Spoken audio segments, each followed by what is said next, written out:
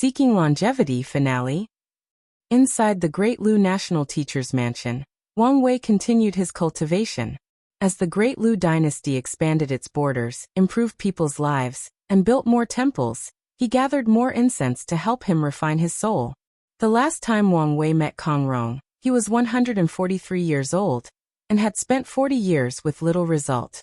And he finished the process when he was 330 years old. A few things in the outside world caught his attention during this time. Kong Rong's son Kongda, who succeeded him and united the entire world, came to see him before his death.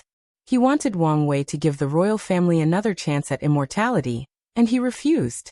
Meanwhile, the 13th prince, who previously gave up on cultivating, came back asking for another chance. In his late 30s, when his body began to weaken, he had scared and feared death. So he tried to practice now, but his body was old, his foundation weak after years of drinking and partying, resulting in feeble blood energy. So when he tried to practice, he needed at least 10 times the effort for half the result. Fearing for his upcoming mortality, he ran back to the temple, asking for help for the immortal guardian. He tried to use the pity card, asking Wang Wei to consider his late father's last wish before his departure. Unfortunately, Wang Wei did not open the temple door or answer him. Soon after, he felt ill and died. As time passed, Great Lu remained prosperous, and Wang Wei's reverence kept increasing. However, one of the sovereigns was unhappy about someone being so loved and popular amongst the people since he could easily incite a rebellion. He tried to do something, but Wang Wei immediately scared him by sending a message directly into his mind with his spiritual power.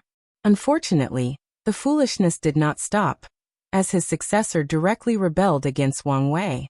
He led the Great Lu's army to the temple. However, to all the people's horror, a humongous palm descended from the sky and crushed the sovereign before the people.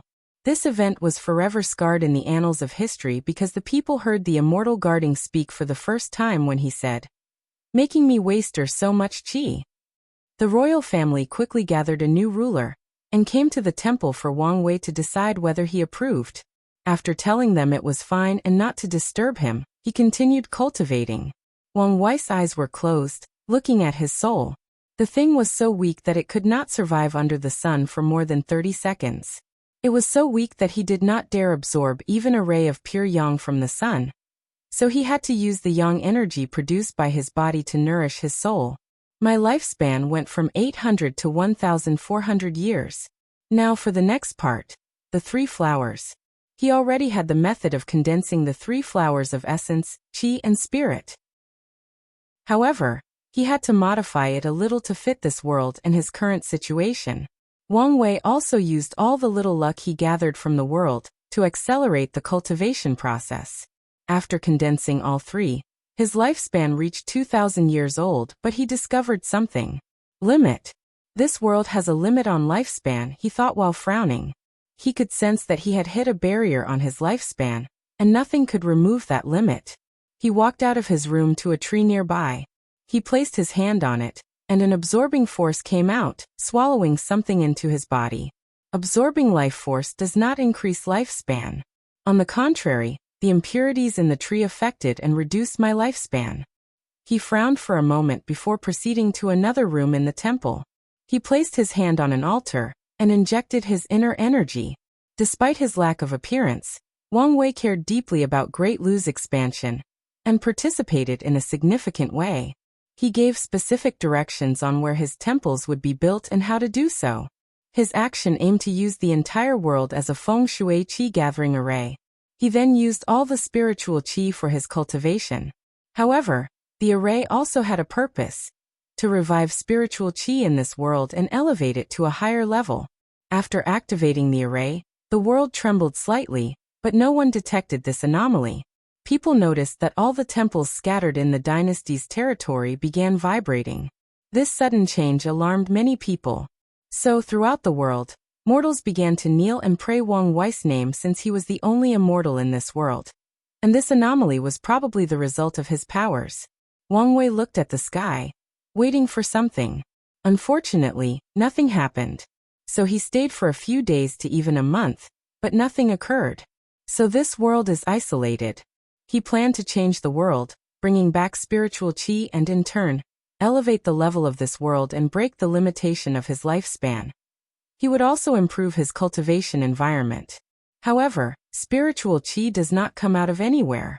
If he wanted to increase the quantity, he had to access the source qi space or convert one form of energy to another. He knew he could not do the latter, so his plan focused on the former. Wang Wei wanted to summon some unknown energy source from space and after studying it, found a way to convert it into spiritual qi. Regrettably, it appeared that the trial took place in a specially created world that is heavily isolated. What should I do now? Without changing the world, no matter what he did, he could not increase his lifespan. However, Wang Wei also did not want to spend the remaining time doing nothing. I wonder if I could break into the other people's trial to plunder their worlds. Fantasized Wang Wei even though he knew this would not be allowed. So, he shook his head to remove these fantastical ideas from his mind. Lord Spirit, can I leave the trial early? Wang Wei asked out loud. No, he received a reply a few seconds later. Why not? Lifespan does not equal how long someone can live. That was true. Lifespan was not an indication that someone would live exactly to that age.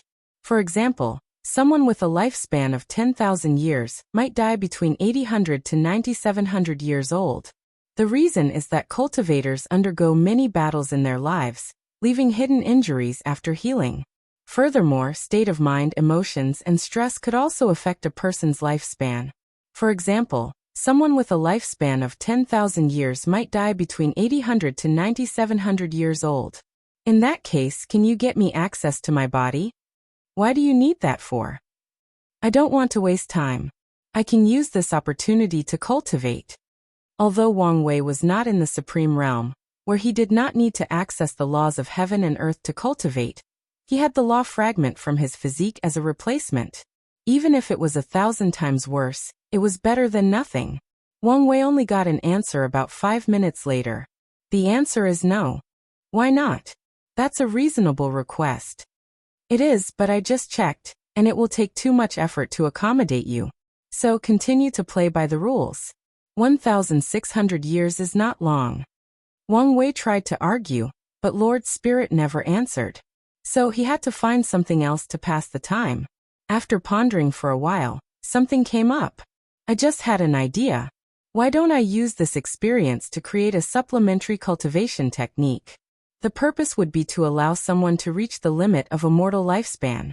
1 Yuan Epoch.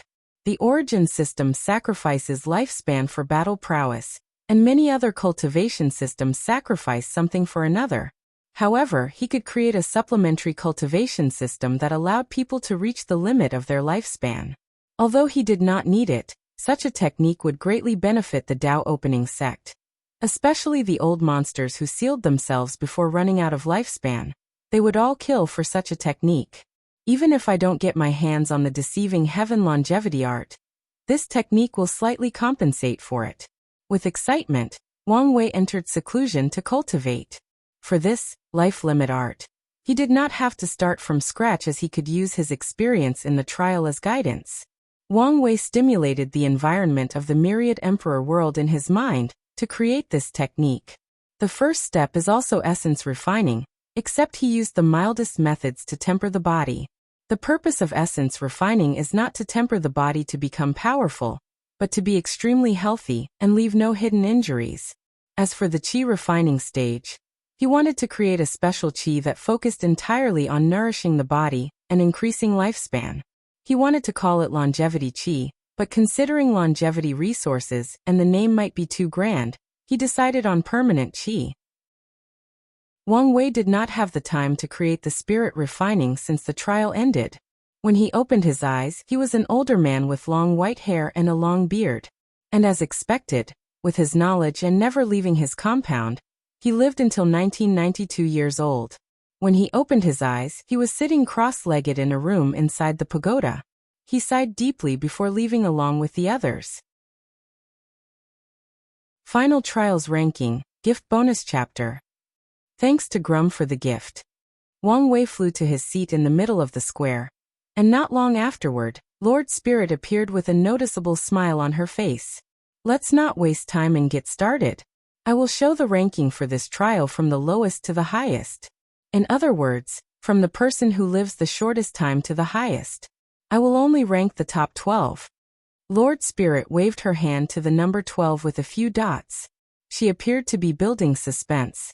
A few seconds later, Shiqian's name appeared, making her face pale in the fifth-seated player seat. An image appeared to display the things she did in the trial. Shiqian did a basic breathing exercise to absorb spirit qi, but she focused on nourishing her soul and spiritual power. Afterward, she created a method of using karma for deduction or calculation. With it, she found a spirit turtle and raised that turtle with the few spiritual herbs and resources she had before turning it into a herbal soup. The spirit turtle soup raised her lifespan to 250 years, and after years of nourishing her body with spirit qi, she lived up to 300 years. Lord Spirit did not stop and continued to the 11th place, Jingwu Hua. Her method was radical from the beginning. As a demon, she has little to no affection for humans. So her path of longevity involved absorbing life force from people. Unfortunately, her actions were effective and counterproductive. Human lifespan as energy or power was murky and full of impurities. And even when she tried to purify them, her body and soul were severely damaged, and she only lived up to 312 years. The 10th place was the brother of the barbarian siblings, Taoyui.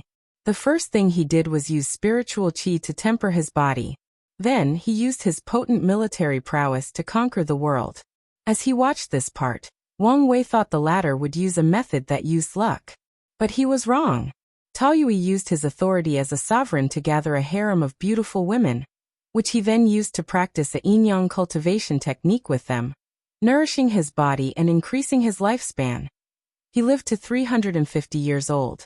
The 9th place was Feng Heng. The Taoist priest used a similar method to Wang Wei, absorbing pure yang energy from the sun and pure yin energy from the moon. He created a technique identical to Wang Wei but focused solely on qi refining. Feng Heng used yin and yang qi to sublimate his inner qi and nourish his body. His result was the same time as Taoyui, 350 years. Wang Wei secretly shook his head as he could see the priest did not use his full ability. The concept of essence, qi, and spirit is deeply rooted in Taoism, so he did not think of it. According to his speculation, the Tai Profound Gate might be one of the few sects that also created a method of condensing the 3 flowers on the crown, and the other was the 5-element balance palace. The 8th place was Muley, whose approach was strange. He created a mass grave and buried himself. He made a method that turned him into a zombie by absorbing the ghostly yin qi released by the graves. The technique was clever but also had a significant flaw. Without enough spirit qi and specific rare resources, the yin qi eventually corroded his body and soul, leading to his death. He survived until he was 387 years. Zombie. Why do I feel like I will encounter something annoying related to zombies? Thought Wang Wei as he watched Muley's trial. However, he soon focused on the next participant. The 7th place went to Kudalin. Her method involved conquering the world to help her gather resources. Then she created a pool of blood energy and sealed herself inside with a special method. By absorbing the energy, and because she had to use little to no vitality in the sealed state, she survived for 400 years. I'm only 7th? Complained Kudalin. Being sealed was a very uncomfortable feeling. It was like she was both dead and aware simultaneously. Time seemed to slow down because of how she perceived it. Her mind was in a murky state where she could not think carefully, yet she was completely aware of her mind and existence. In conclusion, it was a disgusting feeling to experience, and she could not understand how the people who sealed themselves for countless generations survived.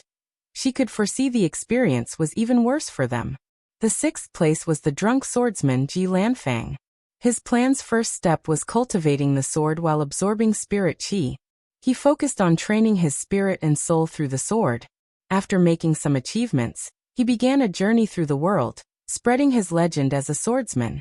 He even spread some basic body refining techniques to make martial art more prosperous. Then Ji Lanfang abandoned his body and fused his soul into his sword, becoming the sword spirit. The sword became a legend in the martial art world, since anyone who got their hands on it became a peerless swordsman.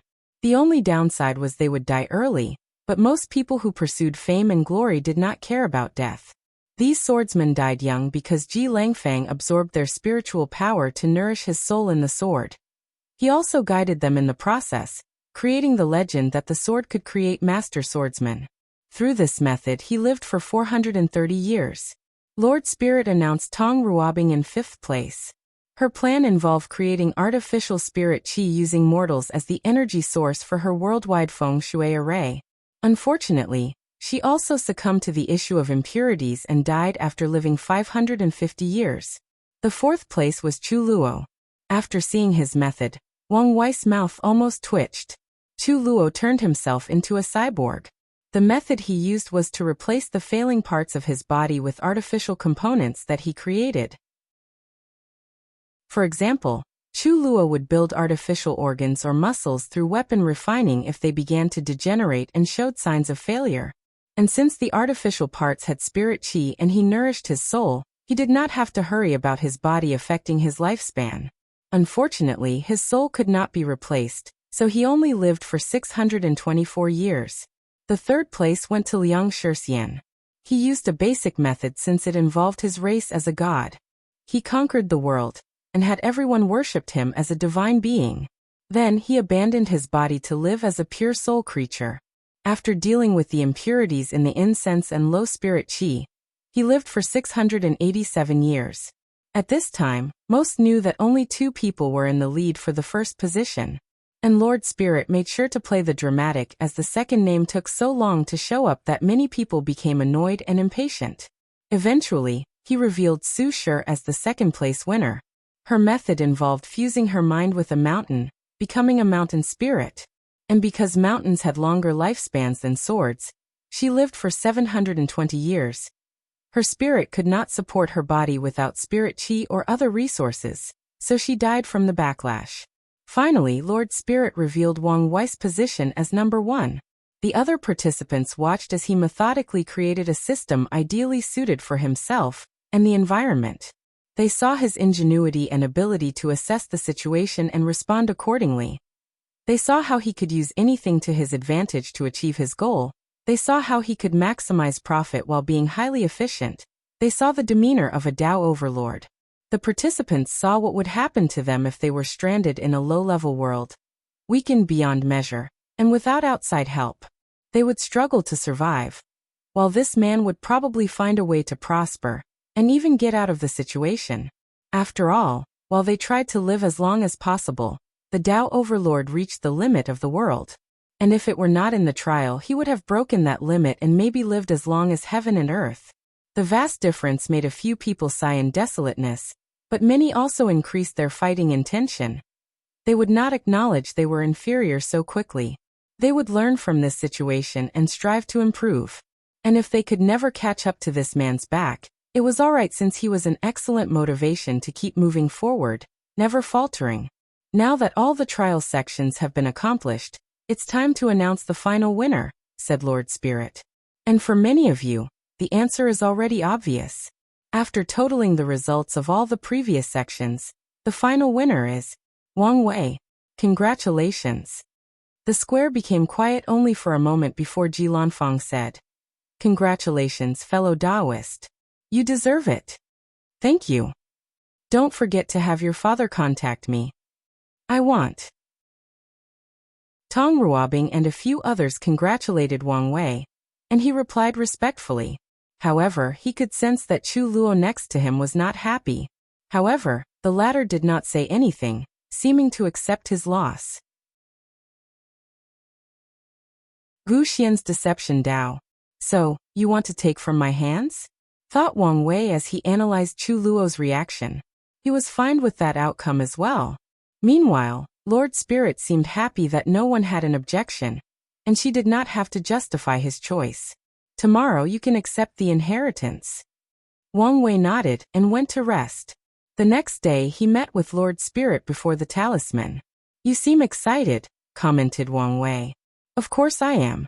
My master has been waiting for a worthy inheritor for too long. And once he succeeds, I can finally reunite with him, replied Lord Spirit, his joy and excitement exuding from his tone and eyes. That's good for you, Wang Wei replied calmly. He followed Lord Spirit into the pagoda, where he found himself in a brightly lit room, with a bunch of torchlight with white flame surrounding the room. In the middle was an altar with candles. In front stood a middle-aged man with long black hair tied in a bun, and a long black beard that was exceptionally trim. His hair and beard had streaks of white hair, accentuating his peaceful aura with a touch of wisdom. Master, said Lord Spirit before kneeling and kowtowing. Lord Guxian, said Wang Wei as he cupped his hand and bowed. Guxian smiled and nodded in salutation. He then gazed at Lord Spirit. You did a great job. It was my honor. You can leave. Prepare to leave with me.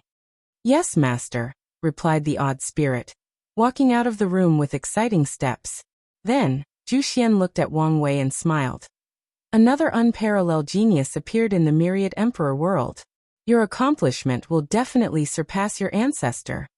You knew my ancestors? Not personally, but I've heard of their legend. Well, enough about these pleasantries. Let's talk about my inheritance.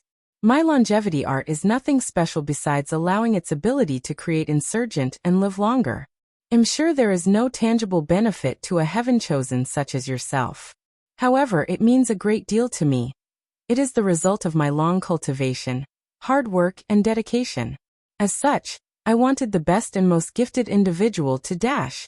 Excuse, said Wang Wei, interrupting him. Is there something? This is too cliché. Pardon me. I mean your obvious attempt at stalling so you can take over my body. The entire situation is a little too cliché and overdone. I am afraid I do not understand, asked Guxian perplexed. I'm sensitive enough that the moment I walked into this room, I could tell I had entered a soul form, and the entire room was my sea of consciousness. So please remove the charade. You can't deceive me. Wang Wei chuckled to himself as he thought using the word deceive was clever. Unfortunately, Guxian could not appreciate such a great joke. His demeanor changed, turning gloomy. His gentle eyes became similar to a snake hiding in the bushes in ambush.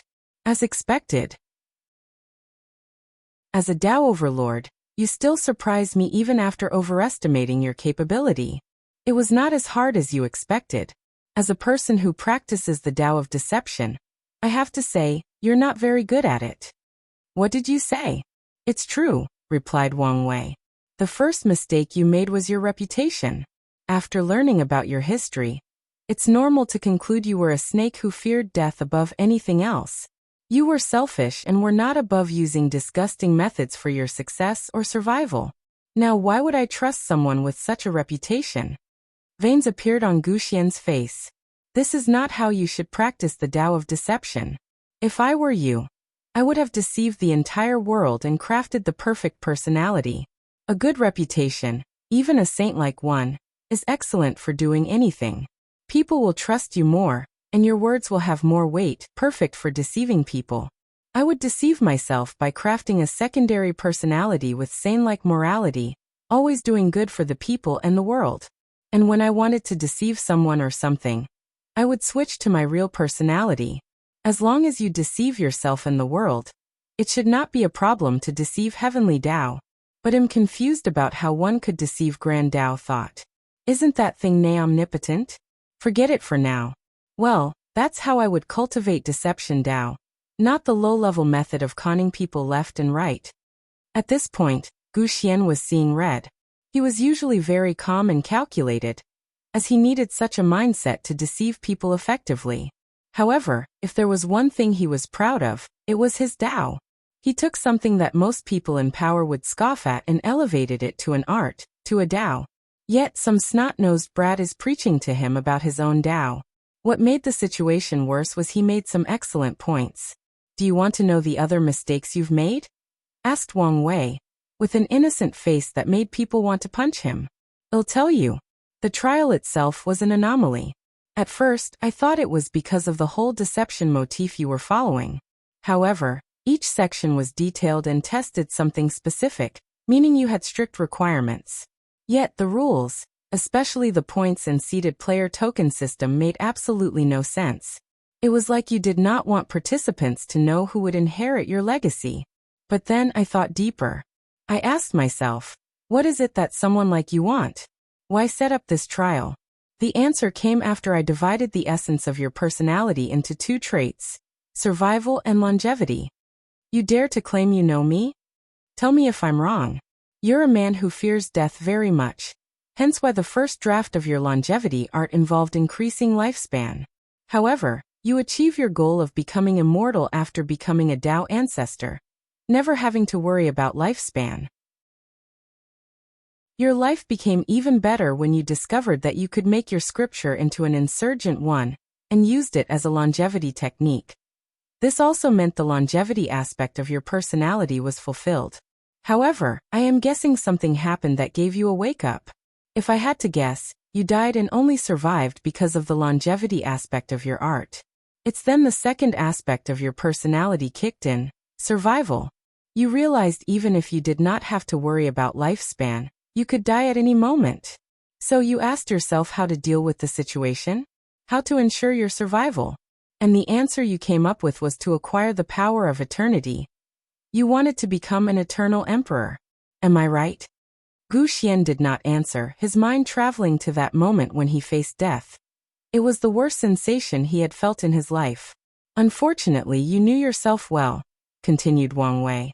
You were self-aware of your limitation. You knew with your talent, you would never become an eternal emperor. Disillusioned, you continued the path of cultivation, hoping by reaching higher realms, you could conquer these feelings of fear and inferiority. Unfortunately, they never went away. So, you decided to do something drastic. You decided on your ultimate deception. Deceive heaven and earth and take the identity of an unparalleled genius. You would receive their strength, Tao heart, will, comprehension, intelligence, luck, karma, etc. You would inherit their entire existence and, with that newfound talent, prove the Tao and become an eternal emperor. This act should be the last part of the deceiving heaven longevity art. The ultimate deception of the self, becoming someone else. Gu Xian had calmed down, squinting his eyes at Wang Wei with no expression. Honestly, if you had chosen someone else and just given me the inheritance, your plan might have succeeded. Gu Xian's eyes twinkled slightly, and Wang Wei caught that slight change. So that was originally your plan? Let me guess, after seeing how exceptional Chu Luo and I were, you changed your mind. And you chose me, even though I'm technically weaker than him, because of that last trial. My success in reaching the lifespan limit of the world appealed to the longevity part of your core personality. Someone like me would survive and prosper even if you failed to become an eternal emperor. So you chose me since I was more prone to success than Chu Luo. Enough, said Gu Xian. I applaud your wit and cannot wait for it to belong to me. Nevertheless, this will not change anything. How so? No one will come to save you. I've sacrificed most of my cultivation to set up the deception ceremony. I've completely isolated your sea of consciousness from the outside world. Even if the lower dimension were not sealed, these parasites would be unable to detect your presence for quite some time. Is that so? I guess I don't have to use my methods. What do you mean by this? Asked Gu Xian, raising his guard. Seriously? You know I'm a Tao overlord, and I spent all this time telling you this information. For what reason would I do that? Do you think things will go smoothly for you? Gu Xian's face changed for a moment before he regained his bearing. I can already guess you will say something stupid like in front of absolute power, all plots are useless. Gu Xian almost choked since that was the exact words he was going to say. The whole point of the Supreme Outlaw trial is to overcome the odds. Plus, you don't even have the absolute advantage in power since you had no choice but to sacrifice most of your cultivation for this ceremony. So what? My soul still has some of the quality and power of a Tao monarch. True. That's why I need to use some drastic means. Purple chains appeared on Wang Wei's body before they broke, falling to the ground. And what Gu Xian saw afterward almost made his soul scared to death. Inheritance acquired, gift bonus chapter. Thanks to Gavin the Grape for the gift. Gu Xian watched as the weak mortal before him turned into this massive purple cloud-like creature, with a terrifyingly large mouth with razor-sharp teeth. The spiritual pressure released by the creature sent shivers down his spine, making his soul unable to move. Then, he remembered a legend he had read about ancient times, especially during the middle stages of the Second War of Origin. The Myriad Devourer, he almost screamed. Myriad Devourer? This name seems to resonate with me, said Wang Wei, his voice booming throughout space, making it tremble. Then he no longer wasted time and went for the kill. No, no, screamed Gu Xian as he tried to escape. Wang Wei opened his mouth, trying to swallow him. A flash of light emanated from Gu Xian's body, but Wang Wei ignored it and continued biting down. Crunch! He chewed something for a moment before muttering, "Escape?" He could tell he did not swallow all of Gu Xian's soul, but took a significant piece. So he decided to go after him to finish the job when Wang Wei suddenly felt something. His body was on the verge of explosion. His flesh could not contain his soul, so he hurriedly placed the seal back and attended to his injury. Of course, he did not forget to notify Ancestor Wuqing to be on the lookout for Gu Xian's remains. Meanwhile, after leaving the pagoda, Gu Xian's soul was pale and on the verge of collapsing. Damn it! How could I be so unlucky? How could this guy be related to the Myriad Devourer? If it was before, he could have sold this information to the parasites for an excellent price. But in his current state, if he showed up in the upper dimension, he would not survive for long.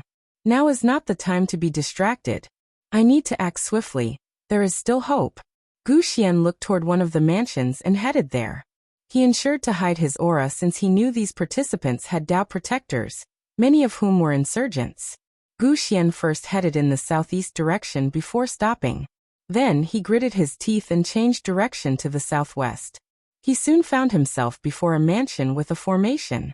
As the creator of this trial, he had some control over the entire small world and used that power to bypass the formation.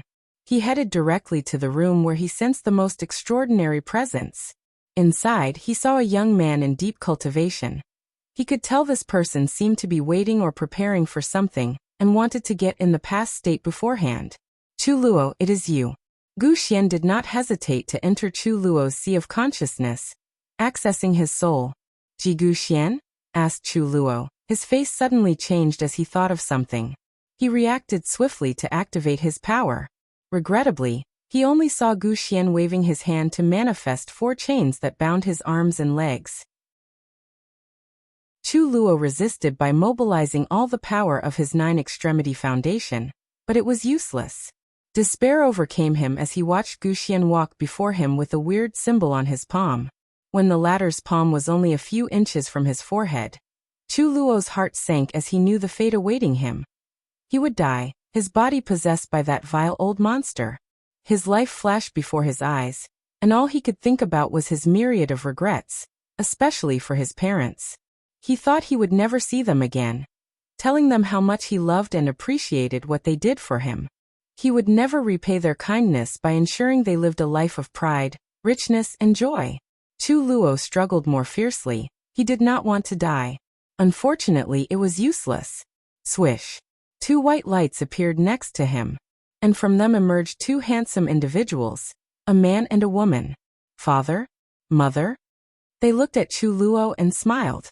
With a wave of the man's hand, he removed the soul chains binding his son. Luo, you know what to do. Chu Luo ignored the tears in his eyes to create a soul-swallowing pot. Then his father and mother used their energy to power up the pot. Meanwhile, Gu Xian knew the situation had gone out of control. In his current state, he could not deal with an emperor-level threat. He immediately tried to run away, but another power locked him in position. And before he could think of a countermeasure, Chu Luo's pot suspended above him and swallowed him. He tried his best to resist, but Wang Wei had weakened him to an unimaginable level.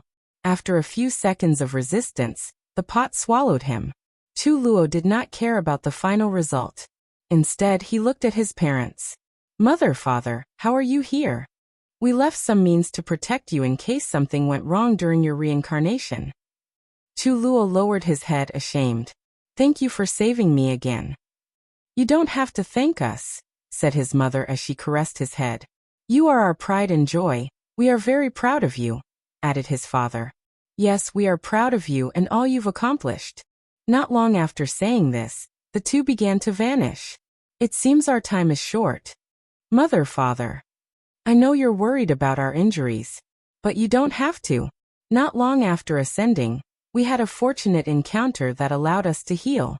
We are doing great in the upper dimension and waiting to reunite with you. Really? Of course. And luckily, that day will not be long. The two finally disappeared, and Chu Luo cleaned his eyes after staring at their disappeared spot for half a minute. He eventually opened his pot, discovering two things: a mass of pure spiritual power and a book called Deceiving Heaven Longevity Art. Meanwhile, Wang Wei finally opened his eyes in the pagoda, and immediately sensed something. He felt the latter's death by using the karma he had just made with Gu Xian. Chu Luo? It seems your luck has run out.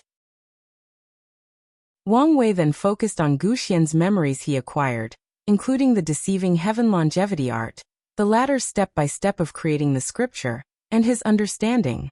Moreover, Wang Wei discovered many memories about the upper dimension that he found necessary. The first one was about Emperor Kong. The latter became an Empyrean not long after ascending.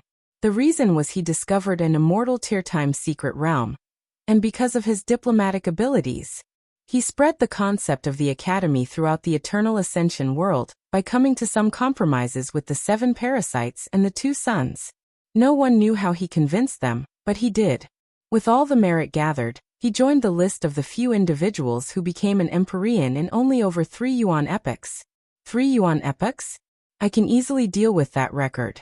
According to his calculations, if all his plans worked, he would become an Empyrean in a few million years, even before the next generation of the myriad emperor world. Meaning Wang Wei will probably be the youngest Empyrean in the eternal ascension world, one that is less than a yuan epoch. News about Emperor Kong's cultivation was not why he focused on this information. Gu Xian theorized that Emperor Kong secretly funded the revolution against the parasites. Although he had no proof, he believed in his analysis and gut feeling. The other important information Wang Wei received was about parasites. Gu Xian analyzed these people in great detail, and Wang Wei paid attention to some of the latter's observations since they could be helpful. The first one was about Time Eater, the most powerful of the 7. He was a paragon with 99% control of Time Grand Dao Source, and one step from reaching the peak. Time Eater was a paragon during the ultimate taboo, but did not participate for some reason. Gu Xian believed that Gu Xian was the secret mastermind behind the 7, besides the 2 sons who used 7 Cauldron and Twin Flower as proxies to monitor and control the group. Time Eater was the one who suggested they usurped the entire world and ruled the era. The second important piece of information was the relationship between the Undead Phoenix and the 5-Feather Phoenix. Undead Phoenix was a pseudo-eternal emperor during the Incense era. Based on his talent, he should have long reached the peak of Paragon and participated in the ultimate taboo. However, something happened after meeting a young 5-Feather. They had a relationship, and something happened between them, which resulted in Undead Phoenix being stuck in the Empyrean realm for too long, making him miss the ultimate taboo. Although these two are now on the same side, Gu Xian analyzed there was probably still animosity between the two. The third valuable information he learned was the possible existence of a hidden 8th moon. Gu Xian was pretty confident that this was the parasite's hidden trump card. Finally, he focused on Earth Emperor. According to Gu Xian, this man might be the most ambitious of the 8, and the one he was most weary of. Human Emperor, Earth Emperor, Heavenly Emperor. Wang Wei squinted his eyes as he felt the Human Emperor was planning something with the Earth Emperor. And the title of Heavenly Emperor will be important. Wang Wei then focused on the Deceiving Heaven Longevity Art. He felt this scripture had so much potential, but it also made no sense. The Deceiving Heaven Longevity Art. The information Wang Wei received confirmed one of his predictions regarding the fate of the Heaven Devour Emperor. After being exiled to the Eternal Ascension world, a group of emperors from the Myriad Emperor world were not too receptive to his actions that almost destroyed their homeworld, and took matters into their own hands to deal with the traitor. They banded together and besieged him, destroying his body, soul, and Tao. Regrettably, these people did not have the ability to erase him from history, since Wang Wei knew very well of the Heaven Devour Emperor's existence and accomplishments. If the Heaven Devour Emperor has possessed Emo Xingyun, many things will make sense. But a few more questions will also be raised. Wang Wei shook his head, placing these thoughts in the back of his mind. He then focused on the deceiving heaven longevity art. He felt this scripture had so much potential, but it also made no sense. A few hours later, he had a basic understanding of the scripture. Now it makes sense. The concept of deception as Tao always bewildered him, especially when it involved deceiving heavenly Tao or Grand Tao to access the Grand Tao source. He knew that Grand Tao was the highest authority of the Grand Tao source, while true heavenly Tao and normal heavenly Tao were essentially employees. Grand Tao was the only omnipotent and omnipresent existence, or nay omnipotent and present. So, how would someone like Gu Xian deceive it into accessing the Grand Tao source? Even if Wang Wei thought of the problem on a smaller scale, how did Gu Xian deceive heavenly Tao to extend his lifespan? In terms of power level, heavenly Tao was equal to a second-class emperor. Okay, Wang Wei admits this part was slightly believable, but the access to the Grand Tao source that made this technique an insurgent made no sense. Fortunately, he found the answer. The entire chaos universe was like a video game, and Grand Tao was the artificial intelligence that controlled the whole server. As the thing with the highest authority and power, it has rules and regulations that it must follow, one of which is that all things in the universe can be a Tao, including deception. So once a person cultivates deception Tao and reaches a high enough level, when they touch the domain of deceiving heaven and earth, Grand Tao will give them a pass and allow the deception, even if it was fully aware the player was lying to it. Nevertheless, Grand Tao still gave parameters and limits to this deception, guidelines that all players who use deception must follow. This is why Gu Xian could deceive the Grand Tao source that he was an emperor, thus becoming an insurgent. This is why he could even deceive heavenly Tao to expand his lifespan. Gu Xian took things too far, muttered Wang Wei. Gu Xian pushed the boundaries of Grand Tao's restrictions too far, losing most of his luck in the process. Adding to that, his emotions and desires resulted in him coming to his end in the lower dimension. This is a lesson for me. Always be aware of your emotions and desires, and do not let them control you. Wang Wei knew most plans fail at the last moment, because the schemer cannot control themselves right before the final moment of success. The same rules applied to Gu Xian. If he had possessed someone like Ji Lanfang, Mu Lei, or even the female players, he most likely would have succeeded. However, his greed and ambitions got the best of him. Of all the players in this trial, he and Chu Luo were the people who had a 99% chance of becoming eternal emperor. Meanwhile, the others could only be said to have a 70 to 90% chance. Because of his greed and personality, Gu Xian did not want to take any chance. He wanted guaranteed success. This technique still has some value, muttered Wang Wei. The deceiving heaven longevity art involved deceiving heaven that they were another person once their lifespan reached the limit, granting them another life. The restriction is that the cultivator has to start from scratch and recultivate, and the deception could only be used 9 times. As for the insurgent aspect to gain control of the Grand Tao source, a unique ceremony is required to cultivate where a cultivator has to sacrifice something to Grand Tao for the deception of controlling the Grand Tao source and becoming an insurgent. The price of the sacrifice oftentimes limits the person's level of an insurgent. For example, if a Tao ancestor wanted to achieve the strength of a third-class emperor, they would need a minimum of 5 emperor weapons as a sacrifice, and their comprehension of the Grand Tao source has to be at least 20%, meaning it was not a one-to-one exchange. Moreover, the insurgent part no longer functioned after reaching the Tao ruler realm, since Gu Xian did not come up with other methods to increase its power. He once tried sacrificing even more powerful treasures for Grand Tao to allow him to become a tier 11 insurgent, but it did not work. Nevertheless, this is a scripture with a lot of potentials. Wang Wei knew this scripture would shine after he proved the Tao. The benefit that it was a longevity scripture granting him 1 extra life was worthy of it.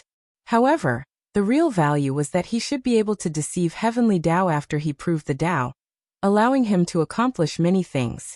And when he becomes a paragon, he should be able to deceive true heavenly Tao, unless it is on the same level as the 2 suns as he theorized as a possibility. And one day, this technique might prove useful when he can stand at the same height as Grand Tao. If I play my cards correctly, I might be able to use this technique to hide from the parasites after I ascend. Wang Wei knew he would be enemy number one after ascending. And as he is still determining whether he will be able to fight paragons in the Empyrean realm, he might need to hide for a while. And this scripture could be the method he uses. After going over everything, he finally exited the pagoda, where he saw Lord Spirit waiting for him. Gu Xian used some methods to control the spirit, so now she was loyal to him. Gu Xian left most of his treasures in the upper dimension as resources for when he ascended. However, he left a few valuables in the pagoda, including 2 insurgent chis that could create first-class emperor strength insurgents. He wanted to have 2 loyal people, slaves, protecting him during his cultivation journey, and ensure nothing went wrong. Now these things would serve to increase the Dao opening sect's foundation. Go send the participants away, ordered Wang Wei as he prepared to refine the pagoda. There were not many valuable resources remaining, including the tempering qi.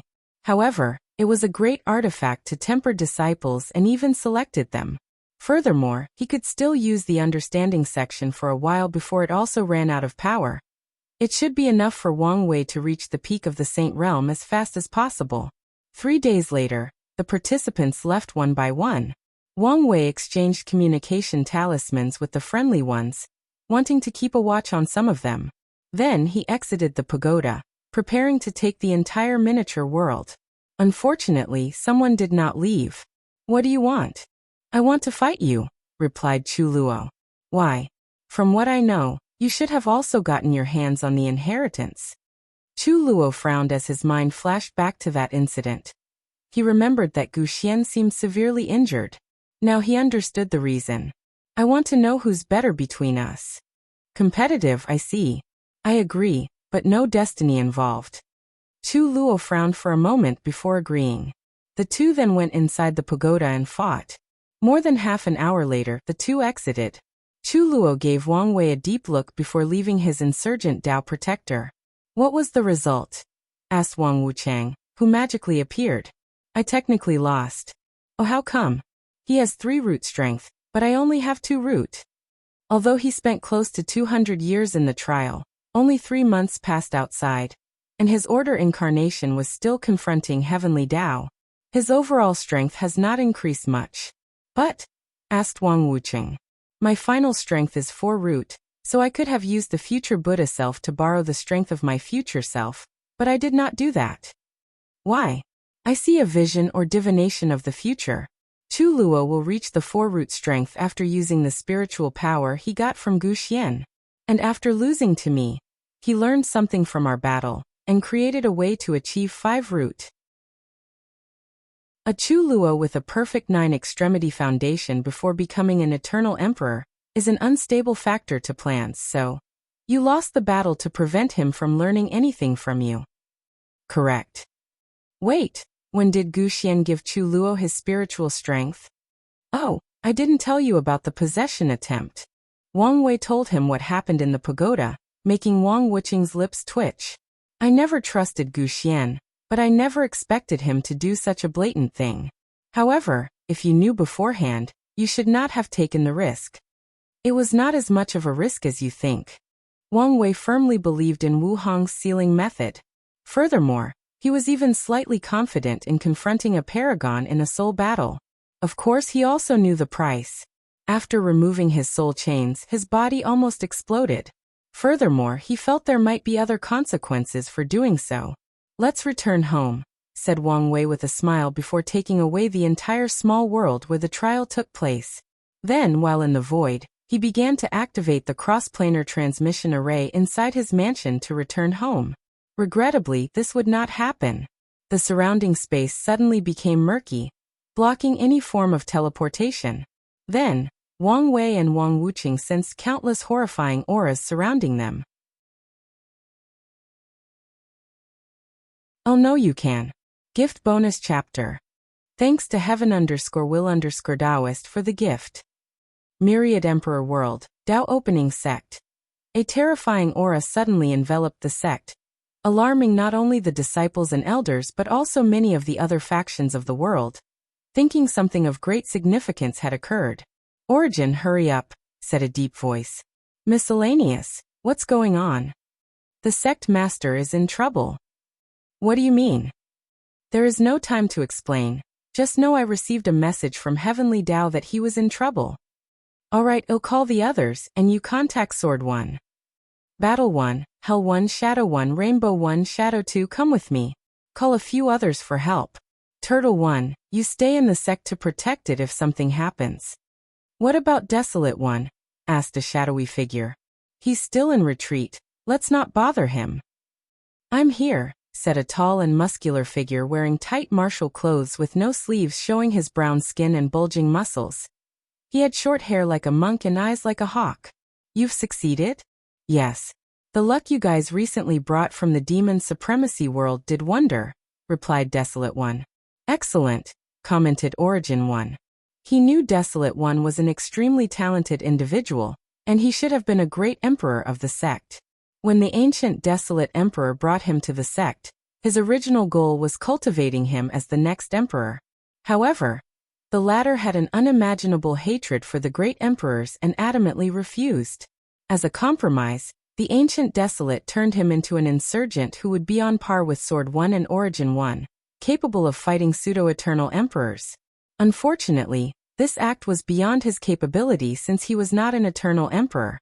Nevertheless, Desolate 1 has been relying on his talent and effort to reach such a level, and he should have succeeded long ago. Unfortunately, his past experience that created his hatred clouded his mind, thus affecting his talent. Things only changed during the middle or late stage of the Devil Era, when the great emperors that took everything from him suddenly appeared in the lower dimension. Desolate 1 guessed this was the result of his master, and took this opportunity to slaughter that person. After dealing with the issue of his Tao heart and state of mind, he focused on his talent, reaching the same level as Sword 1 and Origin 1. Let's go, said Origin 1 as he opened a portal to Wang Wei's destination. Miscellaneous 1, Desolate 1, Battle 1, Hell 1, Shadow 1, Rainbow 1, Shadow 2, and a few other insurgents followed after him. The appearance of these big shots scared the entire Myriad Emperor world, as they thought the Tao opening sect wanted to wage an Emperor Tao war. Every faction, including the Emperor Enlightenment Academy, knew they would not survive such an event against such a mighty force, even if they allied with many others. Wang Wei watched as the hooded figure appeared not far from him with a lamp floating next to his head. A total of 18 people were accompanying him, all displaying the aura of a great emperor. Furthermore, he could sense that 3 of these individuals were most likely first-class emperors. However, he did not know whether they were ascendant or natural. As soon as these people appeared, they did not say a word or waste any time. They immediately went on the offensive and attacked, not holding back in the slightest. Wang Wuqing stood before Wang Wei, and lights that looked like shining stars emanated from his body. There were millions of them. 269 million, to be precise. Without hesitation, Wang Wuqing activated the turtle acupoints array, generating a powerful shield that protected the two. Bang! Cracks appeared on the protective barrier, signifying it would not survive a second attack. Wang Wei acted swiftly as he took out the talisman in his divine sea. The talisman swapped places for the Sex Emperor formation. With a second talisman, Wang Wuqing repaired the defensive barrier. Meanwhile, Wang Wei also borrowed the power of his incarnations, activated his acupoint turtle array, and fused it with his ancestor, boosting it slightly. He knew his strength was meaningless in such a battle, but it was the tiniest of aid could be crucial to surviving this catastrophe. Unfortunately, his actions barely delay the inevitable. These great emperors did not play around and followed the hooded figure's instructions. They mobilized their Tao-proving artifacts and all their strengths to attack simultaneously. Bang! Wang Wuqing's new and better shield could not resist and cracked to the point a mild blowing wing could destroy it. With a look, he knew they would not survive the next one. So he turned to look at Wang Wei and smiled. "Kid, you can survive this. I know you can. Look after the sect for me." Wang Wei clenched his hands tightly, his nail piercing his indestructible skin. He nodded in acknowledgement. He knew he must control his emotions in this situation, and remain level-headed to think of a countermeasure. Wang Wuqing nodded in satisfaction at the latter's responses. A white flame suddenly enveloped his body, increasing his aura. Without hesitation, pause, or regret, he burned his fleshly body, soul, inner world, and Tao as a sacrifice to augment his power. His collapsing shield survived the third all-out attack of these great emperors, an act that displeased the hooded figure. He knew the longer they took, the higher a chance of survival that the Fate Domination Emperor would have. Tears fell down Wang Wei's eyes, but he ignored them. His mind went into overload mode, calculating trillions of possibilities to find a chance of survival. In this concentrated state, he could sense some familiar power rushing to his destination, and he knew the sect had come to save him. However, his calculations indicated they would not arrive in time. The next step for survival was abandoning his body and removing his soul chains. By entering the myriad devour state, he might have a chance to survive. Unfortunately, this plan failed when he attempted, and it did not take him long to find the source of his failure. The lamp floating before the hooded figure. Wang Wei then watched as ancestor Wuqing began disintegrating into particles, returning to nature. Anger, hatred, sorrow, and despair filled his mind. However, he used his willpower to control himself and remain calm. The failure to open his soul chains indicated he was dealing with an enemy who might know a lot about him, similar to Zhen Chao. As such, he needed to consider this when choosing a successful method of survival. After considering the time the sect people would arrive, he devised a solution. Right before Wang Wuqing's body completely disappeared, he took out a marble from his space ring and entered. At that exact time, the barrier protecting him vanished, and the Emperor's attack shook the void. Simultaneously, a terrifying sword slash came from the distance, killing 3 second-class emperors before rushing to the first-class ones. Regrettably, it only stopped one of them as 2 opened a portal to follow the hooded figure and Wang Wei. "Damn it, I am too late," muttered Sword One, holding her swords. She tried to sense the space these people teleported to, but it was disturbed, and she could not find the trace. Not even a second afterward, Origin One and the others arrived. "Where is the kid?" he asked. "I don't know," she replied with gritted teeth and red eyes. "My calculations indicate he is still alive, but the danger has not passed," commented Miscellaneous One. "Can you calculate where he is?" "I'll try." "In the meantime, let's deal with these mobs," said Sword One. "At the very least, we can avenge the kid in case something happened to him." The other great emperors instantly became scared once they saw these people show up. They immediately wanted to run away. After all, the Avenger, as the hooded figure called him, only hired them for a great price that would benefit their cultivation journey. However, it was not worth it if they had to die to acquire the final reward. Unfortunately, before they could move and run away, an enormous shadow world surrounded the area, preventing them from leaving. Then, Shadow 1 and Shadow 2 looked at their prey with a dangerous light. They blended in the shadow, striking when least expected and from their opponent's blind spot. Besides Sword 1, the others did not participate in this battle since the remaining people were only second and third class emperors. Sword 1 alone was enough to slaughter everyone present, and the 2 shadows' presence was overkill. Instead, they waited for Miscellaneous One's deduction, hoping the kid would last long enough so they could arrive in time. "How long is this going to take?" asked Sword One a few seconds later as she wiped the blood from her swords after finishing the battle. "Something is interfering with my calculation." Bang!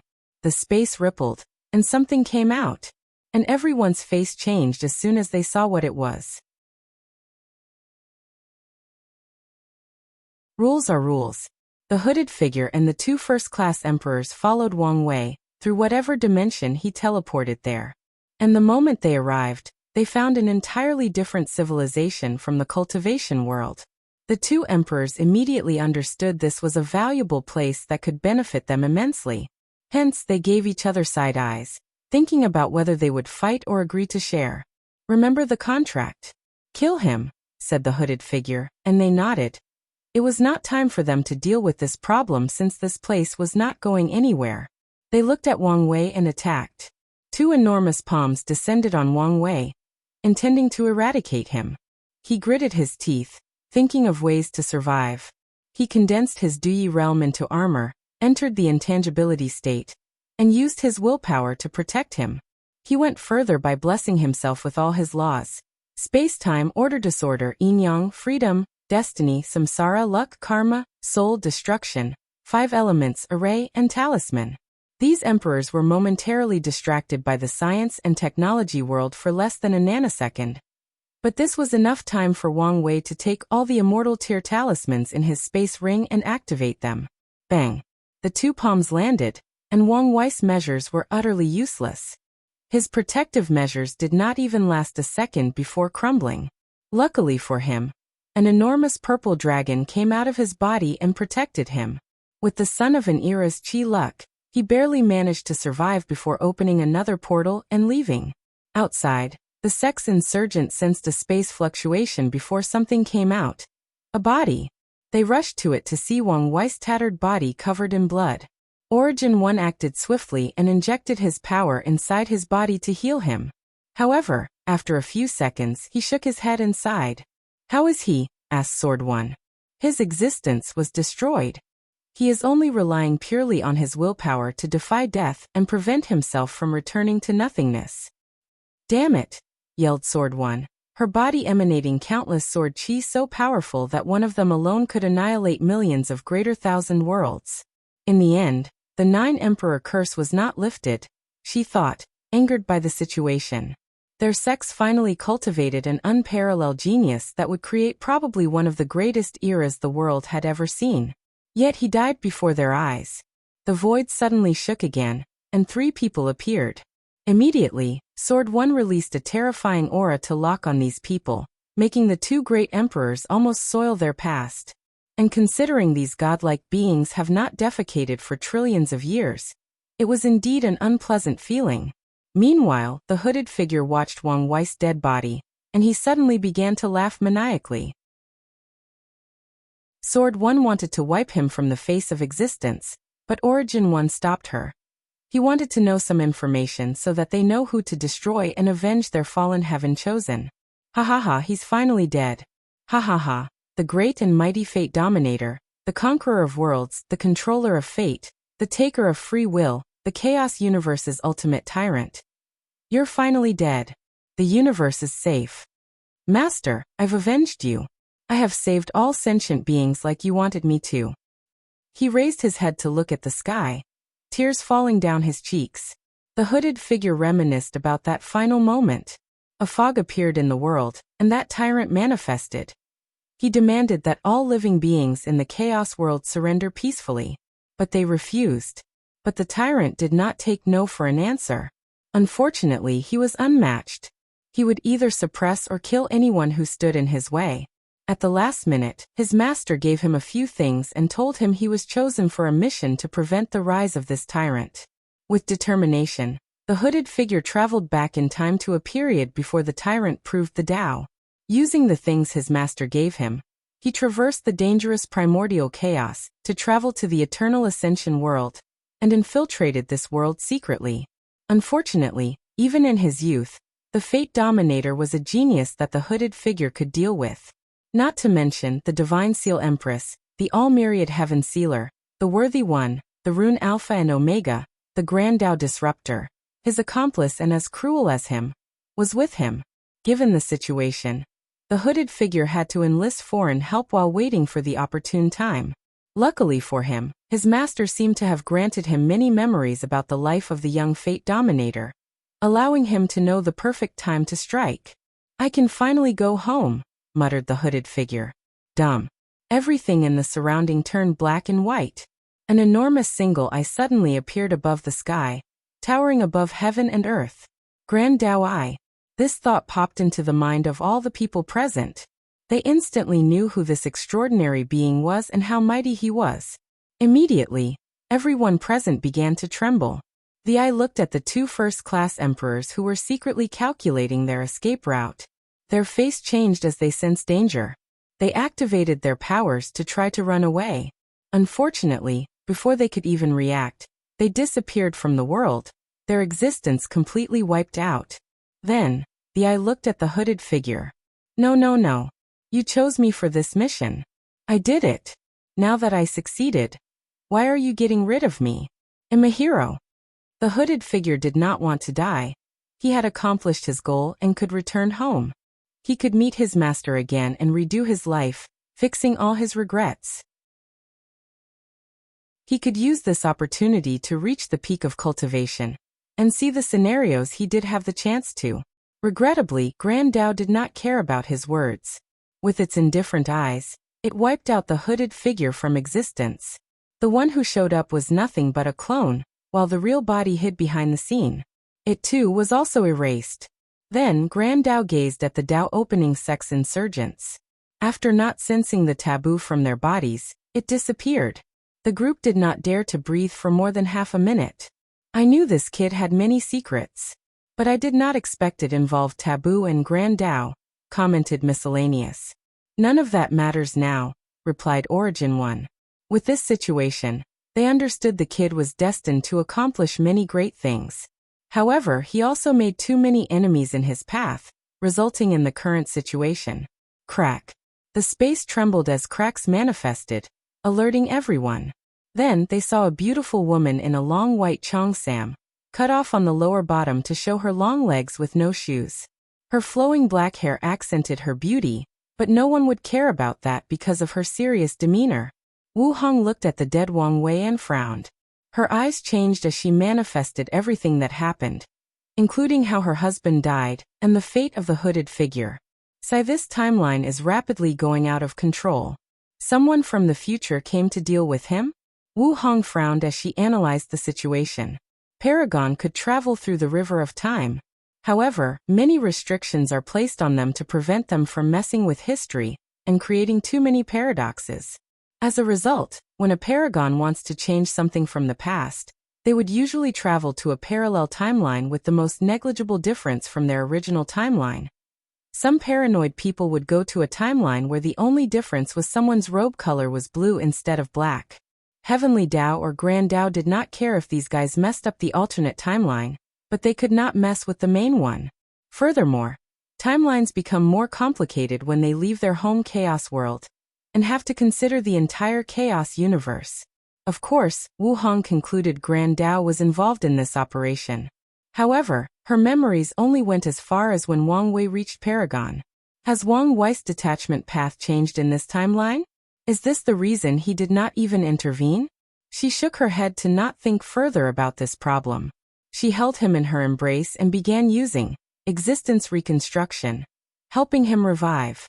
This technique requires great talent and a deep enough understanding of existence. One wrong mistake and the process can fail.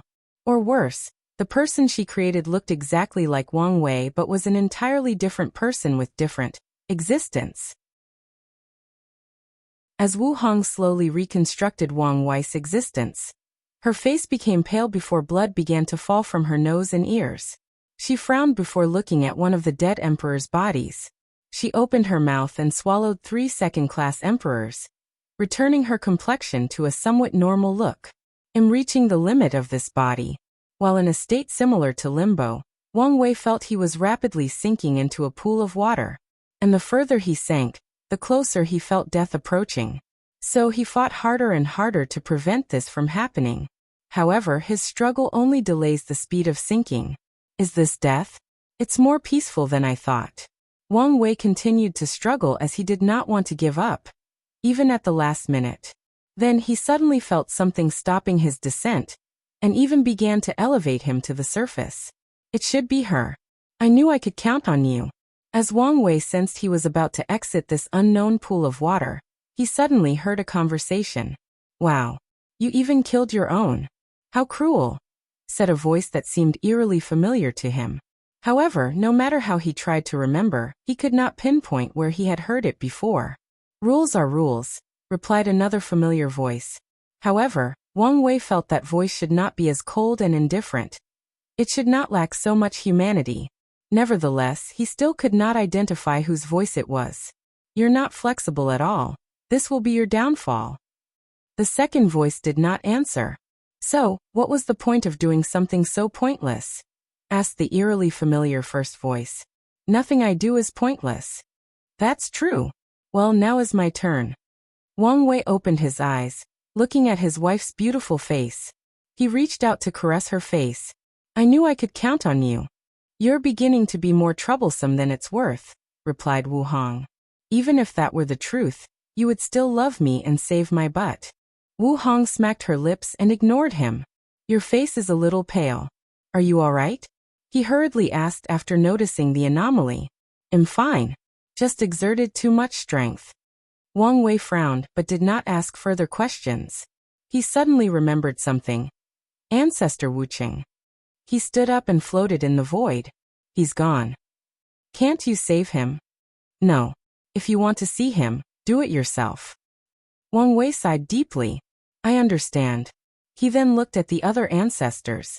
Thank you for coming to save me. We did not do much, replied Origin One. Nevertheless, we are glad you are all right. We can talk later. The other thanked Wu Hong before returning to the sect. Existence and eternity. Wang Wei looked in the distance before flying to a specific spot. He sighed before taking out a gourd and began to spill alcohol into the void. Ancestor, I'm sorry I was weak and could not do anything. Death is a sad and lonely place. But don't worry. We will one day be reunited. Before then, consider the stay a terrible vacation. After emptying the gourd, he knelt in the void and kowtowed 3 times. A look of determination flashed deep in Wang Wei's eyes. He was responsible for Ancestor Wucheng's death and would do what was needed to make things right. So exactly what happened? Who was that hooded figure? It seems your future self is involved in some shenanigans with Grand Dao, and your present self got involved, replied Wu Hong. Is that so? Then why didn't he intervene? Why didn't he save Ancestor Wucheng? Who knows? It could be he wanted to temper and motivate you. It could be your future self has become so jaded that he does not care. Or it could be a completely different reason. I have to say this situation is frustrating. Although I'm technically the one making these decisions, I really want to beat up my future self. Being powerless and being used as a pawn, even by himself, is not a good feeling for someone like him. I know the feeling, Wu Hong replied as he hugged his left hand. Wang Wei then became dazed as he looked into the distance. After a few minutes of silence, Wu Hong asked, What are you thinking? The cultivation world is genuinely unpredictable. 1 minute, I'm cocky after scheming and dealing with a Dao monarch. The next moment, I died under the siege of a bunch of great emperors. You never know what's going to happen. Struggle is a fundamental aspect of cultivation, especially for people with great luck like yourself. I get that, but I don't like the unpredictability of the world. Isn't it this one of the reasons you wanted to be free and unfettered? To be able to control your destiny? Of course. So, you should have expected this path not to be easy. I know. I'm just taking this opportunity to complain. As long as you know, nodded Wu Hong. Anyway, don't you benefit from these catastrophes? That's true. After his revival, Wang Wei could feel that his understanding of existence had drastically increased compared to before. For now, he could not use much of this advantage, but it should be helpful when proving the Dao. Furthermore, his life and death talent had evolved. After experiencing true death, his understanding of life and death laws also strengthened his talent. And now, Wang Wei was confident of turning the life and death talent into a longevity talent, granting him a few more lives after proving the Dao. He also had some ideas on using the data he gathered from Monk Wuji since he had just experienced nirvana. In general, the benefit of dying and reviving was many. I always felt the concept of existence was odd. So what exactly is it? Asked Wang Wei. In layman's terms, it is the Dao of eternality combined with other stuff. Grand Dao separated the eternal Dao to create the concept of existence. So eternal emperors, everlasting empyreans, and boundless paragons have to cultivate 2 primary Dao, their own and eternal Dao. Is this why they are so powerful and hard to kill? Basically. Then, what about the Dao of eternity itself? What happens if a cultivator cultivates it? Depends, replied Wu Hong. In a source chaos world, they would be just a normal cultivator with a regular Dao, maybe even weaker. No one can achieve true eternity with it as a Dao. However, in a normal chaos world, some people can acquire the power and abilities of Eternals through the Tao of Eternity. However, it is probably the most difficult Tao to cultivate since Grand Tao has perfectly made it so. Only heaven-defying genius can cultivate to such a level after countless years of effort. Another example of Grand Tao favoring the Emperor path? Yes. I almost felt bad for the other paths. Alright, let's go home. I need to recuperate. The two Emperor Palms destroyed his Divine Sea, Law Altar, and Law Tree. After Wu Hong reconstructed his existence, she only recreated his primordial spirit and fleshly body. And even his flesh did not return to its peak state, so he needed to recultivate. Wang Wei was about to ask her to teleport them back home, but then remembered her pale complexion. So he summoned his golden chariot, and they traveled home, taking this opportunity to spend time together. Something must be done to ensure you can survive peacefully until the heaven will battle. Wu Hong was not happy that, on 3 occasions, the powerful talismans she gave Wang Wei did not work because the enemy directly targeted her power. Have the sect refine a talisman of the first-class Great Emperor level for you. That's not a bad idea, acknowledged Wang Wei. Usually he did not use Emperor-tier artifacts or resources because it was difficult to use their powers. However, with his 9-extremity foundation, he can now bring out much of their power. After returning to the sect, he immediately mobilized the sect's resources to recultivate and reforge his foundation. He first recondensed his fleshly body to its original peak.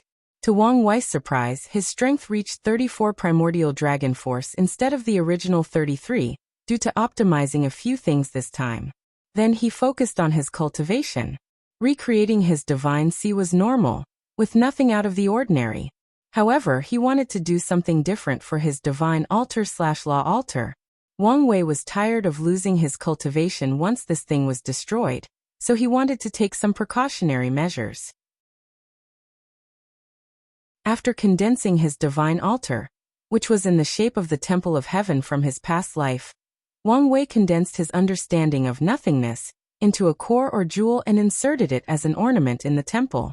The power of intangibility oozed out of the jewel and fused with the temple. Immediately, Wang Wei could see the difference. His Divine Altar was now in a semi-permanent state of intangibility, meaning it was almost impossible to destroy. As Wang Wei watched the red jewel in the temple, his eyes lit up. He knew after proving the Tao, great emperors would undergo a sublimation process where their cultivation and foundation would nourish their bodies in strength.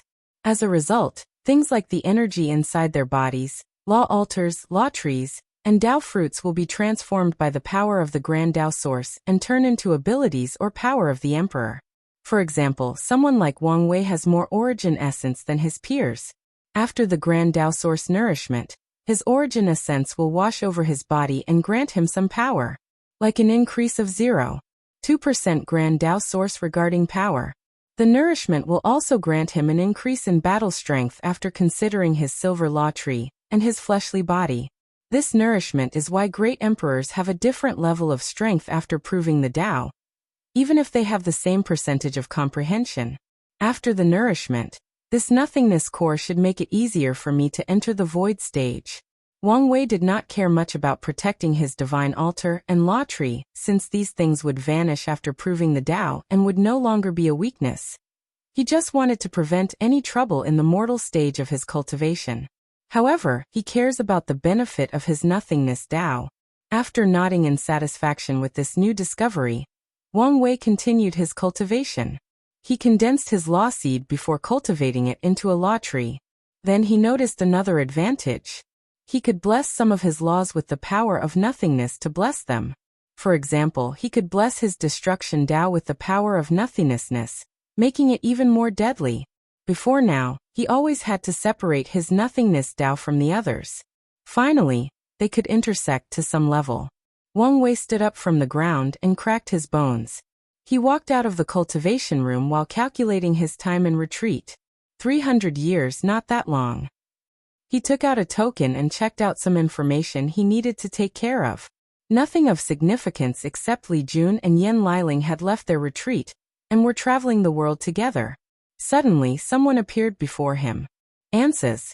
Wang Wei paused as he remembered something, making him sigh. You can call me Elder Sword, said Sword One with a smile. Thank you. I can tell he meant a lot to you. He did. Wang Wei does not have many mentor figures in his life. He never had a proper teacher or someone to guide them. And Wang Wuqing served this purpose. He was someone he could ask for guidance and protection. Although Yan Chun was his Dao protector, he grew so fast that the latter's role became pointless. However, it was different with Wang Wuqing. Whenever he faced some trouble, Wang Wei knew he could count on the latter. These are for you. Sword One handed him two things. One space ring and a talisman. The space ring contained the blood of an emperor who cultivated divination. He was a slippery fellow. Unfortunately, I could only find a second-class emperor. I've left a few first-class emperor blood vials for you. Wang Wei's eyes lit up as he checked inside the ring. As for the talisman, it is the best work of miscellaneous one. With it, you can run away from a pseudo-eternal emperor and survive a few minutes before an eternal. Enough time for us to come save you. I was just about to ask for something similar. However, I did not expect something of this caliber. This level of talisman is considered the true foundation of the sect, and would only be used when we are facing calamities of extinction. However, you are too valuable and accident-prone. We have to ensure you survive until the heaven will battle. Is this a compliment or criticism? Both. Wang Wei shrugged his shoulder. Then he suddenly thought of something and handed it to her from his space ring. And I still have a few gift bonus chapters. But they will be released next week. Sword One. What's this? Asked Sword One. The space ring contained 2 first-class insurgent chi from Guxian. The talisman is what the ancestor left for my father. Given you're also a swordsman, it should benefit you. Sword One took the space ring but hesitated as she looked at the talisman. After a few seconds of inner conflict, she shook her head. The ancestor gave it to your father. I have no right to take it. You can use it before he returns from his mortal dust. Plus, it's not like she forbade me from showing it to others. I'm sure Li Jun and Yan Liling will do the same after consulting me. He knew these two were not selfish and would want to share such valuable resources with the elders of the sect, especially the ancestors' level characters. If they can improve their strength, it would only mean that the sect's foundation has deepened. Sword One raised her hand to take the talisman but stopped above it. After thinking about it for an entire minute, she gritted her teeth and took it. Thank you, she said. No need. I know you would do the same if the situation were reversed. Wang Wei bowed to her before flying back to his mansion. Meanwhile, Sword One disappeared and returned to her own world. With excitement, she activated the talisman. A projection of the Sword Empress manifested before her. Why, young lady? I guess the kid was not selfish enough to keep the thing only for his family. Our legacy is good hands, commented Sword Empress. Xiaozhu, long time no see. Young lady, Xiaozhu is happy to see you again, said Sword One, tears falling down her eyes as she removed her silver mask. Sword Empress looked at her, caressing the gentle face she remembered and wiping the tears in her eyes. She remembered a distant time, long ago, when she was a mortal, and before she even met brother Qiyuan. She was the rich young lady from a somewhat wealthy family, and she had a maid called Gao Zhu. Even since childhood, Gao Zhu has been with her, following and caring for her. After meeting Qiyuan and beginning her cultivation journey, Xiao Zhu followed them for a while in their journey. However, Sword Empress had to leave her behind at some point, because the situation was getting too dangerous. I should have taken you with me. I should never have left you behind. No, replied Sword One as she shook her head. It was my decision to stay. I knew I would not be able to keep up with you, and guarding your inheritance has been very fulfilling. Sword One had a second chance at ascending after Battle Maniac proved the Tao and asked her if she wanted to ascend with him. But she refused since she wanted to protect her young lattice sect and inheritance. Maybe it was for the best, muttered Sword Empress, thinking about everything she had experienced since ascension. Things would have been more complicated if her enemy knew she had a weakness like Xiao Zhu. Let's get to the point since I cannot stay long.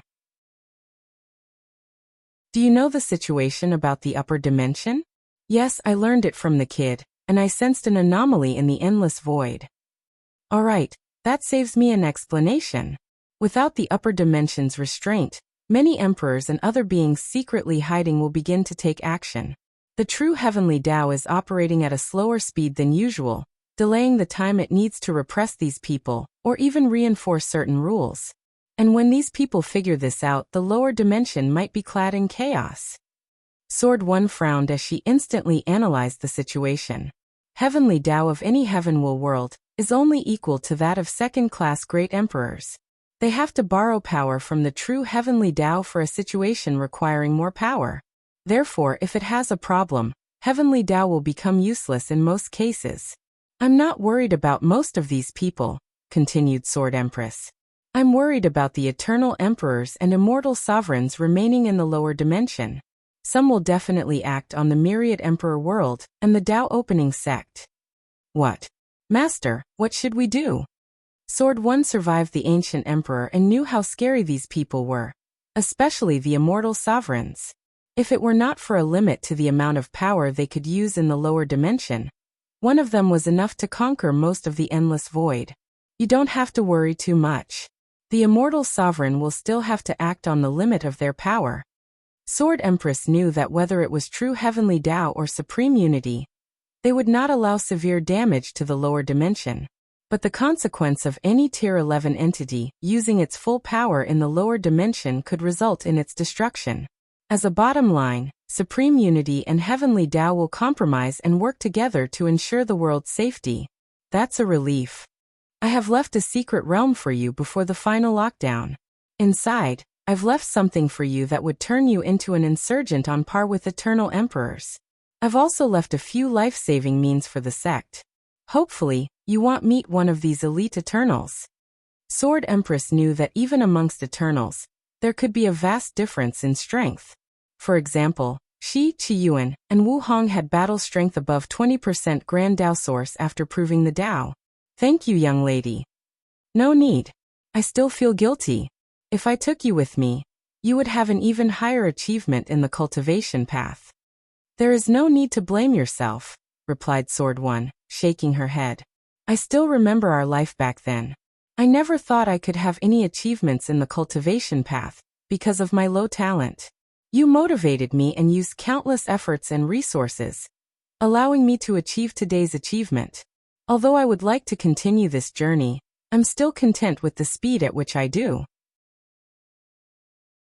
After so long, Sword One had understood 48% of the Grand Tao Source and could power its power, compared to the 4% she could control before becoming a 5-root Tao ancestor. She was happy and content despite the slow progress. Contentedness is good, added Sword Empress with a smile. All right, I must leave. So soon. We will have another time for a reunion. Apologize to the others for me for not leaving something for them. Our situation is not the best, and am limited in my abilities. The others left something for their insurgent counterparts, most of which were in the secret realm. However, their method was not as directly beneficial as the one she left for Sword One. It can benefit them, but only in the long run. Young lady, are you all right? I will be. Protect the kid. He might be the answer to everything. And have him pay my debts to the others. I'm sure he has a way to provide a better cultivation environment for all of you. As Sword One watched her young lady disappear, she tried to control her emotions and running tears. Have a nice young lady. Don't forget to eat and take care of yourself. Tiny teardrops appeared on the corner of the Sword Empress' eyes. She had not heard these words for countless Yuan epochs. Back then, Xiaozhu would always tell her to eat and take care of herself even when she was a mighty cultivator feared by many and had no need for earthly necessities like food. I will, replied Yanai, as she always had. Sword One took a few minutes to gather her composure. After taking a deep breath, she placed the mask back on her face. The old Xiaozhu was gone, only leaving Sword One, the sword protector of the Tao opening sect. She contacted the others and told them of the news and gave them the insurgent cheese. Finally, she departed for the secret realm. While flying home, Wang Wei suddenly sneezed. Is someone talking about me? He stopped as the sneeze reminded him that he forgot to place the deceiving trial pagoda in the sect. So he summoned a few elders and asked them to find a place for it. The elder gave him an attitude, and when asked why, the latter explained how irresponsible he had been since becoming a sect master. He only attended a few meetings before leaving all the workload on them. They had the same complaints about Li Jun and Yan Liling, but Wang Wei's case was the worse. Ashamed and embarrassed, Wang Wei promised to take his sect master duties more seriously. He then flew back home, where he saw his lovely wife lying in bed, reading novels. I thought you would return to seclusion. I decided to create a clone with most of my power and abilities to go in my place. We can spend more time together. That's good, I guess, he replied somewhat blandly. Don't think about these things. Come write me a few more novels. Wang Wei lay next to her. Where is the pile I previously gave you? I thought you wanted to read them slowly. It's been so long. Not really. Anyway, which one is your favorite? I like the one you write about cultivating Fate Dao. Although I know it's based on you, I still enjoyed reading it, especially since it was not a harem. It's one of my best works, but am not very satisfied with the beginning. It's not that bad. Anyways, it gets way better later on. You should write more in the same style. However, I want a female protagonist that is similar to me. Alright. However, have you tried writing yourself? I did. Let me see. No. Why not? Because I don't want to. Common. You know I'll pester you if you don't show it to me. Fine. Wang Wei read through her novel. I understand why you did not want to show it to me. You're a terrible writer. You want to say that again? I finally found something you're not good at. Wang Wei could tell her writing had no problem per se, but her plot, world building, creativity, and character designs and development were so bland. You want to sleep alone tonight? I'm sorry, but there is nothing wrong with being bad at something, says the boring and perfect man. I'm sure there is something I'm not good at. I just haven't found it yet, replied Wang Wei with a smug look, and Wu Hong almost slapped him into the moon. Whatever. Go write my novels. This empress needs to be entertained.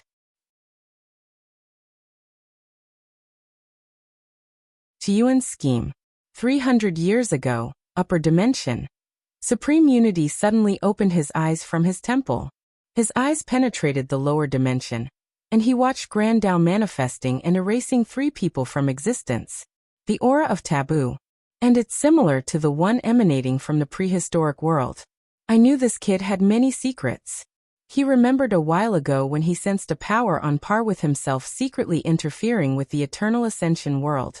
At first, he and Methreya convinced themselves it was only some fleeting entity sending some vague threat, especially since it was so brief that they could not detect it. However, now he understood that event might be related to a taboo, and the key to everything was Wang Wei. Supreme Unity left his magnificent temple, prepared to head to the lower dimension. With his power, nothing can stop him from interfering, except for the normal-looking nun that appeared before him. Why are you stopping me? Supreme Unity demanded with a cold and indifference in his voice. You can't touch the kid. I can do as I please. And I can stop you if I desire. Supreme Unity looked directly into her eyes. Aren't you tempted? Whatever secret the prehistoric world is hiding might be the key to finding the path forward. At their level, where there is no single cultivation path of advancement, exploring taboo's secrets is another way to experience new things and possibly find the way forward. I do. But I prefer to wait until he reaches the same height as us and ask him. Methreya knew that with Wang Wei's personality of always paying his debt, he would tell her if he asked about the prehistoric world. However, she would prefer to wait until they are on equal ground when he feels more secure and confident to ask. That way, they can have a genuine and open conversation. That is the mindset of the weak. Supreme Unity does not believe in this nonsense. He believes in the hierarchy of power. He will take what he wants from anyone weaker than him. You were once weak. The key word is was, implying the past. Besides, your plan is flawed as it implied he could reach the same realm as us. Why not? You and I know that our realm became more common after the arrival of the ultimate taboo. That was true. Tiyuan's second battle of origin was one of the most critical events in the entire Chaos universe. Most people believed he wanted to make the Eternal Ascension world the center of the universe. He tried to make it the Chaos world with the most luck or destiny but failed. But that was only on the surface.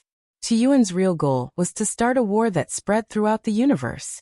While everything was chaotic, he arranged pawns across different Chaos worlds to gather the luck of the entire universe and summon the ultimate taboo. And he succeeded in the end. The plan succeeded with the help of many allies both in the Eternal Ascension world and other Chaos worlds. And after the event of the ultimate taboo, half-step detached individuals like Supreme Unity and Mithria became more common in the Chaos universe. Unlike our time, it is not so far-fetched for someone to reach our level, argued Mithria.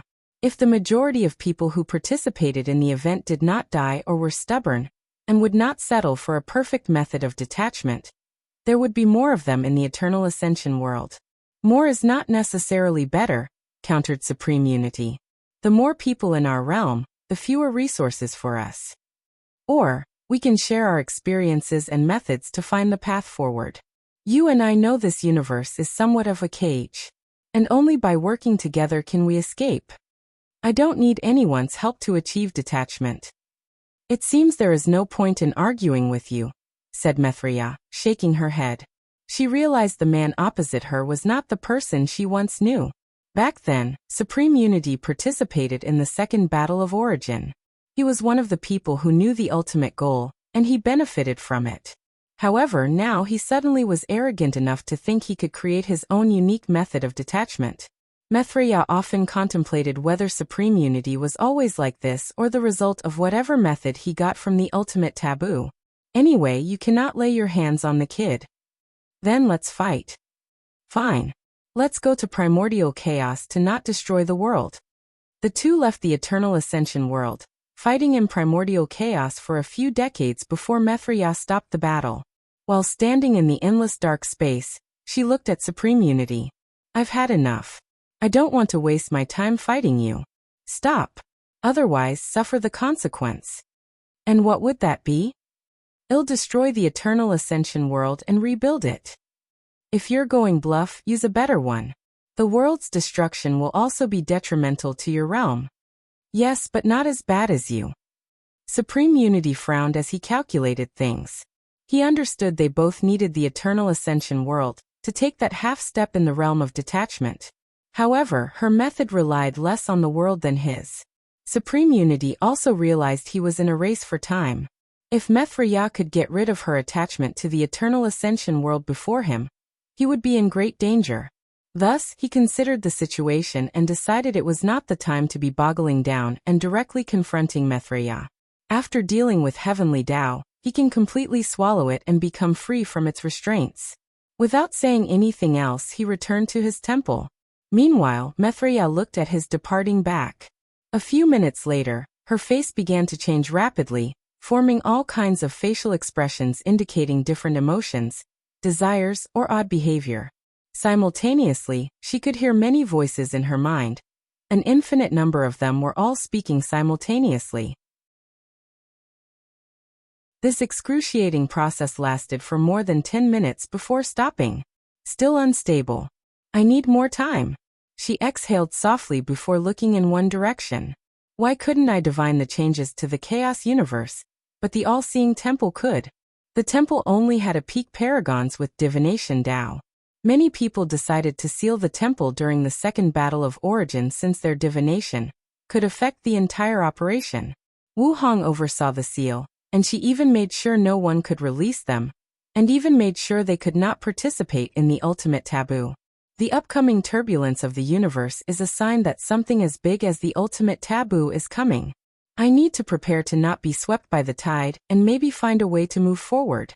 After thinking for a few seconds, she looked toward the prehistoric world before leaving primordial chaos and returning home. She did not go to her temple or see her followers. Instead, she went to see an old friend. What do you want again? Asked Wu Hong. I just came to chat. Are you ready to explain what happened? I needed the stabilization of the world. I could not allow anyone to become paragon. I can deduce as much. But so many things are unexplainable. Why did you settle with a flawed method? You were as dedicated to the cause as us. The way you acted was weird and erratic. Did you regain your memories? Asked Mithriya. No. Don't change the subject. I can't say for now. When you can say, we can talk. Wu Hong closed her eyes, indicating the end of the conversation. Mithriya sighed and prepared to leave. Then she thought of something. What would that kid do in that situation? He would act shameless. A glint flashed in her eyes as she sat down before Wu Hong. What is it now? I came here to drink tea with an old friend. Am not leaving until I do. Wu Hong stared at her, and she did not flinch. When it comes to patience, you cannot defeat me. I have no issue with sitting here for a few million yuan epochs. You're really not going to leave? No. Fine. Wu Hong waved her hand to manifest a tea set and serve the guest. However, she drank her tea in silence, not saying a word. Mithriya did not mind and simply enjoyed the company. After finishing her tea, she thanked Wu Hong before leaving with a smile. Unfortunately, Mithriya did not even have time to sit down before sensing something. She disappeared before teleporting to a corner of the Eternal Ascension world. Supreme Unity arrived at the same time as her. Both of them looked at something with somber looks on their faces. The dark truth, muttered Mithriya, looking at the gray fog that appeared in the upper dimension.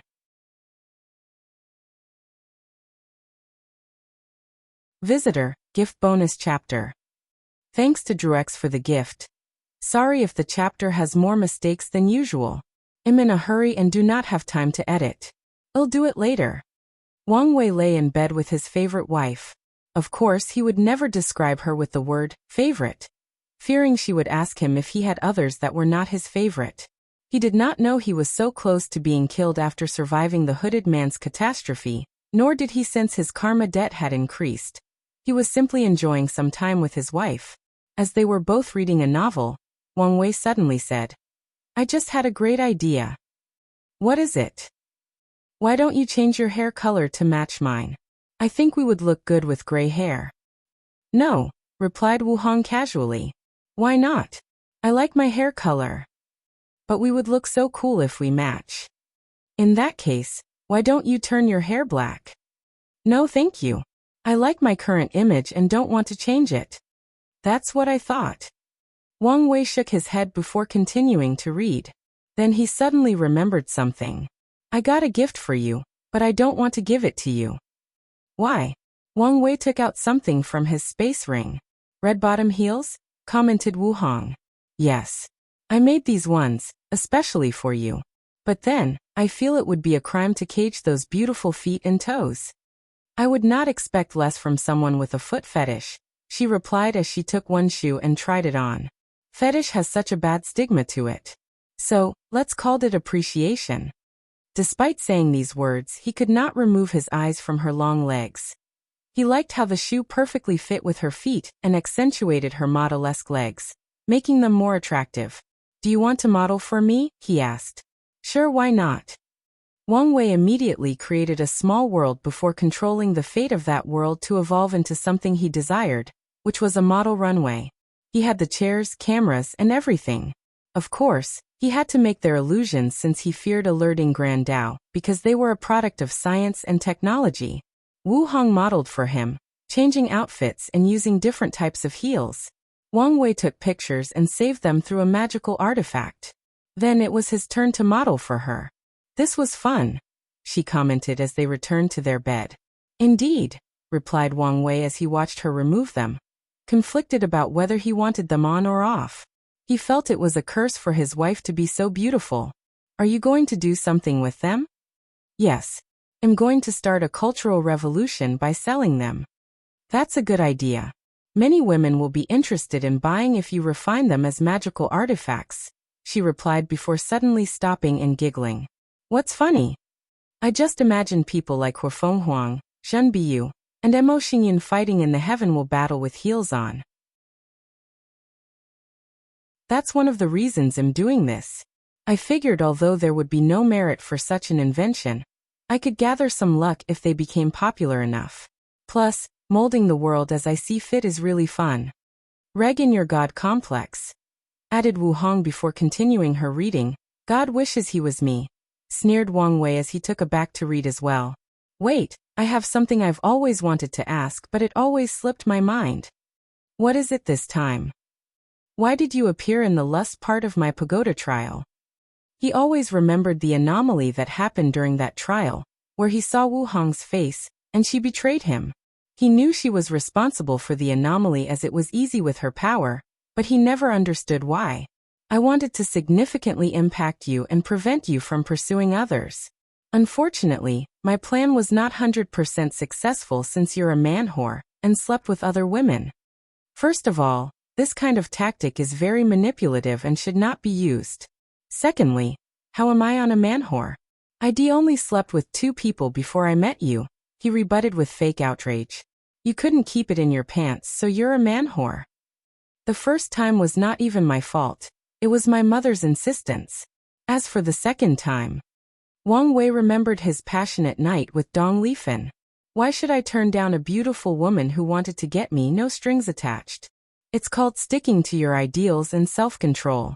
Since you don't have both, you're a man-whore, she replied casually. But I'm a modern man. You can't expect me to see things the same way as these ancient people. You are mistaken if you think you're any different than them. Regarding sex, all men across the entire chaos universe are the same. Whatever. I won't argue with you. 'Cause you know I'm right. Wang Wei did not answer, and continued reading his book and caressing her hair. He enjoyed these peaceful and calm times. What are you going to do now that the trial is finished? Any big plans? A few. 2 to be exact. Which are? The first one involved hunting. I need to get rid of some things I feel are destabilizing to the overall situation. As for the second, Wang Wei stopped and raised his head from his book. I just divined someone is coming to see me. And it's good news. That's good, I guess. A few hours later, Wang Wei received a request for visitation and he agreed. The next day, he went to Tianwei Peak to meet his guest. He saw 2 women, one young and the other middle-aged. Lady Shiqian, it's good to see you. Wang Wei did his duty as host and offered tea and snacks. Sect Master Wang Wei, I will be direct. I came here to make a deal with you. You want the deceiving heaven longevity art? Yes. Sure. I'm open to exchanging, as long as the price pleases me. Shiqian was slightly surprised as she did not expect things to proceed so smoothly. Nevertheless, it was a good thing for her. I'm willing to dash. Before we exchange anything, I would like to know the limitations of the scripture, said the middle-aged woman, who Wang Wei guessed was Shiqian's mother because of their resemblance. He looked at her, then back at Shiqian. I see. You are facing an opponent that is a reincarnated Tao ancestor. And the only for you to win the heavenly battle is to deceive heavenly Tao that you are an emperor child. Therefore use your one attack to defeat the enemy. Shiqian and her mother's hearts skipped a beat as they felt all their thoughts and secrets were seen through. So they immediately became on guard. Wang Wei did not care about their reactions. Reading people's fate line when they are in his territory is 1,000 times easier. The scripture can indeed do so since you are an immortal child. However, for you to skill becoming a Tao child and become an emperor child will not be easy. Shiqian became relieved but did not know how to proceed. So she glanced at her mom, to which the latter just nodded. She took a deep breath to calm down before continuing the conversation. In that case, I offer more opportunities to wash away karma for your sex people. As members of the light race, washing karma is easier for us after proving the Tao. I don't care for that. Although rare, my sex still had a small pool of karma washing water, replied Wang Wei. You know the value of the scripture. It's both an insurgent and a longevity technique. So directly take out your highest offer. Shiqian sighed softly. Fine. After proving the Tao, I will offer you most of my Tao ancestor and immortal venerable spots. Excellent. Let's sign the contract, said Wang Wei. He would not refuse any opportunity to increase the sex foundation. Then they signed the highest binding contract that even a great emperor could not annul. Wang Wei made clauses that stated she could not pass the scripture to anyone besides her mother. He wanted to exclude her as well. However, considering their situation in their homeworld, he feared the poor woman could not protect his investment. Thus, he allowed her to use it to become an insurgent and have the ability to protect her daughter. However, he did not know whether she could become an insurgent with her immortal venerable cultivation. Statistically speaking, the chances were slim. Nevertheless, she could still deceive Heavenly Tao to become a Tao ancestor, thus improving her situation. After everybody was satisfied with the contract, Wang Wei and Shi Qian signed it, and she immediately left with her mother. Maybe I should search for some other immortal child to make a similar deal. After thinking about it for a moment, he shook his head. Immortal children were rare, but it was also difficult to find one with a low chance of proving the Tao similar to Shi Qian. All right, let's go hunting, he muttered. Why were you chosen? Wang Wei checked on the sect's elders before leaving. Outside the formation's range, he broke the space to teleport to the central continent's east coast, near the sea. He looked at the endless sea, admiring its wonder and beauty for a moment while also knowing its dangers. He took out a talisman from his space ring and checked the information Wang Ju had just sent to him.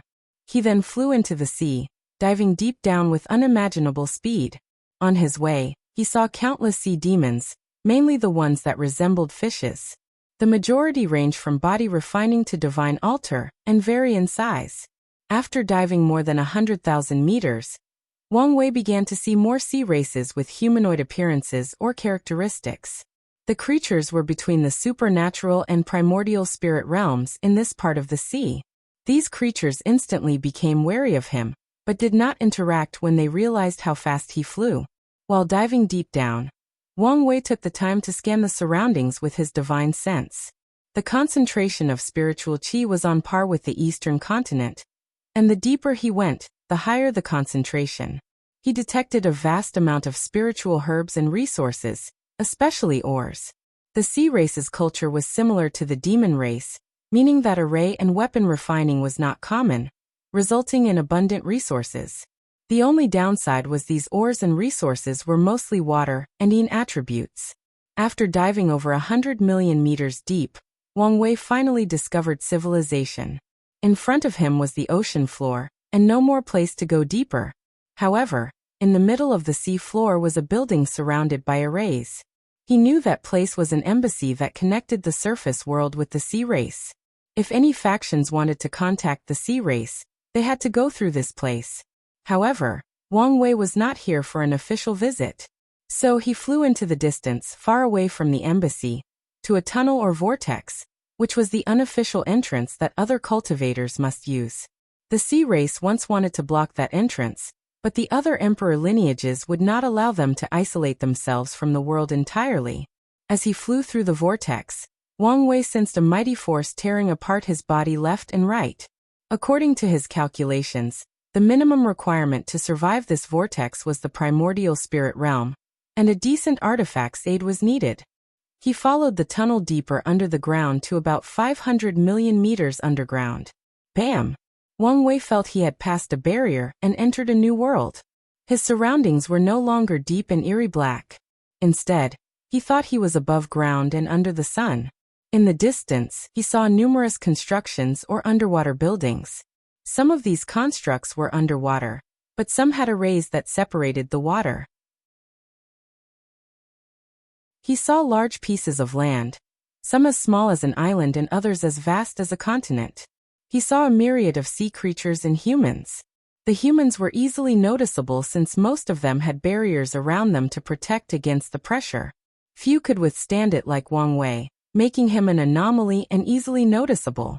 Without wasting time, Wang Wei turned invisible before teleporting to a particular island called Human Snake Island, which was the territory of the Tengxi race, a sea creature with the body of a human and the lower part of a snake. After secretly entering one of the stores and revealing himself, one of the Tengxi members kneeled on foot before him. "Young master, I did not know you were coming." "At ease. I wanted to stroll around the sea, so I did not notify you guys." Wang Wei said calmly. "Where is he?" he asked, getting straight to business. "Sun Jiaolong is hiding by also impersonating a member of the Tengxi clan." Do you know why he's here? We theorized the Sea Destiny sword might be in the hands of the Tengxi clan. Wang Wei and the Shadow Guard theorized 3 places the sword might be. The Baishi clan, since they could use the Star Sage lineage to find the sword's location. The second is the Panlong clan, a sea dragon with black scales and venomous and water attributes. They were among the many creatures created before the Null Era and modeled after innate dragons. Panlong looked exactly like dragons, except they had no horns. The Panlong race is the most powerful emperor clan of the sea race, with 6 great emperors. They were the only group with the power and confidence to protect the sword. Finally, it was the Tengxi race. Although they only had 3 great emperors, they were the first sea race to cultivate a great emperor during the Incense Era. According to the Fate Shadows analysis, the Tengxi Great Emperor has a high chance of being the one who condensed the lineage of their entire race and forged the sword in the first place. Give me his location, asked Wang Wei. And after receiving the information he needed, he headed to where Sun Jiaolong was lurking in his disguise form. Wang Wei quickly noticed that his human upper body looked different from his actual face. From a distance, he watched Sun Jiaolong interact with other Tengxi races, forming bonds and relationships. Wang Wei then closed his eyes and connected to the human sword Destiny, trying to use its aura and power to sense other items of tremendous luck. He instantly felt the one Sun Jiaolong had, but he could not find the one belonging to the sea race. He stopped trying and gave up. He had a better way of knowing who had the sword. And if that did not work, he only had to wait until he proved the Tao to get his hands on it. Then Wang Wei acted. He waited until he was alone and appeared behind him, teleported him to a small world he had created. Although he wanted to bring him back to the surface, he could not directly teleport there unless he used a formation or used brute force and alerted too many people. Wang Wei, Sun Jiaolong groaned as he deactivated his transformation. Why are you here? What do you want? He was on full alert since he knew how powerful the monster before him was. Mo Xingyun had explained the 9 Extremity Foundation to him, and the others in the alliance. Something has been bothering me for some time now, announced Wang Wei. Why did the human destiny sword choose you? What are you talking about? It's a fair question. Why did it choose you? Because I was the best choice. Were you? If the sword's main criterion were talent, it would never have been your turn. If it was about the spirit of a sovereign, Ji Song was a better match since he also was a crown prince back then. So, why were you chosen? What's so special about you? Sun Jiaolong did not answer. He had asked himself the same question many times, but never reached a satisfactory answer. I'll tell you my thoughts. The human emperor is not the master of the sword. No one is the master of this sword. However, as its creator, he can influence it to do its bidding. So he left it as a backhand to do something. I don't know exactly what that is, but I have some theories. Regardless, this is not important for the moment. To achieve his plan, he needs a vessel, a chosen champion. However, the vessel has to meet specific criteria. Talented but not too talented. Intelligent and cunning, but not at the level of a Tao Lord or Overlord. A decent background but not one with powerful entities that have become mighty figures in the upper dimension. Do you see where I'm going with this? Someone that is easy to control, added Sun Jiaolong with gritted teeth. Bingo. These are nothing but conjectures. There is no proof, argued Sun Jiaolong before taking a deep breath to calm down. He would not let these words affect his state of mind or Tao heart. True. Unfortunately, I don't care if you believe me. I came here to remove a possible threat to my future. His ancestor warned him about hunting the other Heaven Chosens, which would affect his status as the son of an era. And Wang Wei agreed, especially after the era luck saved him against these great emperors. However, he felt that some people were too dangerous to keep around. They were unstable factors, so he would remove them before they could grow and affect the overall situation. And killing 1 or 2 will not affect his status. He rushed towards Sun Jiaolong and punched him. He moved so fast that the latter had no chance to react. Boom! The Great Wu Dynasty's future sovereign exploded into a pool of blood, leaving nothing behind, including his soul and Tao. However, Wang Wei frowned after seeing the final result.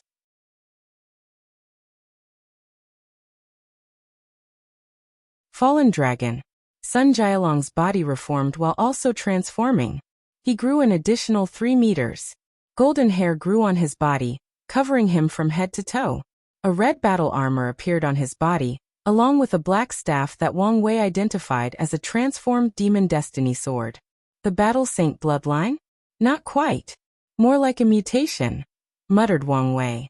And immediately after the latter finished transforming, he rushed with incomparable speed and plunged his hand into Sun Jialong's chest, ripping it out of his heart. He also used the Rooster Zodiac Acupoint to convert his raw physical strength into spiritual power, destroying Sun Jialong's primordial spirit. Wang Wei calmly watched as the latter's body dropped on the floor, a fist-size hole in his chest. And as expected, the hole instantly healed, and Sun Jialong returned to the land of the living.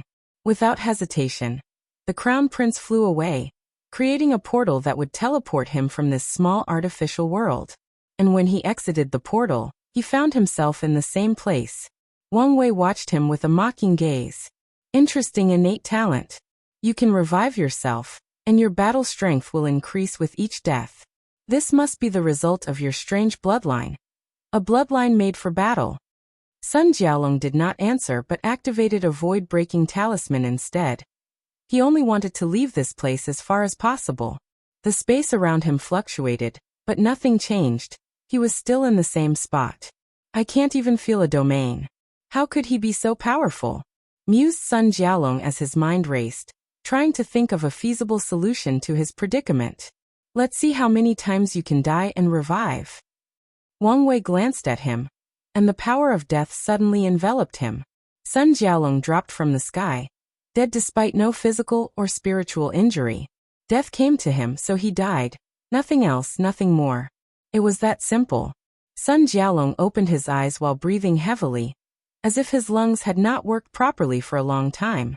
Death was never scary to him, at least not until now. Things had gotten to the point he was about to be desperate. He opened his domain, which slightly surprised Wang Wei. According to his calculations, only the people who attended the trial should have made their breakthrough, and the rest should still be in the void-shattering realm. It seems this generation was growing even faster than previously predicted.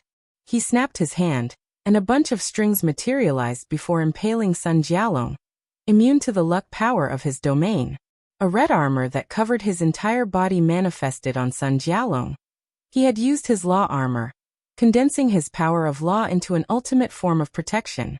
Wang Wei secretly shook his head as he watched the strings impale him, ignoring the so-called defense. This kind of method was useful in the void-shattering realm, but not in the Saint realm. It would have been better to condense his domain into a small area around him as protection. Although this tactic requires talent, Sun Jialong could do it after practice. His action showed his lack of battle IQ and the fact he had just entered the Saint realm, and did not take the time to cultivate or practice. This is what happens when someone focuses too much on foreign aid, neglecting cultivation and individual strength. Wang Wei walked before Sun Jialong's corpse, and when the latter revived, he placed his hand on his head to forcefully read his memories and fate line. It was not the first time he witnessed Sun Jialong's life. After the heaven-chosen selection trial, he had read the latter's fate line. This time, however, he decided to be more detailed and not miss anything. He wanted to find any connection Sun Jialong had with the human emperor. Nothing, he muttered as he dropped the body on the floor. A few seconds later, a desperate Sun Jialong revived, his aura immensely more powerful. So only 6 lives, commented Wang Wei as he sensed the latter would perish for good this time. And despite all these boosts, your strength is still nowhere near the immortal venerable level. A frown appeared on his head. The human destiny sword only showed up during rare times when the world needed it. I can conclude it appears in this generation because of the change in the era, and the human emperor chose you for the same reason. However, why are you so weak? Could it be he did not foresee that the power ceiling in this era would be such a high amount heaven chosens? I told you, am not the human emperor's pawn. Is that so? Then let's see. Wang Wei clenched his hand into a fist and punched. Bam! Sun Jialong tried to block with the demon destiny sword, but it was to no avail. Luckily for him, An unknown and mysterious power emanated from his body, sending Wang Wei flying away. "Here you are," he groaned as he got up. That power was on par with one root Dao ancestor. So was the human emperor planning on interfering with this generation's heaven-will battle? Many things started to add up in his mind while also gathering even more questions. These people usually should not be able to influence the heaven-will battle. But things might be different with the situation of true heavenly Dao. The human emperor should know one root Dao ancestor's strength is not enough for Sun Jialong to win the final battle. So what is the point of his actions? Although he only recently achieved this level of power, Di Tian was here since the beginning, and the latter should know what the Nine Extremity Foundation was. Unless his backhand was only to protect Sun Jialong in case of an emergency. The clear conclusion is that Sun Jialong's objective is not related to the heaven-will battle, but the whole karmic position of humans, Earth, and the Heavenly Emperor. More reason to kill him. The Heavenly Emperor position can only be mine. He had many plans for the position. Honestly, he did not know about the three karmic position until he learned about the Earth Emperor from Gu Xian's memories. However, he had long planned to create the position of Heavenly Emperor as part of his future plans. And this fact made him feel that the human emperor calculated him. He felt the latter was waiting for someone to create that position.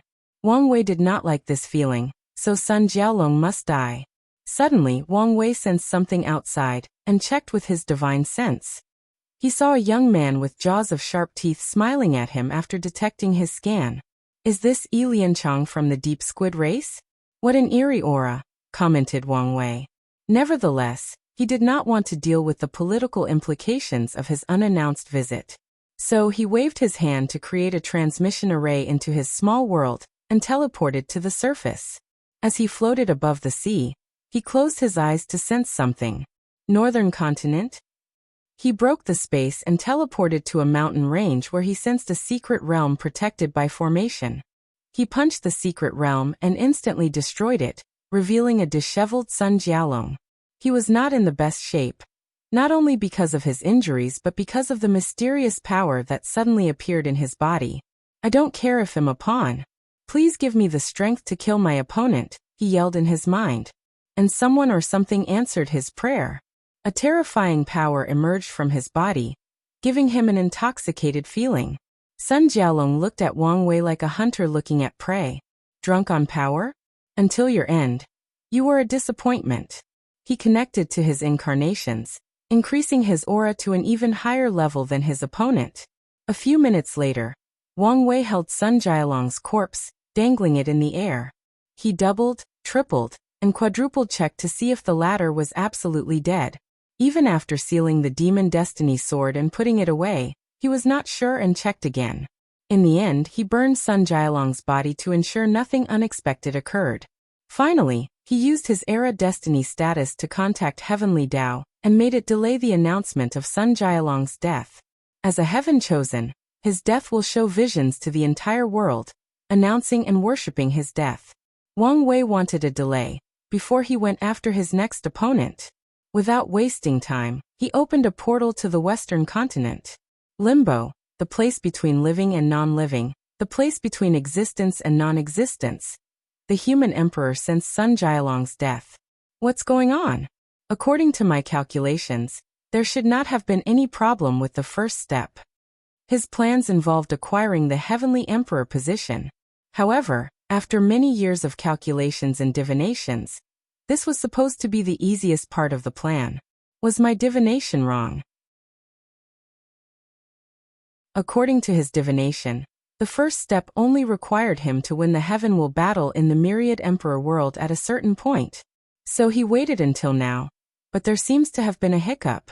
After pondering for a moment, he denied the possibility of wrong divination. He used a great treasure gifted to him by Hongjun, and knowing the latter's realm, he doubted there would be an issue. The human emperor sensed that Wang Wei was responsible for eliminating his pawn. So he calculated again to determine his next step. Let's just wait. Let's focus on acquiring the Earth Emperor position first. Unlike the Heavenly Emperor position, which would require him to do a lot of work, the Earth Emperor position was a ripped fruit ready to be picked.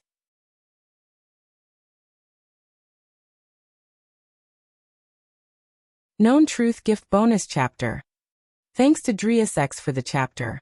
Wang Wei went to the Western continent, in the Mo clan's domain.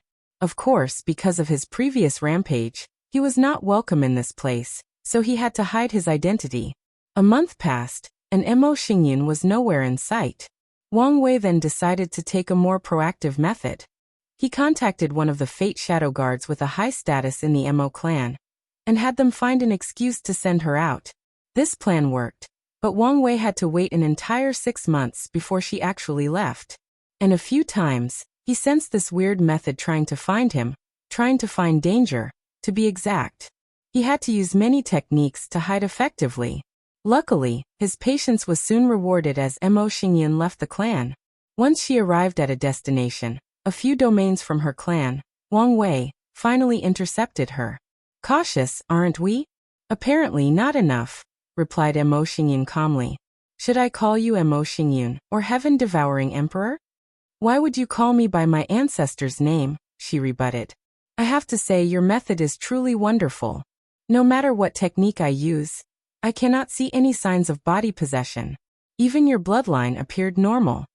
That's because your assumption is wrong. Mo Zongyan. Then, how do you explain the anomalies? Why is it you know things you should not know? I don't have to explain anything to you. True. Anyway, after confirming the Heaven Devour Emperor died miserably after many people jumped him, I've already labeled you as his means of revival. And that is enough for me to remove your existence. Wang Wei punched with all the power of his main body. Boom. The area around Mo Xinjian twisted as 10 small vortexes that resembled black holes protected her by swallowing the force of that punch. She was intact. 4-leaf strength and a terrific control of the Devour Dao, commented Wang Wei. His attack was on the level of 6-leaf, yet Mo Xingyun still swallowed it despite the fact it should have been over her capacity limit. And the reason for that is she has an unmatched speed for swallowing and refining anything she devoured. Her ability would be nothing even Wang Wei could do, even if he had cultivated the law of devouring. Should I be delighted for your appraisal? You should. However, I'm somewhat disappointed. Oh, and why is that? I can't sense the power of 9 Extremity Foundation from you. That's not something anyone can achieve. True. But you're the Heaven Devour Emperor. I am not. With your understanding of existence, you should have used the unorthodox way. Your words literally prove that I'm not the Heaven Devour Emperor, rebutted Mo Xingyun, trying to think of ways to get out of the situation.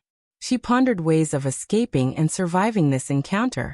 No, I'm missing something, replied Wang Wei as if he was thinking out loud.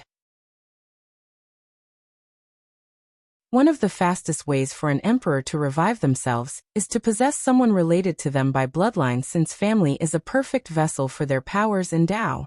However, the order of heaven and earth would not allow you guys to simply participate in the heaven will battle and use your power to win. There must be restrictions, one of which is that you can only rely on the power and talent of the people you possess. You can use your knowledge and experience to make Mo Xingyun's body as strong as she currently is. But you cannot use your understanding of existence to use the unorthodox method of 9 Extremity. She could only achieve 9 Extremity if she had the talent to comprehend existence. Am I correct? Wang Wei's understanding of the world's order deepened. Heavenly Tao does not allow great emperors to abuse the heaven will battle system to cultivate, similar to the way the 5-heart emperor did. However, the latter will, in turn, ignore them if they use this method to revive themselves. Of course, Wang Wei did not believe all emperors could use this method, and there might be a price to pay. Otherwise, too many dead emperors would try this method to revive themselves instead of waiting for countless Yuan epochs. As I said, I'm not my ancestor. I've only received some inheritance from him. Quick question. Don't you have some form of body dysmorphia? After all, you were once a man. Mo Xingyun did not answer, and Wang Wei shrugged his shoulder. He gathered the power of all his incarnations and punched. Fate Annihilation Fist. The entire domain trembled before creating a massive spatial tear. However, Mo Xingyun was nowhere to be seen.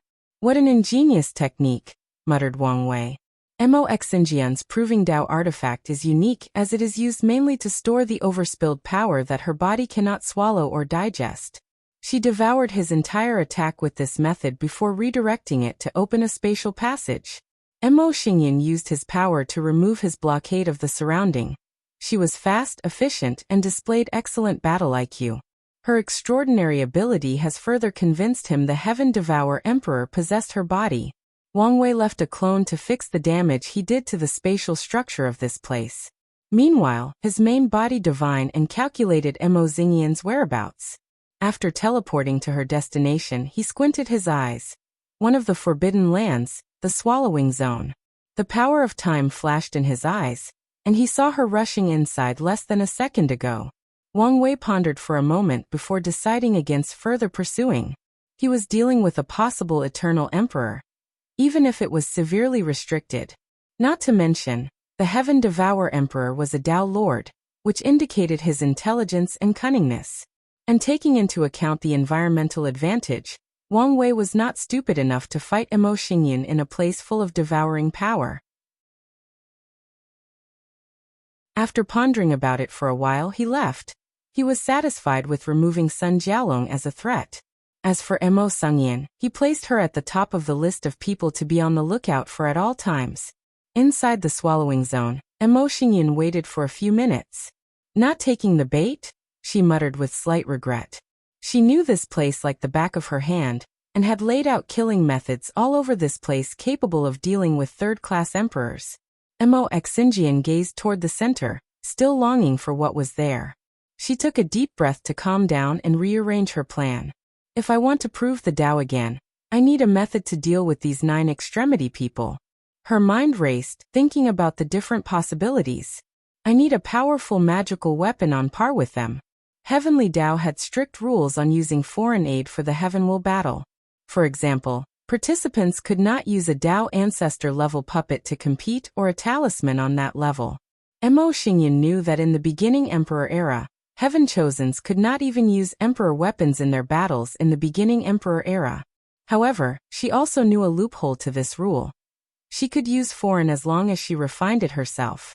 For example, if a weapon refiner created an immortal weapon, they can use the weapon during their Heavenwell battle. And that was exactly her plan. Mo Xingyan began to use the surrounding formation to gather and condense the power of Devourer in the area. She planned to create a weapon on par with 5-root Tao ancestor before using it at an opportune time when both Tian and Wang Wei were at their weakest. And her alliance is to have enough cannon fodder to weaken these two or as sacrifice when needed. Wang Wei returned to the sect. He wanted to hunt down many of the new Heaven Chosens that had recently risen since he suspected many were spies of the upper dimension. Regrettably, these people had excellent methods of hiding themselves from divination, preventing him from rooting out the traitors from the innocent. And he could not mindlessly slaughter them until he found the traitors, since that would affect his Era Sun title. Of course, he would not give up so easily. Since he could not divine their identity, he would use his intelligence network to find who he was looking for. He contacted Wang Ju as soon as he returned home to get information from her. How is it? Did you identify anyone? Yes and no. We have identified a few people who we could label as small fish, she explained. As for the truly important individuals, we only have one suspect. She showed him a picture using an image talisman. It was a picture of a young man with dark eyes with no pupils or iris and a flame mark on his forehead. Yu Zhu, a member of the soul race.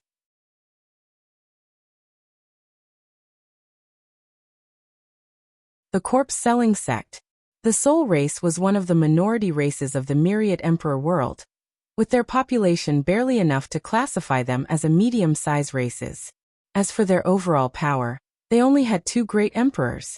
Regrettably, one event forced their race to live in seclusion in a small world forever.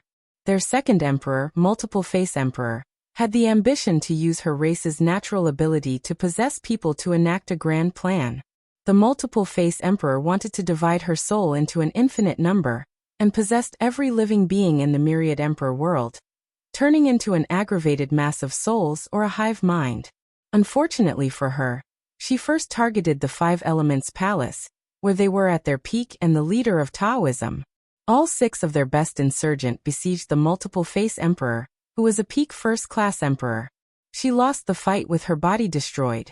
However, as an expert in soul Dao, she escaped, and the soul race was forced to live in isolation, only showing up during the Heavenwell battle. Wang Wei knew to this day, there were rumors that the multiple-face emperor did not leave but moved her plan to behind the scenes. She wanted to be more secretive and not so direct. The events of the soul race were one of the few exciting things that occurred during the new beginning emperor. Along with the rapid rise of the academy, that battle severely impacted the 5-element palace, leading to the direct confrontation with the profound Tai Gate. Not long afterward, they cultivated their 7th emperor and won the confrontation. Then they forced the 5-element palace to leave the central continent. Wang Wei stopped his words as he sensed something. He looked outside and saw an enormous dragon covering the sky and wailing before dispersing into trillions of motes of light. A sense of sadness and loss suddenly enveloped the entire world. They mourned the passing of a great man. The mortals did not know what was happening, but the cultivators did. A heaven chosen had perished. They quickly calculated who it was and learned it was from the Great Wu dynasty, Sun Jialong. And of course they wanted to know who did it. No answer. No one could divine information about Wang Wei, unless they were at least a 3rd-class insurgent. Nevertheless, he knew people would find out it was him since he was not exactly careful about hiding his whereabouts. The Great Wu dynasty definitely already knew since it had been 6 months since their genius died, and they would instantly know after his soul lamp was extinguished. And any intelligent person can deduce that only the Era Sun could delay the announcement of a heaven-chosen's death. After Sun Jialong's funeral, Wang Wei proceeded with his life. What is so special about this person? Recently, the corpse-selling sex business has been booming. Many people want good corpses to possess in the hope of being lucky and increasing their talent, explained Wang Ju. Body possession has some advantages that many people want to take advantage of. For example, some races are naturally gifted. By possessing them, an individual will get rid of the shackles of their talents and achieve wonders in the cultivation journey. The only problem is ensuring the soul fits perfectly with the body. Cultivators require many techniques, arrays, and resources for the process. And there is a limit to the number of times someone can exchange body based on their cultivation.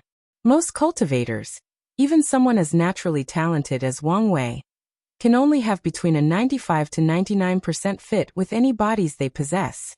But the soul race does not have any of these issues. However, Yu Zhu asked for a very specific body. The requirements were so stringent that the corpse-selling sect had to contact its other branches to get it for him. Wang Wei squinted his eyes. The corpse-selling sect can be considered one of the most powerful factions of the Endless Void, and they most likely hold the first position. There are branches scattered in every Heavenwell world, and many have one or more great emperors. Their sect operated as if it was a business or corporation, focused only on selling corpses. They rarely provoke or clash with anyone. They are the epitome of low-key development. However, Wang Wei saw them as a threat, especially after coming in contact with other Heavenwell worlds and learning how far this sect has spread its fangs. Just the amount of chi luck this faction has is unfathomable. And according to his prediction, their factions have more branches under different names, dormant in case something happens and they need to hide or start over. The founder of the corpse-selling corpse is something, thought Wang Wei. According to his predictions, with how they operated, the corpse-selling sect won't be much trouble for his plan. On the contrary, they might be the perfect partners. However, he wanted the luck of their factions for himself. The problem was their founder. He didn't know who it was yet, but whoever it was must have been a brilliant man. What Wang Wei worries about is this person is now one of the paragons in limbo, and he will one day use his sex chi luck to revive. And if he dips his greedy finger into the latter's food, he might create an enemy for himself. An enemy who was possibly on par with his ancestor. Do you have any information about Yu Zhu from when he was in the soul race's small world? Yes, replied Wang Ju before giving him the sleeper's information, and Wang Wei frowned. He suspected Yu Zhu was a spy from the upper dimension. However, his life had no anomalies. There was no sudden change in demeanor, behavior, sudden strength gain. or anything odd. Yu Zhu was one of the many geniuses of the soul race. And after defeating the others, he received the support of the entire race to cultivate for this generation's heaven will battle. If Yu Zhu is a spy, then it can mean two things. The method used by the upper dimension is not something we can detect. Secondly, they have been infiltrating the myriad emperor world since the beginning of this generation, commented Wang Wei. Do we have any other evidence to suggest he is a spy and not just from our world? Yes. It's the flame mark on his forehead. What does this have to do with anything? This kind of mark could be a fashion sense or an indication that Yu Zhu cultivated a powerful flame technique. From the records, we discovered that someone used to have a similar mark in his youth, the undead Phoenix Emperor. Wang Wei squinted his eyes. He told the Fate Shadow Guard to be on the lookout for any information related to undead Phoenix Emperor and the Disaster Emperor since they had a connection to the Myriad Emperor world. Keep a lookout for Yu Zhu. Even though he only received the undead Phoenix's inheritance, he is suspicious. Sent a few people to test his ability. As you wish. What about the corpse-selling sect? We should have people in high positions, right? Yes. Can they also infiltrate the other branches? Not very likely. Contact with the other branches has strict requirements. What about the Fate Shadow Guard branches I've instructed you to create? Thanks to your help, the initial development is going well. But without the sleepers, it's almost impossible to infiltrate the high levels of so many factions without being detected. Indeed. With his Spirit Flower's ability, Wang Wei helped the Fate Shadow Guard spread in other Heavenwell worlds. However, if he wants things to be in the Myriad Emperor realm, with spies in high positions in every sect, it's not possible in a short time. Especially since there are no sleepers for him to take over. Alright. Continue monitoring laying low in the corpse-selling sect. Place them as a priority when it comes to news. As you wish. I have a few important things to do before I go into retreat. I will take this time for us to go through the ceremony for you to officially become my shadow. Wang Zhe's eyes lit up in excitement. She bowed to him before excusing herself to attend to her duty. Meanwhile, Wang Wei used his sect master to send a request to the ancestor. He needed to do something crucial that required their help. And only after succeeding will he be able to sleep soundly. Then he rushed home to see his wife. Wu Hong looked at him with a side eye. Your footsteps indicate you are not excited to see me, but want something from me. I just want to ask something. So, I was right. Wanting and asking are two different things. Semantic. What do you want to know? If you're asking about the Heaven Devourer Emperor, I never interacted with the man, so I know very little. No. I want to know about the founder of the corpse-selling sect. Wu Hong frowned deeply after hearing the question.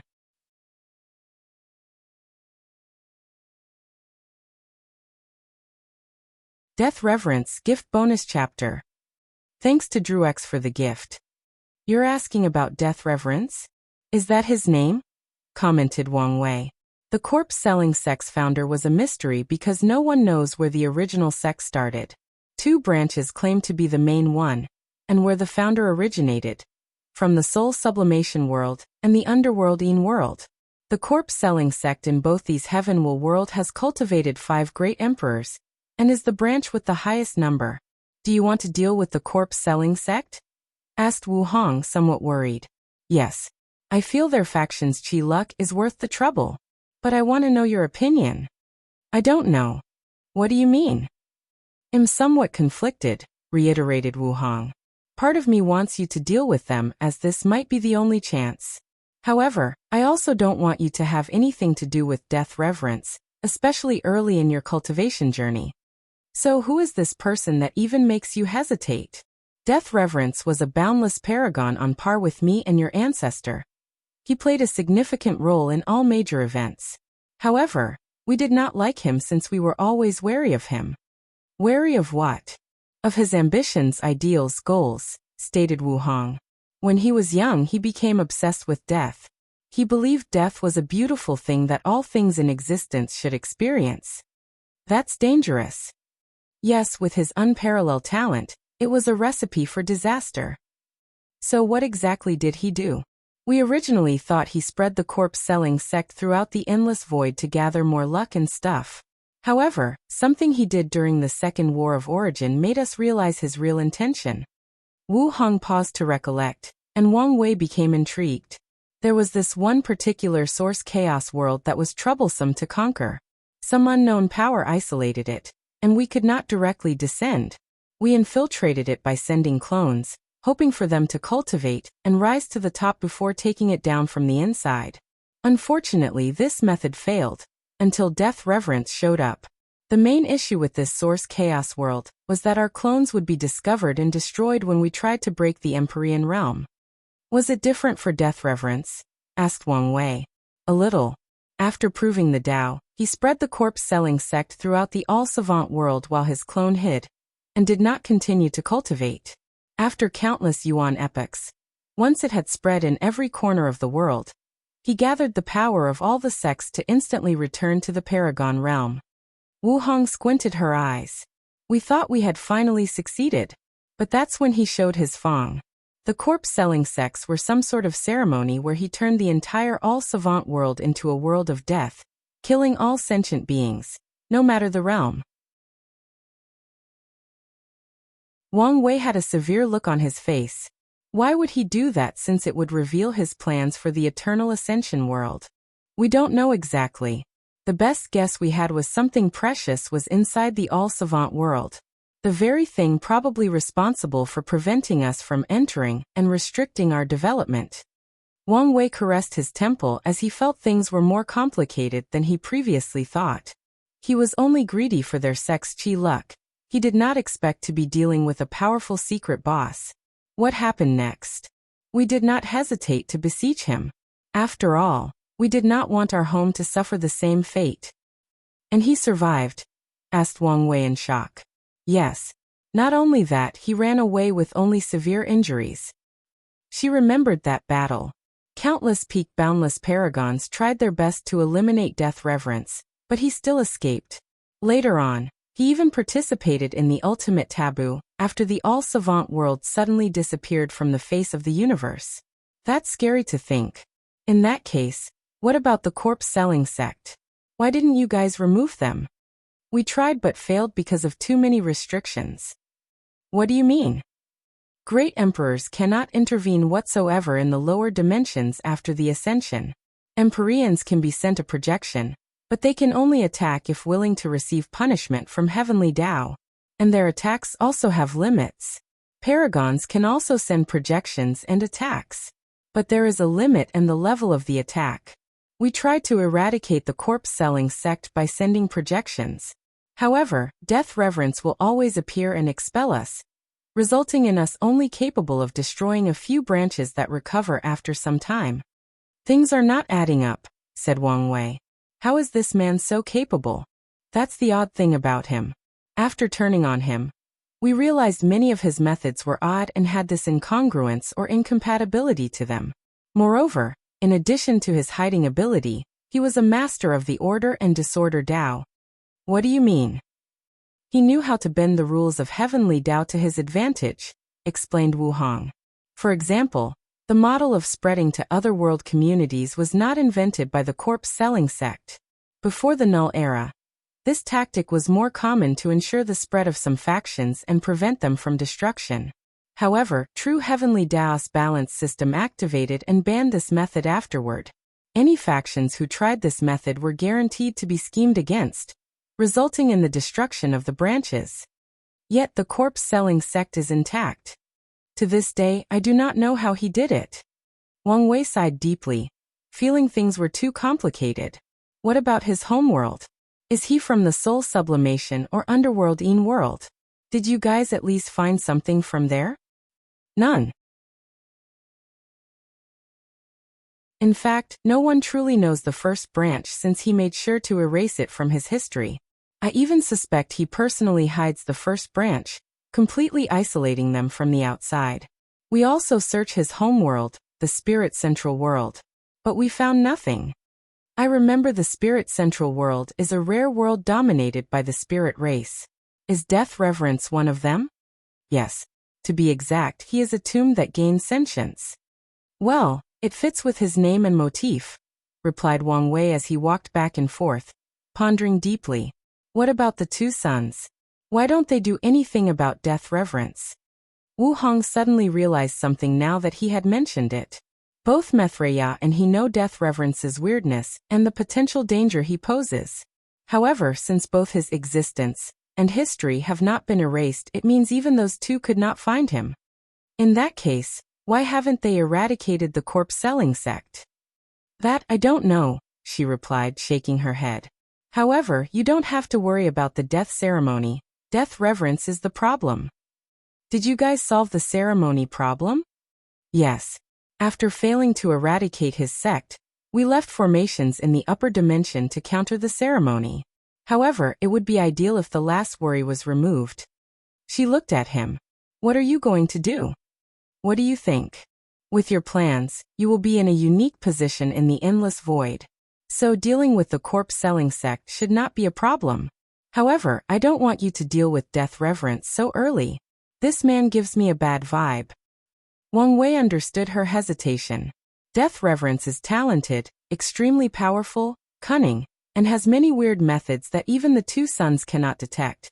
Dealing with such an opponent at the current stage of his cultivation path. Of course, he had some advantages. But the cards were not stacked in his favor. Is he in limbo like the others? Yes. That's good news for me. However, it might not be enough. So, what are you going to do? I'll decide after proving the Tao. Too many things could happen from now until then. And Wang Wei wanted to watch the situation. As of now, he was leaning toward eradicating the corpse-selling sect. And it was not because of their chi luck, but because his intuition told him that death reverence might be a problem for him in his later years of cultivation. And if he can damage him in any ways possible, he would take the opportunity. Simultaneously, he did not have to eradicate them now or doing himself. He could leave the means for others to do it, and give the order after he ascends, and reaches a certain cultivation level. It will all depend on the situation after proving the Tao. After chatting with Wu Hong and planning ahead, he went to check on his science and technology world while waiting for news from his ancestors.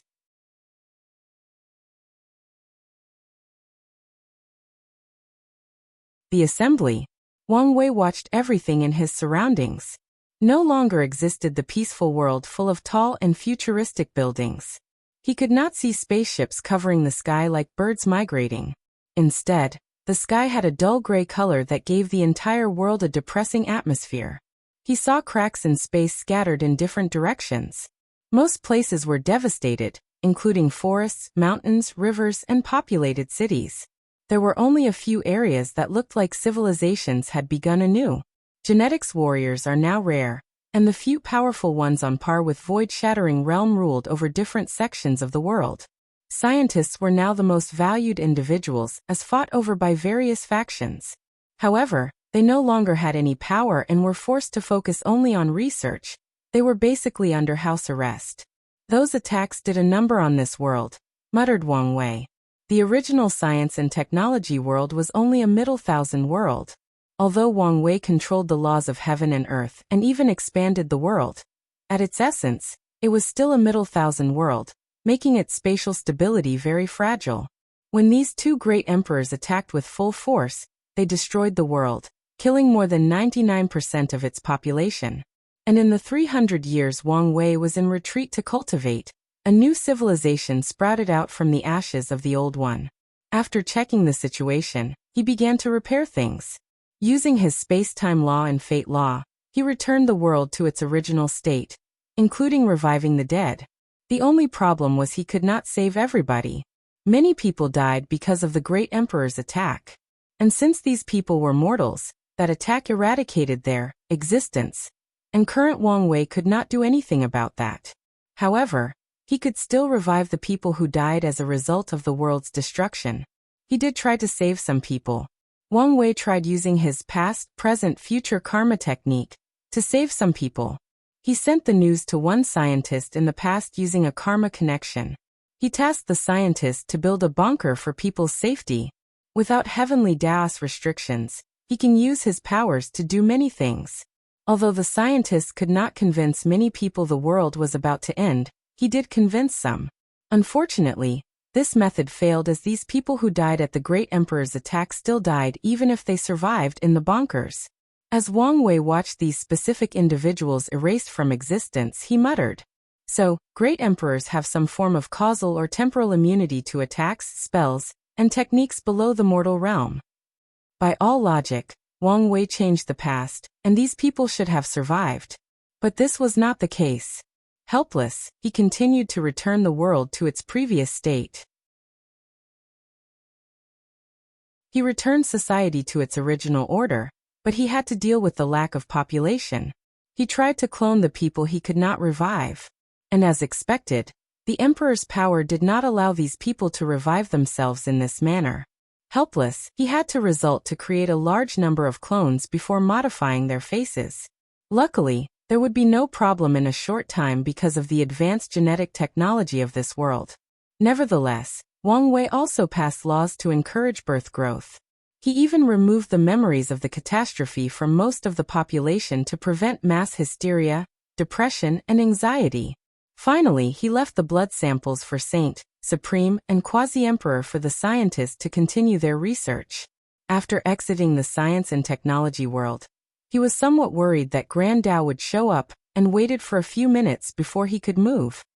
He sighed in relief while also wondering how powerful Hongjun was even to protect him from Grand Dao. For the next few days, he waited for news from his ancestors while spending as much time as possible with his lovely wife. A week later, he received a summon and teleported to one of the sect's secret realms. "You are?" he asked, looking at the middle-aged man before him.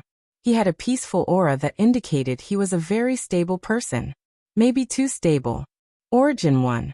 You can call me Sir Origin." Wang Wei cupped his hand to salute, but Origin 1 stopped him. "You're the sect master. You don't need to salute any of us." Wang Wei nodded, knowing this was one of the sect's rules. "Is everything already prepared?" "I thought it would take longer," continued Wang Wei.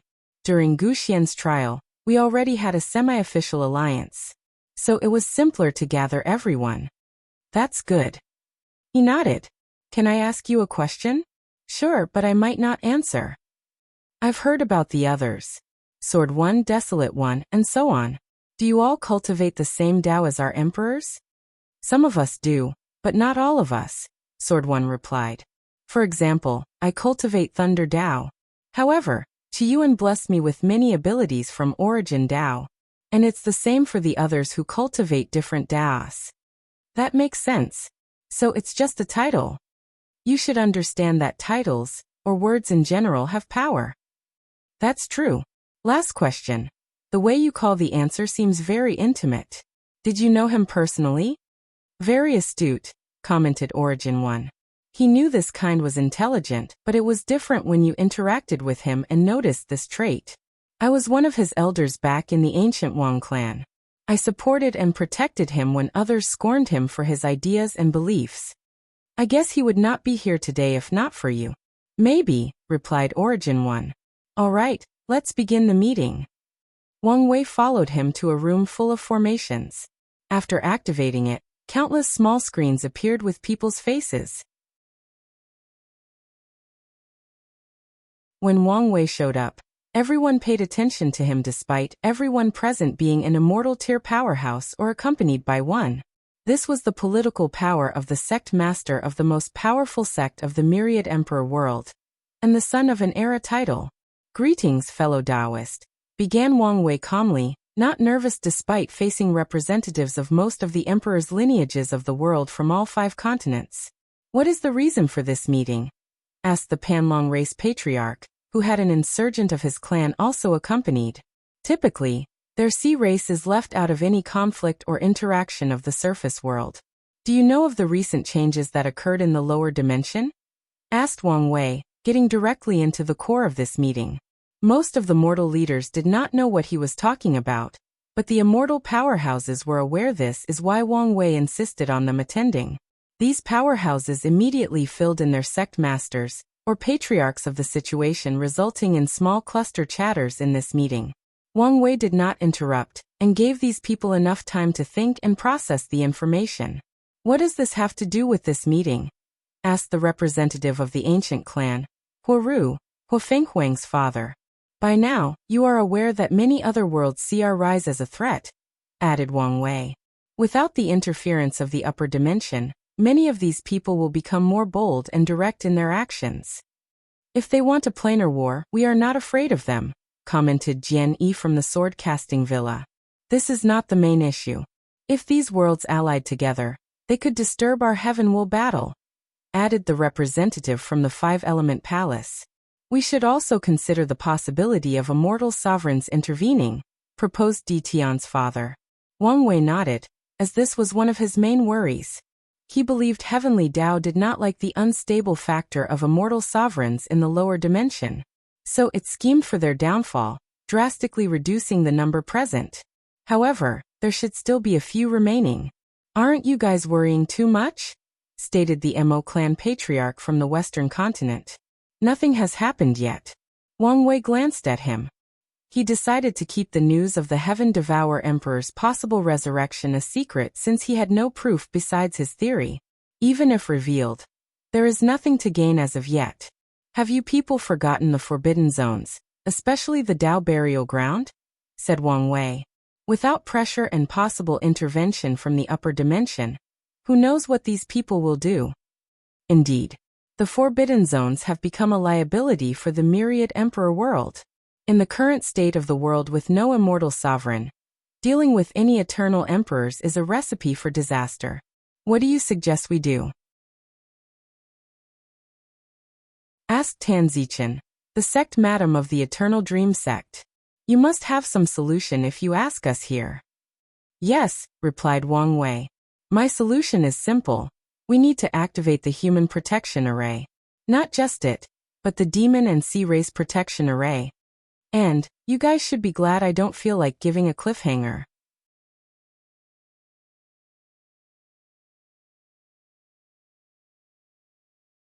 Good faith. The Human and Demon Protection Array is the primary reason the myriad emperor world did not entirely succumb to the devil race invasion. With its help, many eternal emperors died when trying to overthrow the balance of the world. With its service, the Academy could also exile the Heaven Devourer Emperor. The only downside was it would activate itself when the world was in danger, indicating it had a consciousness. However, with the human and demon destiny swords showing up, it could be actively activated and controlled. Your plan is good and all, said Panlong clan patriarch. But the sea race does not have a protection array. Patriarch Long, at this point in history, we all know that's a lie, rebutted Wang Wei. For your race to prosper, they must have a luck-condensing artifact. And one of your emperors should have calculated the benefit of a racial protection array. Even the spirit race with the smallest population definitely has those two things. Junior, you are calling me a liar? Demanded the Panlong patriarch with a slightly raised voice. Junior, said Wang Wei with his usual calm demeanor. Since when did the cultivator world respect strength? Long Hai, I give your respect because of your status, not your strength. Veins appeared on Patriarch Long Hai's forehead. Not convinced? You can fight me and learn how many fingers I will use to destroy you and make you contemplate your existence. I guarantee if you survive more than one, your name will forever be entrenched in the annals of history. The meeting became quiet as many people, mostly the mortal representatives, suddenly realized something. The younger generation had surpassed them. Many heaven chosens in this generation are already true persons, meaning they are in the same realm. And even the ones who broke through after the path of Supreme was no longer cut realized that their new realm didn't matter since these geniuses can still fight and defeat them. Excuse my patriarch for his outburst, said Panlong One. The Panlong race is insurgent. The sea race will partake in this endeavor and do its part. He decided to defuse this situation since things could go wrong for them. Unfortunately, he was a little too late. The sea race has always been suspicious. Everyone looked at the spoken person, and it was Chun Chun, a younger generation and recently appointed sect master of Origin Weapon Mountain. What's the meaning of this? Asked Panlong One. From a historical perspective, your race has suffered the least in all the world's catastrophes. You stay isolated in your sea, out of reach with no trouble, he reiterated. That is far from the truth. The bald monks of the incense era hunted and forcefully converted our race.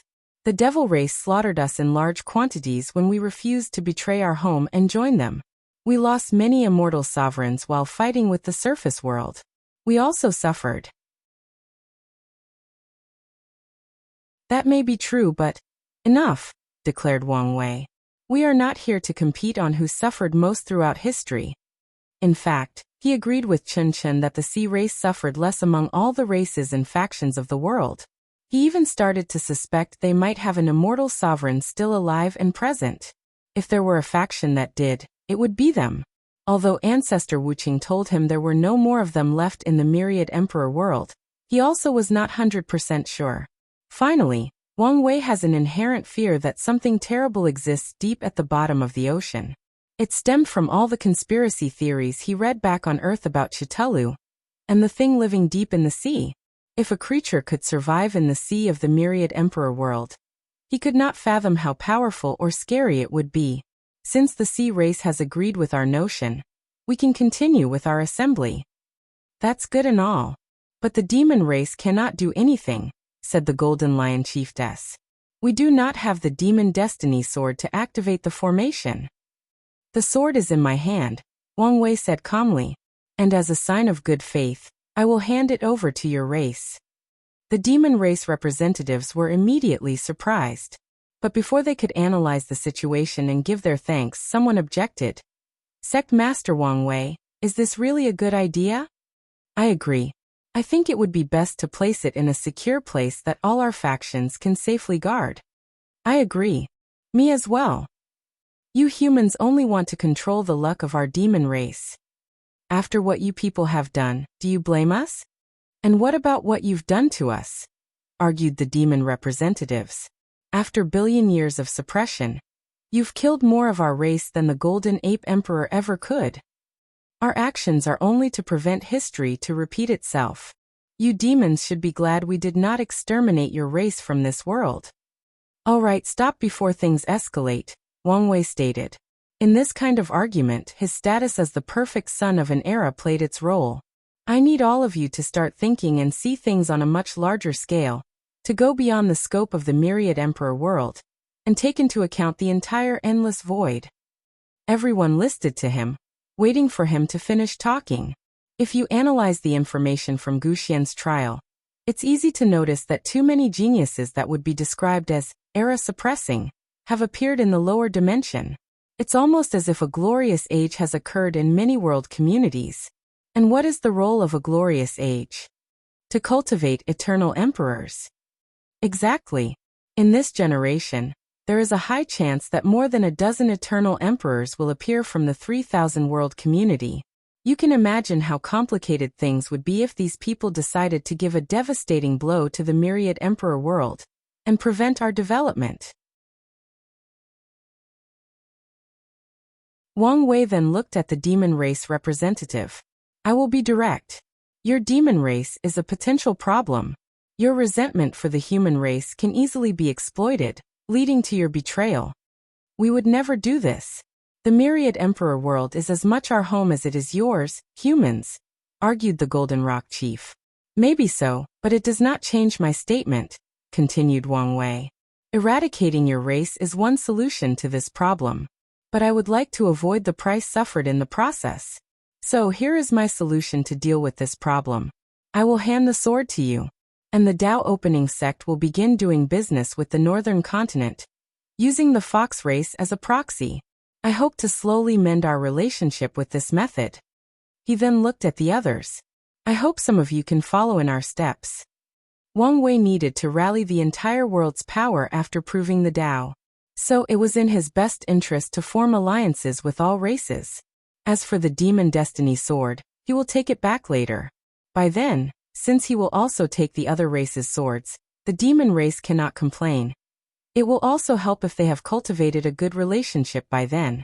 The other participants pondered their next steps. An alliance with the demon race was not worth it. The northern continent was barren with few truly valuable resources, besides the demon race itself. Regarding the few rare resources they had, the emperor lineages could plunder, or buy them at a meager price because of exploitation. Allying with them will be one-sided, with their factions having to help the demon race. Furthermore, many of these factions hated, or had a prejudice against the demon race. Some of the immortal insurgent presence lived during the reign of the Golden Ape Emperor, making it even more challenging to ally with them. Nevertheless, they also understood they needed to remove their emotions from the equation, thinking about things from different angles. In what ways will the Dao opening sect benefit from an alliance with the demon race? Maybe not an increase in resources, but an increase in influence and political power. After years of oppression, the demon race had no choice but to become a tight group by bonding, turning them into a powerful force considering all the different tribes. If the Dao opening sect allied with the demon race, it would give them too much political influence on the myriad emperor world. The Eternal Dream sect will always support our ally, said Sect Madame Tanzichan. The Academy will also help our fellow demon race, commented Songli. After him, many of the top emperor lineages, like the Sword-Casting Villa, the Tai Profound Gate, and the Een Moon Palace, also agreed, just because they didn't want the Dao opening sect to increase its influence. Wang Wei nodded as if he did not care. These people had impure motives, and would show up during their interaction with the demon race. Meanwhile, he was considering things from a higher point of view, and genuinely wanted to cooperate with the demon race to ensure the success of his plans.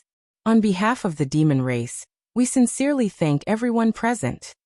The Golden Lion Chiefess remained composed as she knew these people might be only words. She would not have any hope until she saw fundamental changes in the northern continent. Since we have come to an agreement, let's discuss the issue of resources, stated Wang Wei.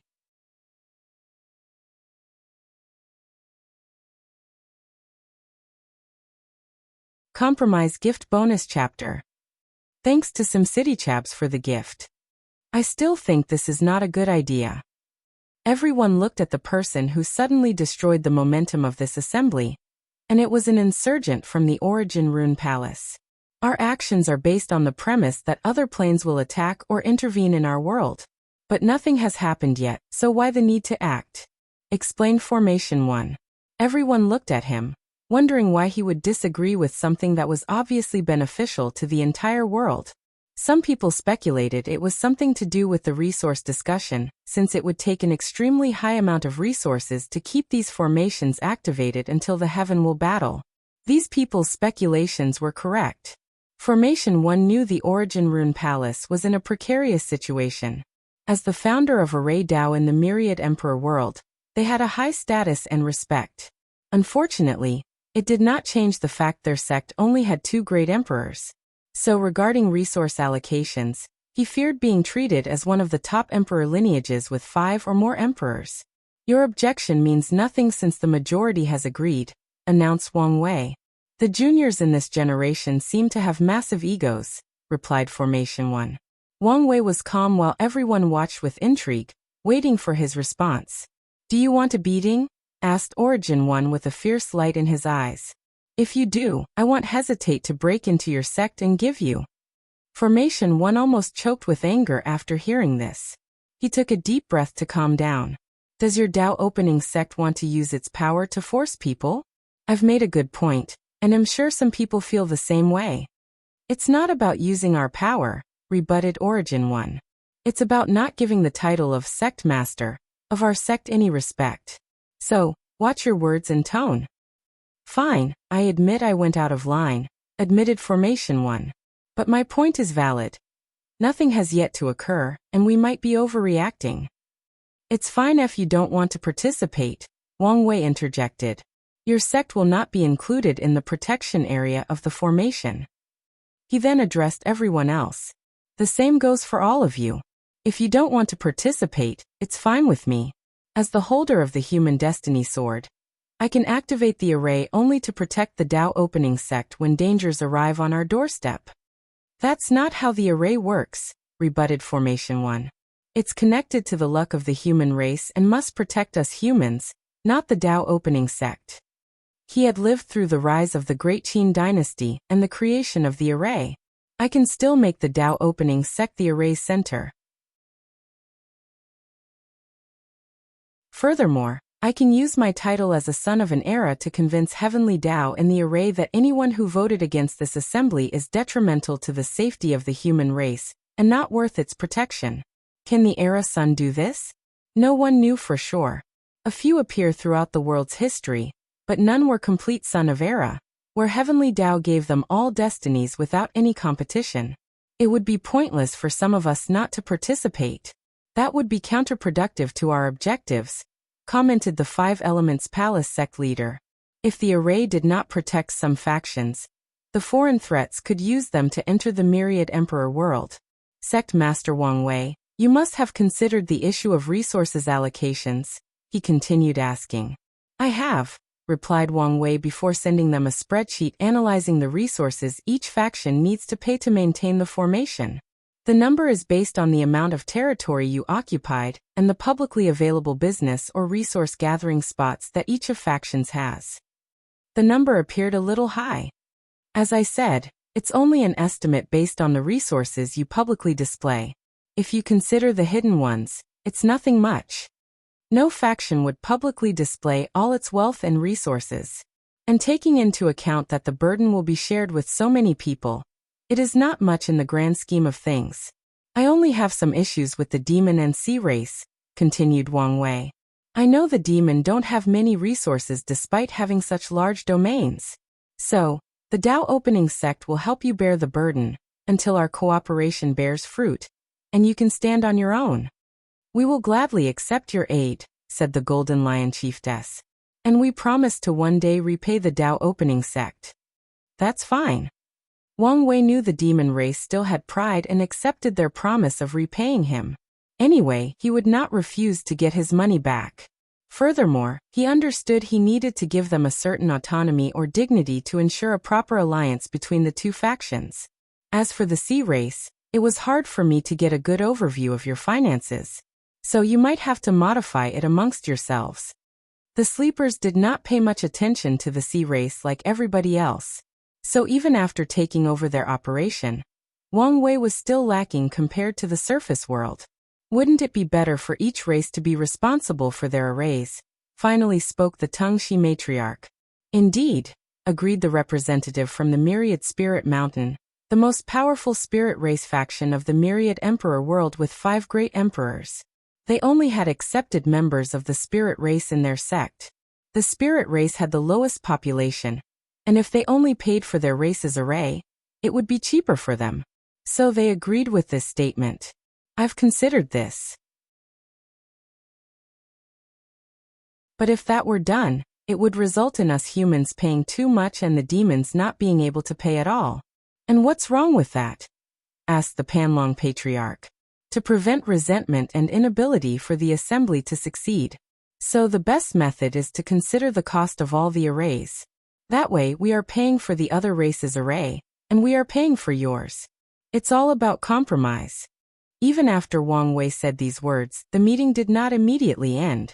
A few factions began negotiating the price they needed to pay, resulting in more people arguing. Ultimately, the assembly took another month of ongoing discussion before everyone reached a satisfactory conclusion. Even then, the sea race asked for more time to figure things out and deal with the issue of their arrays. However, they only had 2 weeks at Wang Wei's insistence and pressure from the human race. The Origin Rune Palace also had to pay more than they were willing. And the main reason was their sect often used their status to occupy resources that their overall strength should not be able to hold. The devil cultivators in the West tried to cause some problems during the negotiation. But the D-clan placed their foot down and even threatened Emperor Dao War to eradicate and suppress as many of them as possible. Besides the Tao opening sect, their factions had the highest stake in this assembly. With D Tian, they had the highest chance of winning the Heaven Will battle in this generation, and did not want anything to intervene. Finally, everything proceeded smoothly, and the assembly ended. Phew! Exhaled Wang Wei out loud. You did a great job. You knew when to compromise, take a loss, and be firm. Basic diplomatic tactics. You are like Qi Yuan when he was young.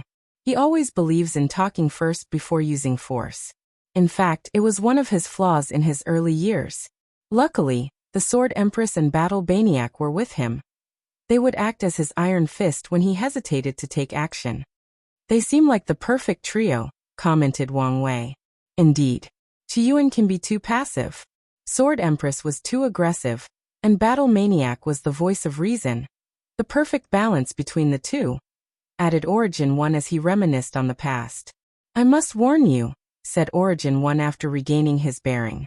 I understand your plans require you to have some level of objectiveness and fairness for all races and factions. But you must remember you're from the Dao opening sect. I know.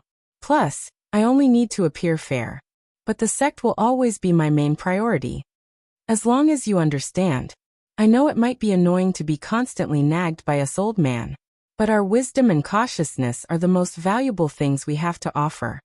Wang Wei nodded, as he would never dismiss the advice of someone who has lived so much longer than him and experienced so many things. So, after briefly chatting and reassuring Origin 1, he contacted the demon race to finalize their cooperation.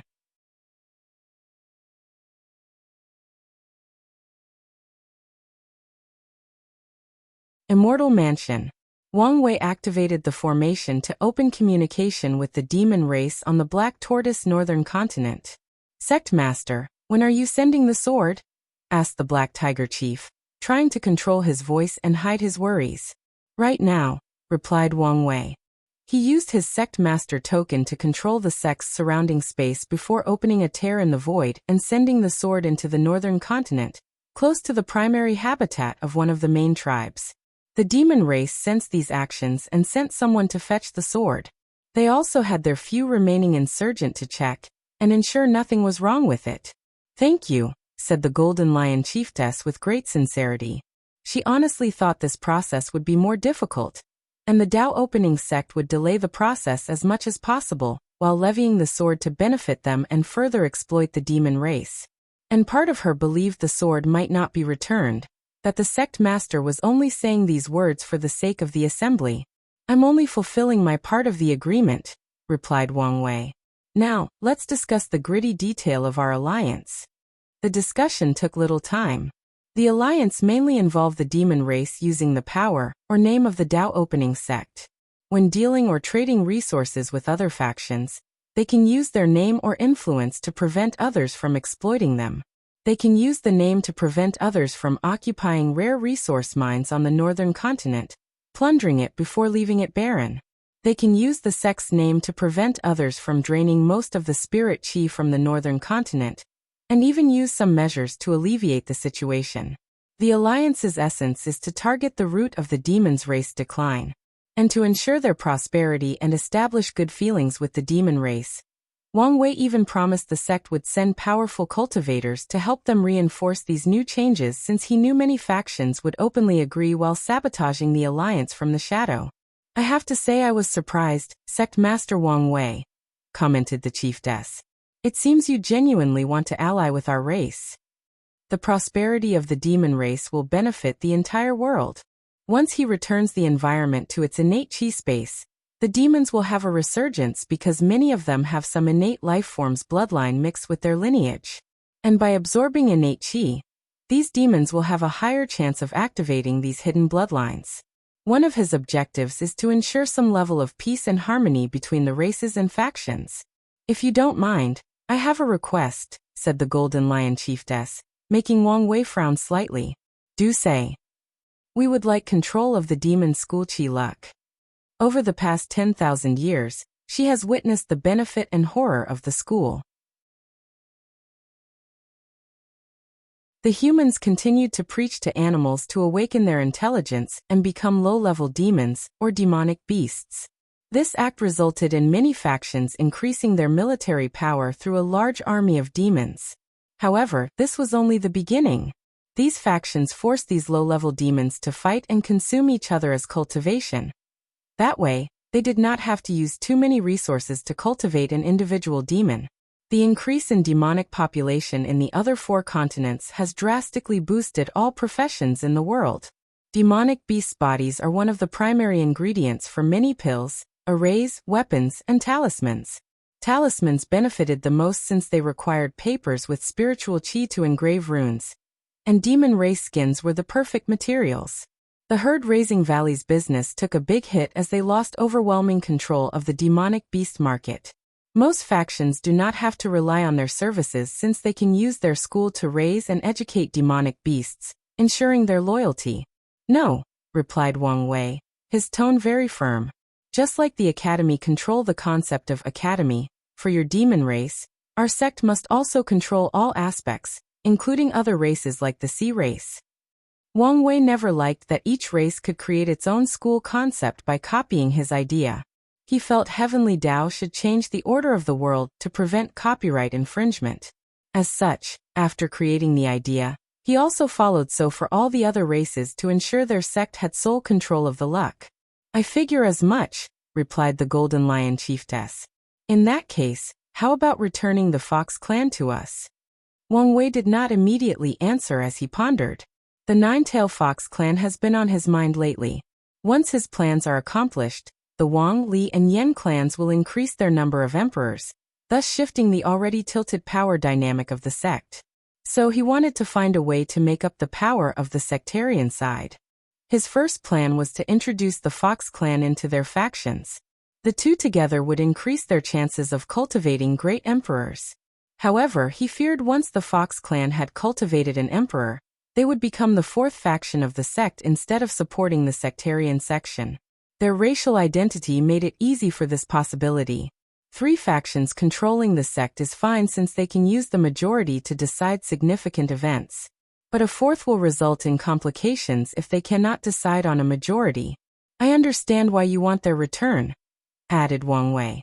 Emperor bloodlines are very important to the demon race. After a great emperor prove the Tao, their entire race's bloodline will also benefit. It is the same for humans, but it is not as apparent for them because the benefit of great emperors manifests more in the luck of their sects or clans. However, the current situation is the result of your poor management. If you want them to return, communicate with the Fox matriarch and convince her. The chiefess sighed as she knew this was unlikely to succeed. Their tribe treated the Fox clan poorly, to the point they saw no choice but to defect to the human race. I will try. Wang Wei nodded but did not continue the topic. After signing the alliance agreement, he ended the conversation. Have you decided what to do with the Fox clan? Asked Origin One. No, but am leaning toward making them die-hard allies like the Eternal Dream sect. Are you not worried they would return to the demon race? I know they will return, but only after cultivating a great emperor. Before them, we only need to support them to the best of our capabilities. And generations later, we will have a solid ally when they succeed. It's good you are thinking long-term. Origin One knew it was rare for young people like Wang Wei, who only has lived about 100,000 years, to consider things in terms of generations. I suddenly remember, did we ever find someone to cultivate the dragon sovereign Qi? Yes. Was it another immortal venerable? No. It was one of the sealed quasi-emperor. He fit perfectly with the Qi. Can mortal refine immortal Qi on their own? Is there a difference between an immortal doing it, or even with a great emperor's help? Yes, replied Origin One. The core issue is the immortal mansion. Immortal venerables require it to produce more Qi by converting it from outside energy sources like spiritual Qi. The problem with mortals refining immortal Qi is that they usually have to rely on a single string to create their immortal mansion, a process that requires a ton of time. Then, they must consider whether their bodies are strong enough to bear the power of the immortal mansion, or whether their soul is strong enough to control it. After all of these issues, they have to survive immortal tribulations, explained Origin One, who paused to gather his thoughts. If an immortal venerable refine a new Qi, they only need to fine-tune their immortal mansion to adapt to the new Qi and ensure they understand it enough to control. As for great emperors, they can refine the immortal mansion that is best suited for someone, ensuring a higher success rate of quality, which dictates the leaf strength of immortal venerables. Wang Wei understood his meaning. The higher the purity of a Qi, the higher the leaf strength of the immortal venerable. In other words, immortal mansions refined by great emperors granted cultivators a higher chance of becoming a 9-leaf immortal venerable. Is there any way to accelerate the process? Wang Wei asked. Yes, we can use immortal, Tao, and even innate resources to help create immortal mansions. So, that's the real purpose of innate resources. Correct. They are wasted when used on mortals. Innate resources can help increase Qi, help with grand Tao source comprehension, and are overall better suited for immortal tier powerhouses to use. Wang Wei agreed with this statement.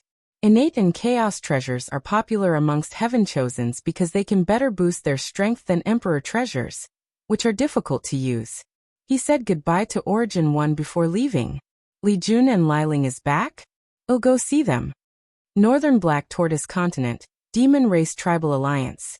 After the meeting, the chiefs and chiefess looked at someone that did not show up but witnessed everything. Nevertheless, everyone present seems to have a sense of awe and reverence for him. What do you think?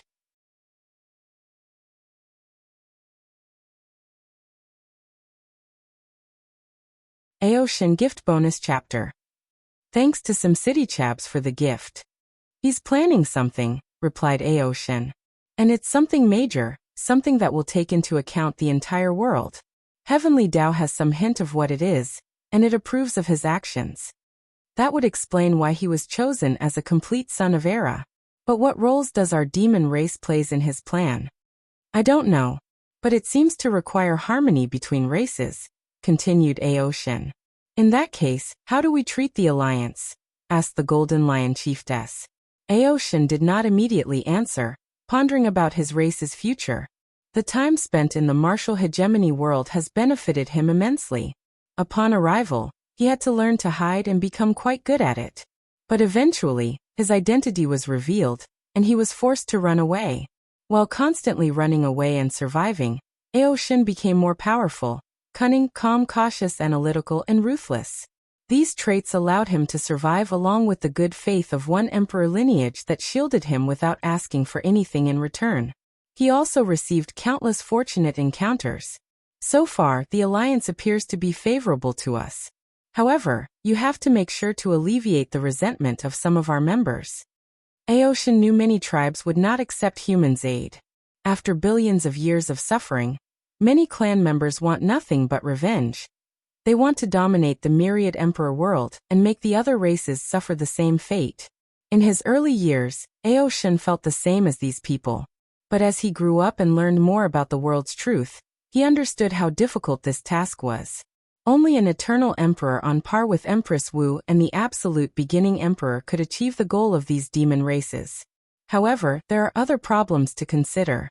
If he overthrew the human race as the protagonist of the myriad emperor world, the founders of the most powerful factions might intervene. Aoshin learned the true foundations of these sects are the people who have ascended and achieved higher realms in the upper dimension. These people would never allow the destruction of their factions, or the enslavement of the human race. Aoshin became depressed after figuring out this truth. And a few hundred years ago, when he learned about the closure of the lower dimension, he thought his plan might work. However, his cautious nature made him analyze things thoroughly and realize he would suffer the one suffering consequences if he annihilated the human race. These founders and previous emperors would never allow him to survive in the upper dimension. And Aoshin eliminated the possibility of hiding in the lower dimension, since he wanted to continue his cultivation journey. After mulling over the situation, Aoshin realized that he needed to change his primary objective, and not let hatred cloud his judgment. After becoming an eternal emperor, his goal should be to lead the demon race to prosperity and rival the other factions. He needed to take this rare opportunity of an upcoming era to ensure that the demon race dominated that era. And after years of prosperity, the demon race can rejuvenate itself and become one of the most potent factions in this world. I'm worried about them too, commented the Black Tiger Chief. Hatred ran deep in many tribe members, and they could affect this alliance. I will talk and explain the situation to them, said Aoshin. But if they cannot control themselves for the overall betterment of the demon race, we will eradicate them. Is this necessary? I've already explained the entire situation to all of you. So, you should understand that hatred is detrimental to our future. We do understand. But you cannot expect many of us to suddenly forgive the humans. I don't expect you to. I just want you to be able to control your hatred and not let it affect the general situation," explained Aoshin. "Our demon race is so close to liberation. I don't want anything to affect us, especially our own kind." "You're right. I will try to appease them," said the Golden Lion Chiefess. "Good. What about the cultivation technique I gave you? How are things proceeding?" "Not very good. Our race is not very good at adapting to new things." Aoshin frowned. One of the main reasons the demon race has become so weak is that humans exploited this weakness. They destroyed most of the race's knowledge and cultivation techniques. Most demons have to rely purely on absorbing spiritual chi to nourish their bloodline. That's all many people use for their cultivation. The cultivation method is so basic and rudimentary. Emperor bloodline tribes can use this method to reach the quasi-emperor realm. However, cultivation is extremely difficult for other tribes with lesser bloodlines. Aoshin knew the demon race's inheritance was not completely gone. Tribes like Golden Lion, Black Tiger, Golden Rock, and others have some inheritance remaining. These inheritances included ways to temper bloodlines and techniques that allowed them to use their bloodline to create domain or blood dharma. Using these inheritances, years of trials and errors, and a touch of fortune, they finally had one bloodline achieve atavism, resulting in the creation of Aoshin, an innate dragon. Unfortunately, these tribes are adamant about keeping their inheritance amongst themselves and don't want to share it for the demon race's advancement and prosperity. Aoshin concluded the tribal system itself was one of the reasons for the demon race's current decline. So he wanted to change things. He created a new cultivation system after analyzing the martial hegemony world's martial art system, the origin system, and the bloodline inheritance he received from his innate dragon bloodline. Aoshin had his world views opened after experiencing life in another world community. He realized it was wrong for the demon race to rely too heavily on its bloodline. Because of the inherent designs and culture of the race, bloodline will inevitably be their primary form of cultivation. But they should not rely entirely on it. Aoshin designed his cultivation method to involve the soul, Tao heart tempering, and law comprehension. Bloodlines have the natural ability to temper the body, but he optimized this ability based on his martial art understanding. He created a stage where the demon could fuse their laws into their bloodline to pass them down. Then, the next generation can use these laws to cast divine abilities and comprehend laws, but they cannot over-rely on them. They have to understand their own laws, fuse it with their bloodlines and repeat the process from one generation after another, ensuring the prosperity and development of every tribe. "You need to be more active on this task," said Aoshin with seriousness. "If our demon race wants to rise, everyone has to work together and put in the effort. This cultivation system, although still flawed, will greatly benefit our race. It is a path of change or evolution. We will try to follow by example." The elders understood one of the core differences between humans and demons was their conservative nature and aversion to change. Humans, by nature, like to evolve and change. It's in their blood to evolve and adapt since it was the only way to survive in ancient times. However, after settling down and becoming the dominant race of this world, humans became conservative because of their culture and customs.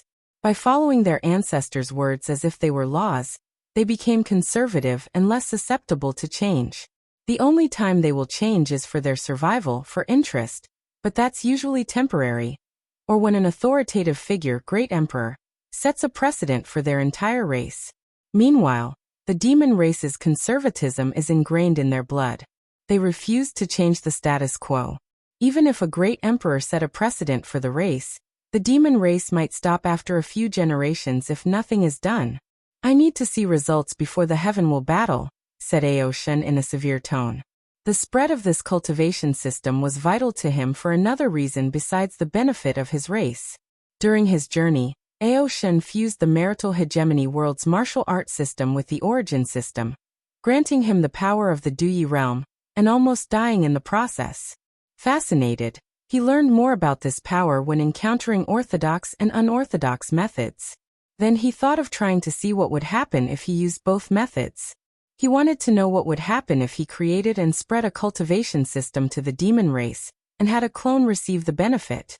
Then he would fuse it with his current body that already had Dui realm. Although this method might fail, it was worth trying, he thought before dismissing everybody and returning to his cultivation seclusion. Aoshin took out a golden light of merit that floated in his palm. Hopefully this is enough for the heaven path tribulation, he muttered.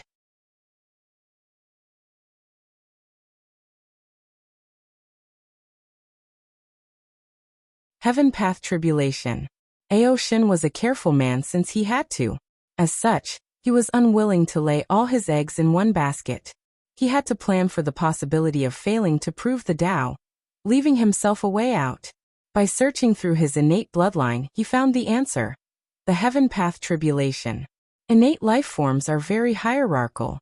Often the rank in which they are born determines their status. A dragon born with the power of Saint Realm will have a higher position than one taken with the void-shattering realm. However, they can still cultivate and improve. Moreover, innate life forms had to evolve and change to survive against acquired life forms during the ancient war. And the main reason for their strength was the heaven path tribulation, which allowed Tier 9 innate life forms to enter Tier 10, on par with great emperors. After the tribulations, true heavenly Tao will bless their innate laws, allowing them to compete with the great emperor's grand Tao source. The Tier 10 innate life forms are called primarchs and are divided into 6 stars. The first star is equivalent to Immortal Venerable, the second star equals Tao Ancestors, the 3 stars were on par with third-class Great Emperors, and the 6 stars equal Eternal Emperors. The appearance of the Heaven Path Tribulation provided innate life forms the advantage in the war, but it was only a brief one. With their ingenuity, humans quickly discovered that after transferring innate bloodlines into their bodies and developing them to the point of awakening innate laws, they could also undergo tribulation and become primarchs. The only downside was the tribulation was 100 to 1,000 times more difficult for them. But that did not stop many people. Aoshin learned that Heavenly Tao would not prevent him from participating in the Heaven Will Bat, because of his identity. However, if he wanted to participate in the tribulation after the battle, he needed to pay the price, hence why he gathered the merit. He plans to become a 6-star Primarch if he fails to prove the Tao. Then, he will protect the demon race in the upcoming era. After a while, he will refine his body and power into a race-protecting treasure for the demon race before going into reincarnation and trying again. Aoshin's ambition is to be an eternal emperor, since it is the best path of cultivation. Once a Primarch left their chaos world, they would be as weak a chicken before an emperor. Unless they can turn their innate laws into primordial laws or cultivate a body on par with fiend gods. He did not want to spend his entire life limited by the chaos world, nor did he know how to transfer his innate law into primordial law. The best course of action is to walk the emperor path. Aoshin placed the merit away, thinking about how he could gather more since he did not know whether it was enough. The demon race needs a better intelligence agency. He realized how little information he could gather with the current system, which was dangerous since he knew little about his competitors. Therefore, he decided to take this matter seriously and oversee the process himself. Central Continent, Emperor Enlightening Academy. Headmaster Songli ended the conference call with a pondering look. Maybe her decision is correct. His mind traveled 300 years ago, after the deception trial. Su Shi asked for a meeting with the Academy's upper echelons. I want to prove the Tao in another world community. No one responded to her because of the shock of this sudden news. Su Shi, do you know what you are saying? Asked Songli after regaining his composure. Proving the Tao in another world will mean you are now a foreigner. Even if you leave your inheritance to the Academy, we won't receive any luck or destiny. Su Shi was aware of the consequences since her actions were frowned upon. After becoming an emperor, even if she left her artifact, scripture, array, and other resources for the sect, she would technically not count as the Academy's emperor since they would receive no luck or destiny. Even if she preached the Tao in the myriad emperor world, there would be no benefit since she is a foreign emperor. I understand the consequences, she explained. But after the trial, I realized my chances of winning the final battle were slim, and I cannot afford to lose. The elders were quiet as they knew about the trial. They were once excited about their heaven-chosen breaking the barrier between mortals and immortals. But then they soon learned that all the other participants from the myriad emperor world did the same. And Wang Wei even achieved 6-leaf strength, and there was the possibility this level was not the limit of his power. I am sure we can find another method, commented a teacher. Or we can still wait for another generation. Many people favored Su Shi over Lin Fan, because she inherited all his positive qualities, not the bad ones like his lust. The only issue they had was her obsession with reviving him. However, as long as she could rein it a little, it would be the perfect driving force without interfering with her cultivation. There is always another way, chimed another teacher. They did not want to lose the opportunity to become a sect with 2 eternal emperors. And with Su Shi's talent, she would definitely become an eternal emperor. For more chapters, please visit pan0vl.com. My husband's existence was affected when he died, so he cannot wait too long before I can revive him. To reconstruct his existence, I need to become an eternal emperor in this generation. Songli frowned as he knew that existence reconstruction was not something any eternal emperor could do. But that was not the main issue. You know, Heavenly Tao will not allow foreigners to access their world imprints? Every living being has an imprint based on the world they are born. It is that imprint that identifies them as citizens of a world. The identity token that allows foreigners to participate in another world's heaven will battle worked on the imprint. And sometimes, when reviving someone from the dead, the imprint is necessary, as in the case of Lin Fan. I'm fully aware. But I can find another method or make a deal with the myriad emperor world's emperor to help. No one said a word as they could see she had made up her mind. Her obsession with reviving Lin Fan had finally reached an uncontrollable point. A new era of change, prosperity, and conflict is coming, stated Su Shi calmly.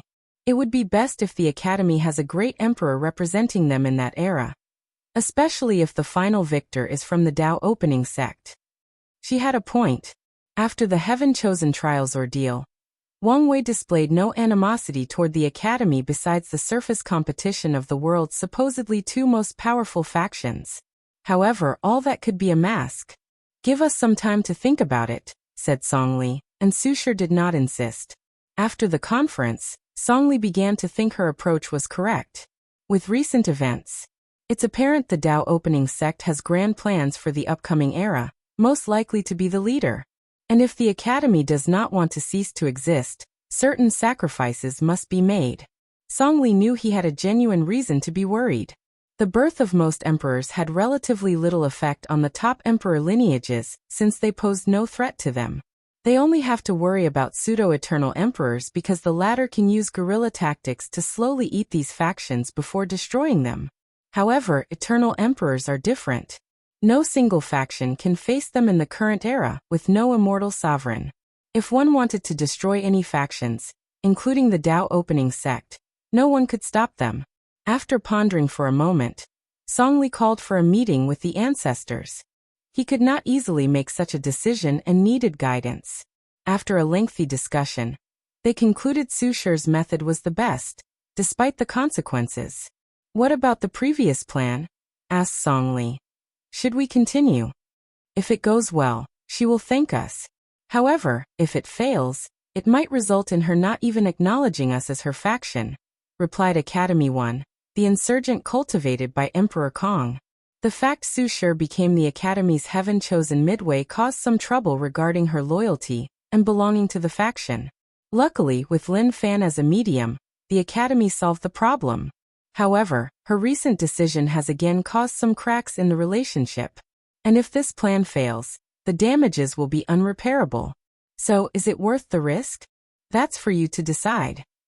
Songli was speechless. He came here for guidance, not for him only to bear the burden of this choice. He exhaled out loud before being firmed. Let's do it. He took out a talisman to contact someone. Su Guan, you can do it.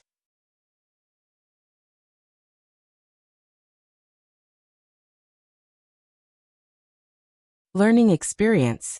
Su Guan sat in a room with his daughter, sweating all over his head and body. He took a cloth to wipe the sweat on his face before setting up the table. You need to lose weight, commented Su Shi. How can a cultivator be fat? That is a sign of prosperity. Anyway, it does not affect my health or combat ability, rebutted Su Guan, and he was telling the truth. Unless by choice, preference, or a weird physique, most cultivators are fit because fat is considered an impurity of the body and will be dispelled through the process of cultivation. Nevertheless, some cultivators enjoy looking plump and choose this way as an aesthetic. So what brings you to see me? Asked Su Shi, deciding not to interfere in her father's choice. Do I need a reason to come see my daughter? True. Su Guan nodded before taking out something from his space ring and handing it to her. She was surprised as she had never seen something like this, despite her wealth of knowledge. What is it? Some kind of shoes? It's called a heel. About a month ago, the Dao opening sect began to sell this new and strange footwear. The popularity has reached the point that it's gotten to my radar. They looked beautiful, praised Su Shi before trying them on. Comfortable too. That's what all the women who tried it said, stated Su Guan. According to our commerce's predictions, this industry will soon become another staple business for their sect. Su Guan sighed out loud. Why do these powerful sects keep getting richer? Shouldn't they have enough? They could leave some opportunity for us peasants to struggle. Su Shi ignored her father's complaints.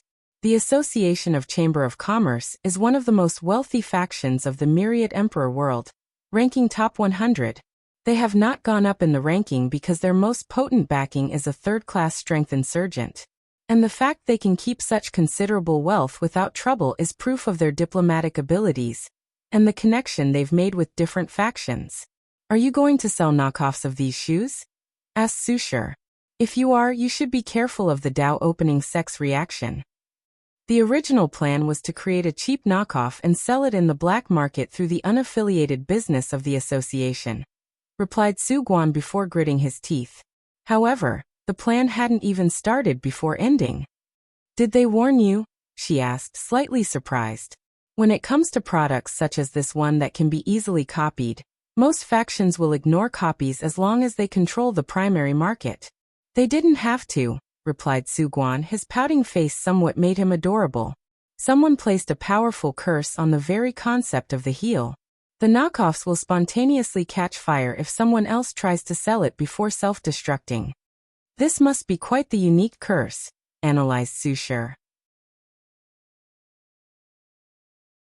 If they are willing to go such extreme for this product, then you shouldn't get into this business. I know this. I'm worried other people will begin using similar methods for other products. You don't have to worry much. How many people do you know can use such a curse? Even if any faction spent years cultivating a curse master, they might not reach that level, reassured Su Shi. She then took out the heels and admired how beautiful the design was. Then she frowned. I know.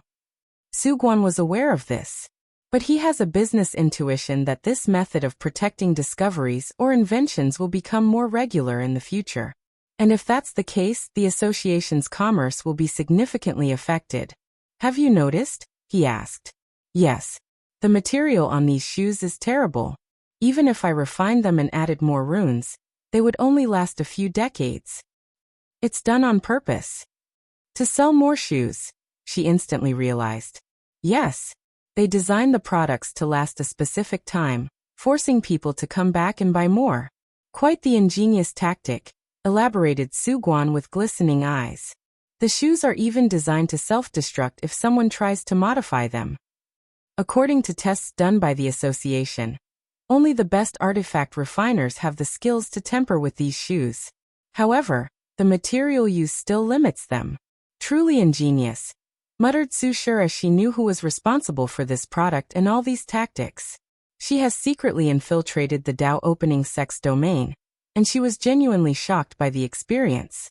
It was like a completely different place from the rest of the world. The mortal had created a civilization entirely based on puppetry and constructs. They were educated, healthy, well-fed, and generally happy.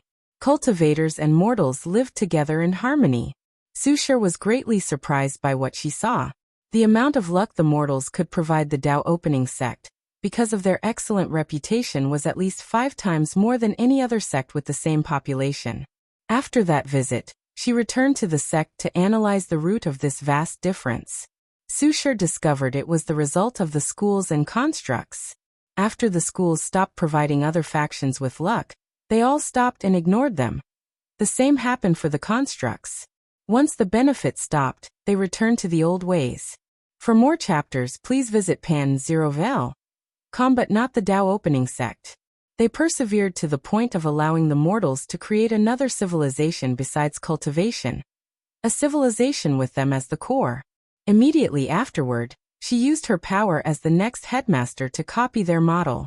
However, Su Shi discovered the main thing preventing her from reaching the same success level as the Dao opening sect is the inability of the academy's students and teachers to look at mortals with equality.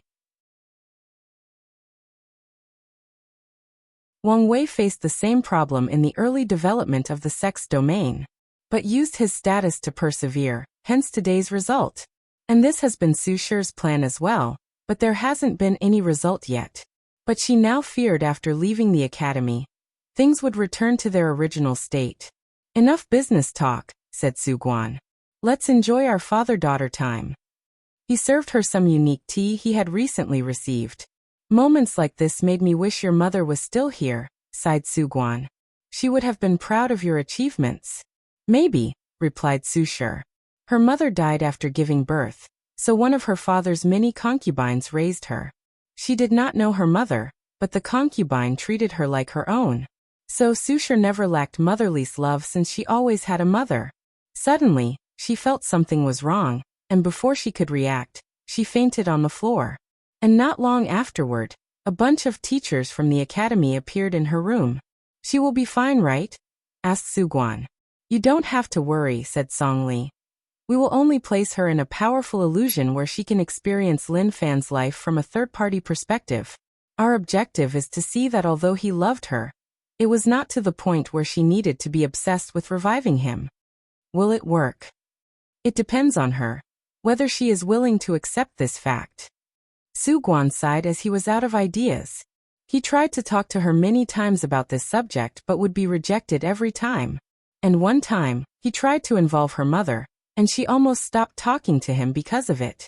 As a last result, he had to rely on the academy's extreme method. Shire, I'm sorry, but this is for your own good. Su Guan not only cared about the prospect of his family once his daughter proved the Dao, but he genuinely wanted her to be happy. And Lin Fan has become a roadblock to that happiness. Moon, ancient aristocratic clans. Hu Fenghuang opened her eyes, and the power of innate laws emanated from her body. She sensed someone outside her room, and controlled the formations to allow entry. Pa en dan 0 vel. C0M father. How are things? Asked Huaru after saluting his daughter.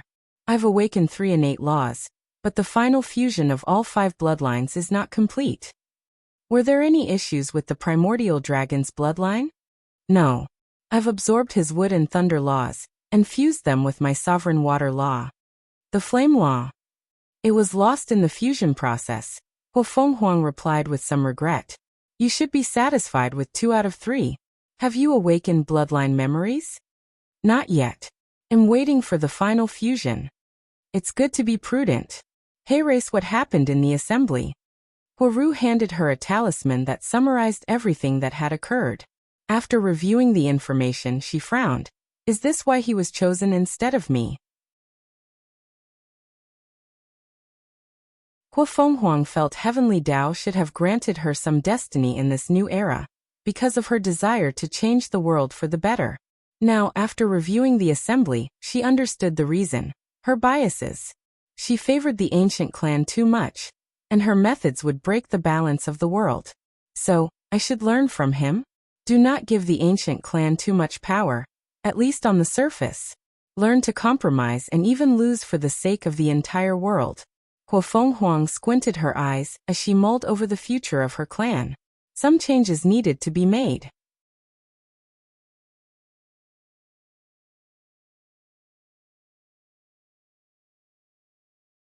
Li Jun's encounter. Pan DN0VL Origin Weapon Mountain. Chun ended the formation, deep in thought. The past few years have not been kind to him. He did not show up in the early stages of this glorious age, waiting for the opportune time. During his time in hiding, Chun was confident he was par with all the other heaven chosens. His competition with Tong Ruobing was proof of his prowess. Unfortunately, everything changed after she encountered a man named Wu Ming. Chun did not know what she got from him. But after that encounter, she easily surpassed him, frustrating him beyond words. And things worsened when he encountered heaven chosens like Wang Wei, Feng Heng, Hu Feng Huang and others. He realized these people were in a class of their own, and his rival, Tong Ruobing, was now part of this class. Chun's ambition has always been to create the most powerful artifact in history, surpassing the all-encompassing mirror that the refiner ancestor created. The mirror is, without a doubt, the most powerful artifact of the myriad emperor world, despite the refiner ancestor being only a pseudo-eternal emperor. Chun wanted to create the most powerful artifact of the lower dimension, surpassing all artifacts in the lower dimension. And without proving the Tao and becoming an eternal emperor, he could not accomplish his goal. After sighing in desolation, Chun took out a booklet from his space ring. A pondering look deep in his eyes. 200 years ago, he received a fortunate encounter that could change his life. It was the inheritance from a foreign heaven world named Mechanized Puppet World. He did not know this inheritance was in the Myriad Emperor world, nor did he care. The cultivation system of that world involved created a puppet that is empty inside, and the cultivators can enter to control. The puppets are essentially operated armors. That's the best way Chun could describe them. Chun did not care for the novelty of this system. In his eyes, these puppets were nothing but well-crafted magical artifacts used in another system. Furthermore, he could see the flaw in this system: reliance on foreign aid. The cultivators who controlled the puppets were naturally weak, having only cultivated their spiritual power to control the puppets better, and have the ability to create and update them. In the later stages of this system, cultivators can create law puppets, but they still have to summon their puppets from their sea of consciousness when needed for battle. If someone is fast enough, they can take advantage of this flaw. This issue is solved only after the heaven will battle. After proving the Tao, the cultivator will inherit their puppet's power, while the artifacts will become something similar to a proving Tao artifact. A technique considered forbidden in the mechanized puppet world allowed the cultivators to fuse with their mechanized puppets permanently, to eliminate the boundaries between flesh and metal, human and puppet, to eliminate the boundaries of self and tool. The moment Chun read about this technique, he thought about fusing with an emperor-tier puppet. Of course, reasons told him that was impossible, but he still could do it for an immortal tier 1. However, this technique had a high failure rate, and the consequence was worse than death. He previously rejected taking such risks. But now, as he watched his peers surpass him, as he sensed the upcoming era, he hesitated. Was the risk worth it? That's all he could think about. Chun spent the next few hours thinking to himself, asking not to be disturbed. Then he gritted his teeth as he made a decision. Tell the elders I'm going to the refiner paradise world. Chun believed that he had a higher chance of success if he refined the immortal tier puppet himself. And only in places like the refiner paradise world, where refining masters can prove the Tao only based on their skills, would grant him the skill to achieve such a feat. People reacted differently to the assembly. However, one consensus that every participant agreed upon: a new era of strife was upon the world, and the son of an era had a plan for that era. After finishing the negotiations, Wang Wei headed to Li Jun's mountain to meet the latter. It has been a while since they talked and interacted. After serving tea, the three reminisced about what had happened to them. Nothing exciting occurred for a while, explained Li Jun. After receiving the talisman from the ancestor, I went into retreat, even using the time formation. You must have gotten quite the result, asked Wang Wei. Indeed. I realized how much I underused my physique. As long as you learn. Liling, what about you? A lot occurred. I received the ancestor's talisman right after the automatic cauldron succeeded in producing heaven-grade pills. And with what I learned, Saint pills won't be a problem. That's good news, nodded Wang Wei. What about the acquired source rune physique I mentioned? I've succeeded, she replied before raising her hand, displaying as it turned into a hand made of runes. I've turned all the cells in my body into runes, as you suggested. But why do I feel you're not that excited? I am. It's just that pill refining talent also involved flame control, herbology, purification, and runes.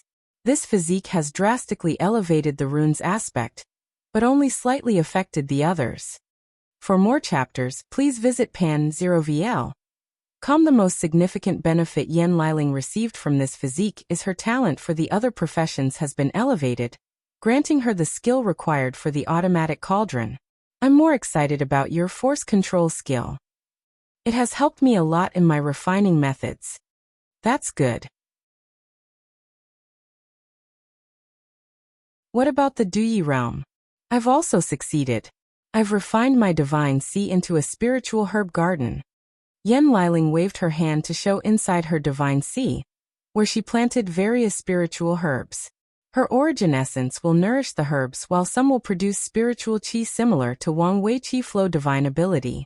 Although it is only the first stage, I'm satisfied, she concluded. Wang Wei nodded before looking at Li Jun. Nothing yet, he replied, slightly embarrassed. It seems your cultivation talent is lacking a little, commented Wang Wei, and Li Jun agreed. His battle talent is on par with the likes of Feng Heng and other heaven-chosen that have broken the boundary of mortal and immortal. However, his talent for cultivation, as in going through realms and comprehension, was lacking to them. This might help, stated Wang Wei as he took 2 small purple orbs. 2 strings of chaos qi? Yes. After close to 100,000 years, I've condensed these 2 from innate qi, commented Wang Wei. After spending more than 90,000 years listening to his ancestors preaching, his qi flower ability produced these 2 strings. Have one of the insurgent ancestors wash your body and soul with these qis. It should increase your cultivation talent. Li Jun was not hypocritical by rejecting something that he truly desired, especially since it came from his brother, so he calmly accepted the offer. I may have another way to help you, but I don't know if it will work. What is it? Wait until I know if it will work, and I'll tell you. What's with all the mystery? Complained Li Jun before sipping his tea. I just don't want to give you false hope. Whatever. He could wait. Before I forget, announced Wang Wei. Don't forget to lend your talisman to the ancestors. It might be helpful to them. We were just thinking this, added Yan Liling. We've learned so much from the ancestors and hoped the entire sect would benefit. I'm sure they will. Wang Wei suspected the ancestors left something for the sect's insurgents. And when he started dealing with Origin 1 instead of Sword 1, he confirmed his theory. We also have something for you, said Li Jun before handing him a talisman containing a memory. Intrigued, Wang Wei activated it and saw a scene from a few days ago. Li Jun and Yan Liling were walking in a forest, traveling throughout the world while flirting with one another. The couple wanted to take this opportunity to have a vacation after spending so long not seeing each other. Then out of nowhere, a flaming meteor came crashing from the sky, blocking their path. After the dust clouds blew out, a handsome young man dressed in flame-red robe appeared before them. He had soft skin, and a noble and elegant aura naturally emanated from him. However, deep in his eyes was a very well-hidden cunningness. You're Li Jun and Yan Liling, correct? Wang Wei's guard dogs. Li Jun calmly looked at him before answering with a smile. We are. And who might you be? Yang Guowei. Am I supposed to know who that is? Continued Li Jun despite lying. He knew who this man was from the Fate Shadow Guards. From the Yang family, added Yang Guowei, his eyes twitching slightly. Oh, you're the cheater 9 Sons Emperor's offspring.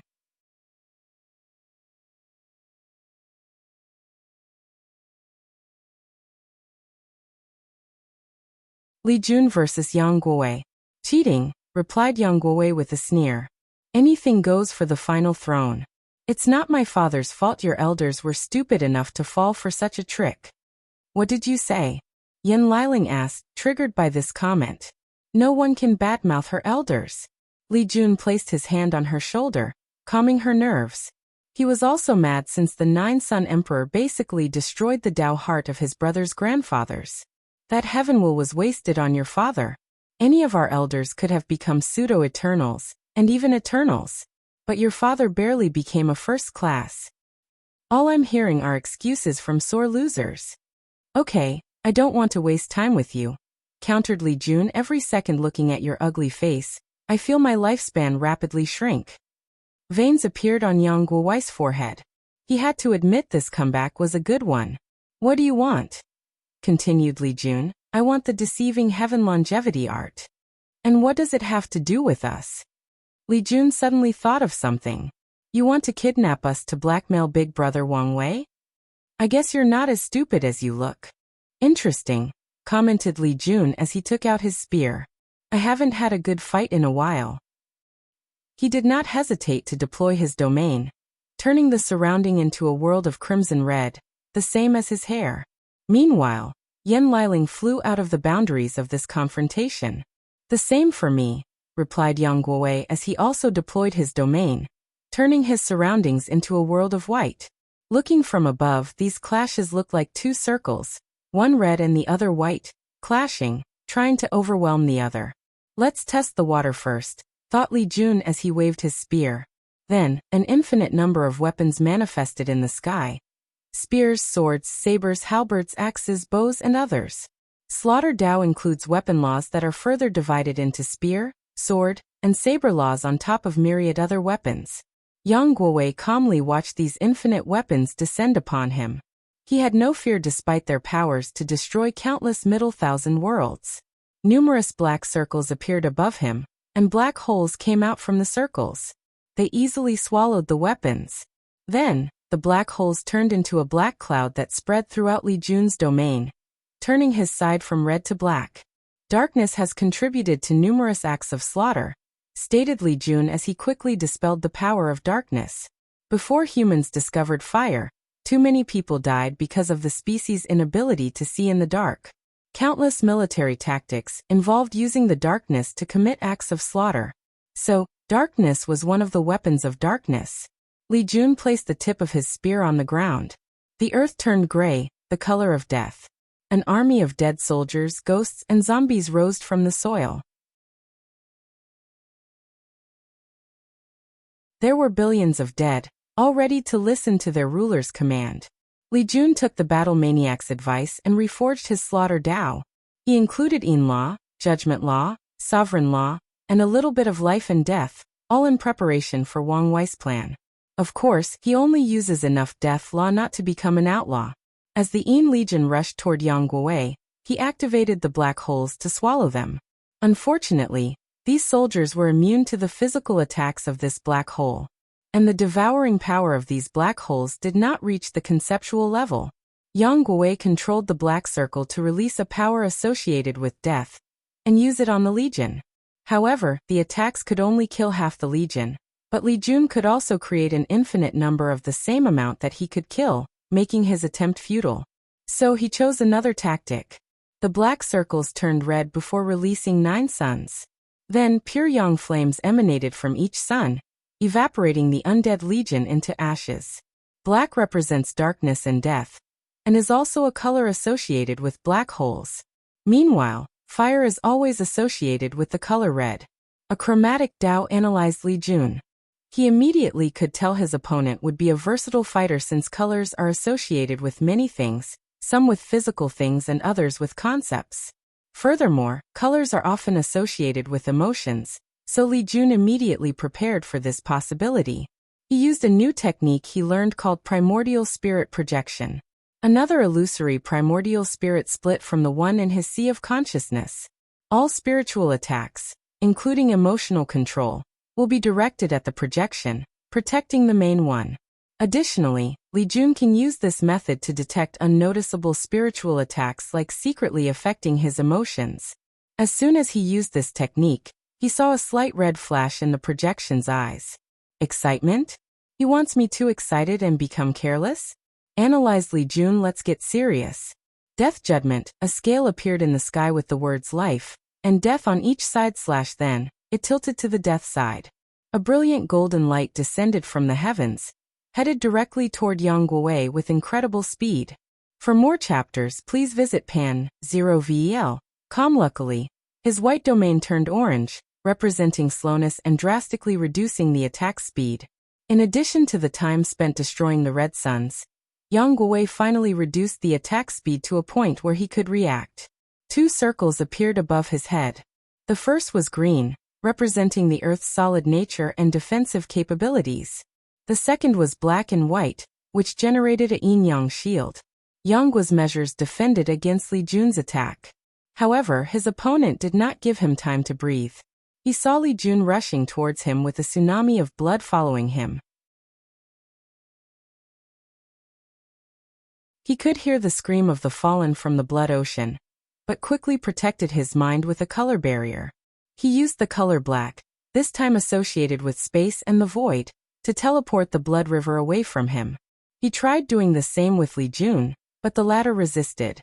Yang Guowei had to defend against Li Jun's spear. So at the last minute, he condensed his domain into a protective barrier before him. Boom! The clash made the surroundings tremble as the space broke apart. The trees flew away, mountains broke, and rivers dried up. Li Jun slid backward because of the shockwave. Meanwhile, Yang Guowei was perfectly intact. At least, that's how it appeared. Splash! Yang Guowei spat a mouth of blood, and his complexion became paler. What? I blocked that attack. Absolute control of the domain is one of the main requirements to enter the Supreme Realm. And not many people, including his peers, can condense it into a protective barrier right after entering the Saint Realm. As such, he should have blocked the attack. Yang Guowei immediately used the yellow color that represented plants to heal himself. Unfortunately, this method failed as he sensed his body rapidly become weaker. He tried the color gold, which represented light and also healing. It was the same result. He rapidly analyzed the situation before things reached a critical condition. What is the greatest cause of death throughout history? He muttered. Sickness. It was not cultivators, mortal strife, or the environment that caused the greatest death throughout history. Sickness. Trillions upon trillions of mortals die every day because of disease. You figured it out, commented Li Jun. Birth, aging, sickness, and death. The 4 fundamental aspects of life. Yet, cultivators have removed this aspect from the equation. I think it was about time for that to change. 5 colors appeared before Yang Guowei as he continued to cough blood and get weaker. According to medicinal theory, sickness results from an imbalance of the 5 elements.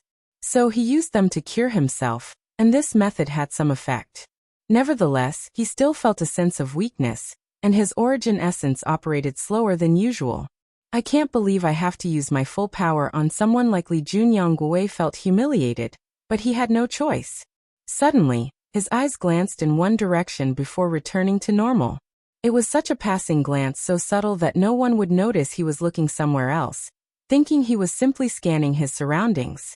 Then, Yang Guowei took a talisman and disappeared, making Li Jun and Yan Liling frown. Wang Wei finished watching the fight through the talisman. What's your analysis on him? He appeared prideful because of his emperor offspring identity. However, I feel like this is nothing but a mask. Given who his father is, he is most likely as cunning as the latter. I would not be surprised if he tried a similar tactic as his father, commented Li Jun. He's definitely ruthless and willing to do anything for his goal, added Yan Liling. During the entire fight, I felt he kept an eye on me secretly. I think he was scheming on kidnapping me to get you to surrender. Really? I didn't notice this. Yan Liling was very sensitive because of the recent improvement of her soul and new physique. So she felt his malice. The question is why he suddenly left the fight when he seemed prepared to go all out, questioned Wang Wei. He sensed something and looked outside. Li Jun and Yan Liling felt the same thing and observed the sky outside. There was a vision of golden clouds accompanied by the sound of the Tao, which covered the entire world. The group calculated the reason and learned someone in this generation had already broken into the Supreme Realm, surprising everyone. Most Heaven Chosens were still in the void-shattering realm, with a few entering the Saint Realm. But someone had become a true monarch out of nowhere. Wang Wei divined more information, but only learned it was a sealed heaven chosen who cultivated. However, something blocked other details on the ladder. While pondering on the person's identity and whether they had a purpose for cultivating so fast, Heavenly Tao suddenly sent a message to all cultivators in the world. And it involved this generation's cleanup.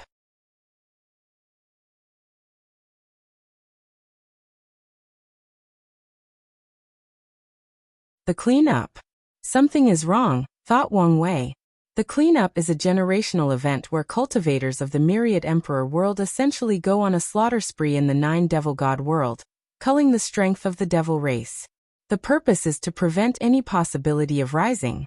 Although it was a generational event, not everyone participated. And sometimes only a few people do so, mainly loose cultivators, since it is an excellent opportunity to gather resources in another world. This event had the most significant after the devil era. Back then, cultivators were full of hatred and animosity and took it out on the surviving race. In the next few generations after the end of the era, the devil race was almost extinct because of how much people hunted them down. Typically, the cleanup should not be important in this generation, nor did it warrant an announcement from Heavenly Tao. But this has changed today because the cleanup involved the Heaven Will battle. Heavenly Tao announced that participants needed an entry token to participate in this generation's Heaven Will battle. The exact date will be after a certain number of Heaven Chosen enter the Supreme Realm. And the permit will be acquired based on the number of devils killed during this generation's cleanup. Wang Wei pondered for a moment. The system of entry tokens is not new regarding Heaven Will battles. Most of the time, any individual can participate in the battle as long as they are recognized citizens and do not have karma from the previous generation. However, Heavenly Tao sometimes uses the entry token system to weed out too many participants. There must be some anomaly with the 9 devil god world for Heavenly Tao to use this method. Furthermore, the token system might have lasting ramifications in this generation's battle. Wang Wei took a talisman to contact Wang Ju. A few minutes later, a massive shadow appeared in the room he was in, and a book manifested from the shadow, landing in his hand. After quickly reading it, he handed it to Li Jun and Yan Liling. According to the Sleeper's archive, near the end of the new Emperor era, something similar occurred where Heavenly Tao used the entry token to cause severe damage to the 9 devil gods world. And it was because an unparalleled genius had appeared in their race that needed to be eradicated. Interesting, thought Wang Wei. The devil invasion has some connection to a true devil in the upper dimension. So he is interested in the devil race and their history. He chatted with the two for a while and set up an elder meeting to discuss sect matters. Wang Wei then flew home to see Wu Hong. Are you coming to ask me about the true devil responsible for the devil race's actions? She asked while drinking tea. She was not reading but painting. Yes. I don't know much since he was dealt with by the time I ascended. And my memories are incomplete, she continued. The situation has always been weird to her for some reason, and it was not just because of her missing memories.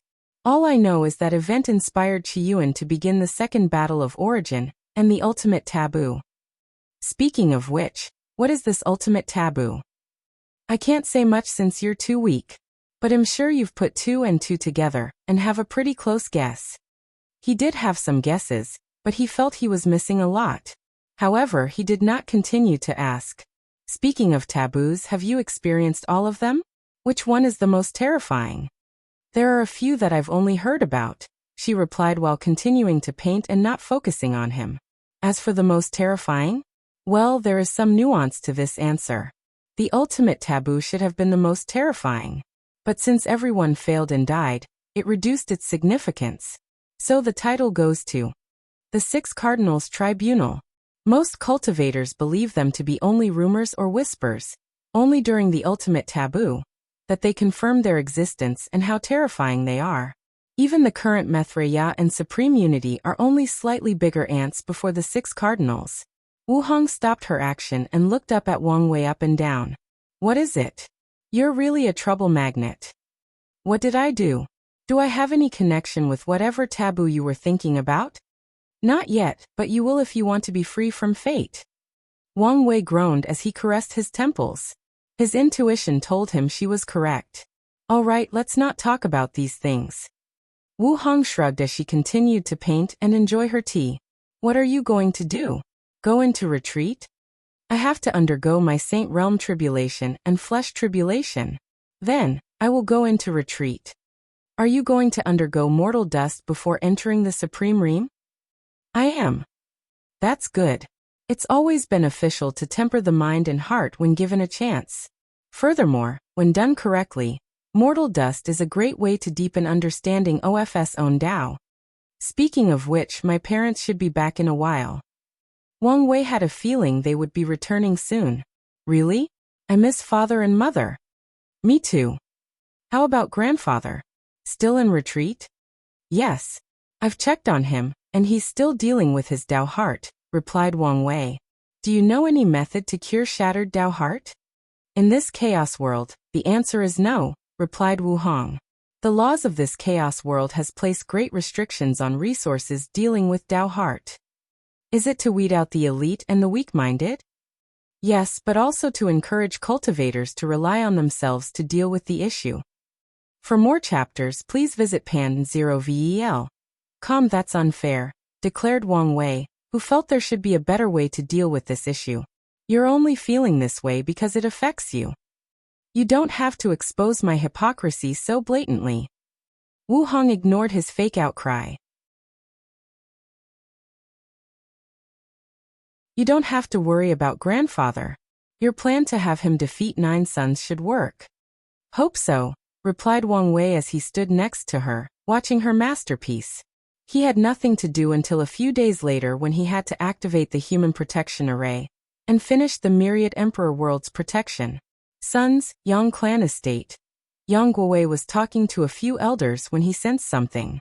He dismissed everyone before activating the room's formation, showing the figure of a hidden figure cloud in darkness. What is it? He asked. How are things proceeding? It's only been a few days. The dark figure paused as they sensed something in Yang Guowei's tone. Are you still mad about the other day? No. You should know it would have been impossible to kidnap them without alerting Wang Wei.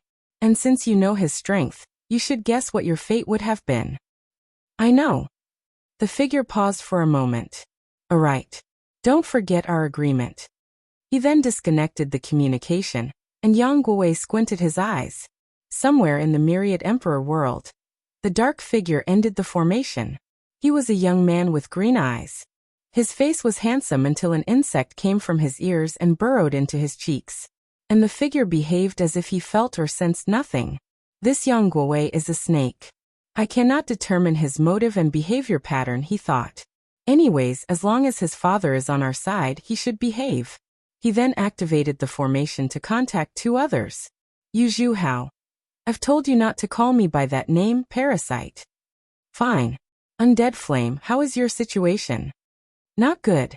I think the Fate Shadow Guards have spotted me. So soon. They knew they could not hide for long, but the longer they could, the better the situation was for them. I think they are only suspicious. But some people have been monitoring me and my contact with the corpse selling sect. You need to be more careful and better hide your track. I will. Parasite then looked at the second individual. Designer, how are things on your side? Excellent.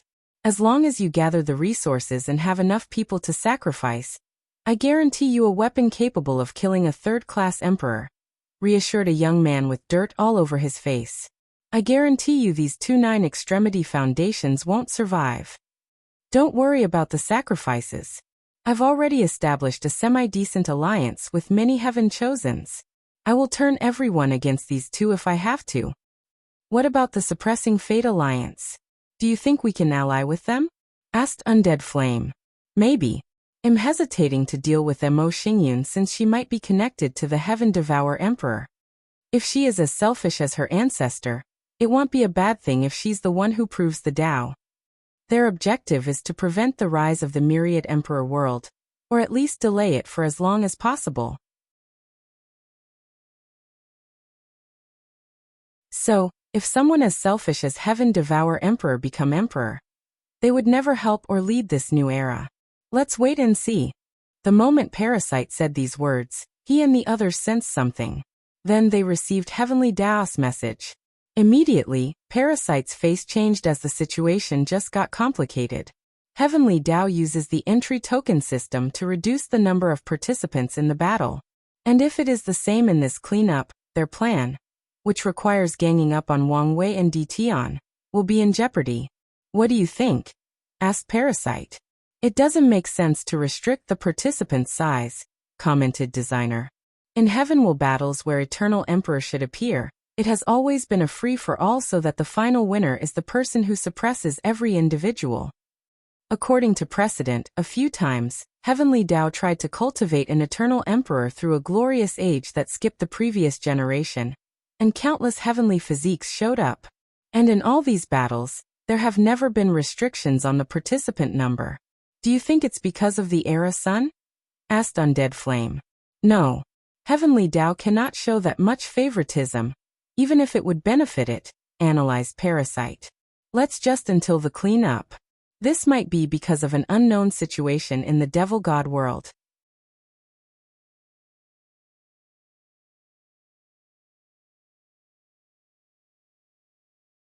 Saint Tribulation. Wang Wei held the human destiny sword in his hand. At the decided time he activated it. A brilliant light rushed from the department of the Dao opening sect, shining over the entire world. And from that light appeared a golden formation made of countless circular runes with different designs. It covered most of the world. Subsequently, 3 more lights rushed to the sky. The silver one from the northern continent was from the demon race. The blue one from the Eastern Ocean, located between the central and eastern continent, came from the sea race. The last one was white, and it came from the eastern continent. The different color formations appeared above the heavens before fusing. The process was easier than expected, making Wang Wei believe that someone thought of this possibility and tempered these formations. His guess is Emperor Kong, since only an eternal emperor would have the means to detect these hidden formations. Of course, he had no proof. As he proceeded with the fusion, he strengthened his theory even more. He discovered that it was not someone tempered with the other formations, but the human protection array. They made it more compatible with fusing with different arrays. Focusing on the task at hand, he finished the fusion process before giving it 2 main directions. Firstly, watch any movement from the forbidden zones, especially the Dao burial ground. Secondly, be on the lookout for foreigners approaching and entering the myriad emperor world. Once everything finished, Wang Wei felt a sense of relief. The next step of this plan was the committee that ensures each faction pays its share of resources. He had already chosen a reliable delegate from the sectarian faction to send for the committee. While mortals, ordinary cultivators, and non-emperor lineages wondered what was happening in the world, Wang Wei had other stuff to do. Tai Gang had returned, and he wanted to chat with him. How did things go? There was no suspense since most of the worlds I went to were middle 1,000 words. As for the great 1,000 worlds, there were a few resistances. But the elders put them down. That's good. Did you catch the existence of other factions in the lower realm? A few, Tai Gang replied. Mostly the Academy. They've conquered a few worlds to compensate for the previous Chi Lux loss. According to your instructions, we did not intervene in these worlds to not alert anyone. Wang Wei nodded. We must reduce interaction with the outside world for a while before the Heavenwell battle. Is there a reason? To prevent foreign interference or invasion. What about your other plans? Everything is already set. I just need to wait. He has already instructed the Fate Shadow Guards to expand throughout the Endless Void. And he has a reliable person in charge of the expansion, allowing him not to worry about problems despite entering a state of low contact. So, why is this conversation really for? Tai Gang could feel this was not as simple as on the surface. What is your plan for the future? Tai Gang did not immediately answer. What do you have planned for me? I wanted you to become Fate One and protect the sect. But I want to know if you are willing. Tai Gang did not immediately answer. I remember the first time we met. I was full of pride and ambitions, even after losing at the hands of Li Jun. But you made me realize how weak I was with one look. Taigang looked in the distance, slightly dazed. After broadening my horizon in this world, I truly realized how tiny and insignificant I am. He squinted his eyes with unwavering determination. But I still want to see the highest stage of cultivation, with the best path. You want to prove the Tao? Yes, replied Taigang. But I also know my limitations. So I have a plan that gives me the best chance. Oh, do tell. I want to become the most powerful insurgent possible. And I will serve you until you ascend. But before leaving, you can transfer my power to someone else, and I will reincarnate. For more chapters, please visit pan0vl.com. You want to use your past lives experience to ensure you can prove the Tao in the next. Yes. It's not a bad idea, muttered Wang Wei. With Taigang's talent, he would need much luck to prove the Tao or hope that he is reincarnated into a more talented body with a better destiny. However, such a method is not guaranteed. However, if he was a powerful insurgent in his first life, he could use his experience to compensate for his talent. I will help you. But do you want to be karmically bonded with the sect during your reincarnation? No, I want to revive the Iron Fist Kingdom. Taigang knew the benefit of this karma, and became one of the Tao opening sect's emperors. However, he wanted to have his own legacy. That's fine, agreed Wang Wei before talking with him for a while and dismissing him. I guess I need to find another Fate One.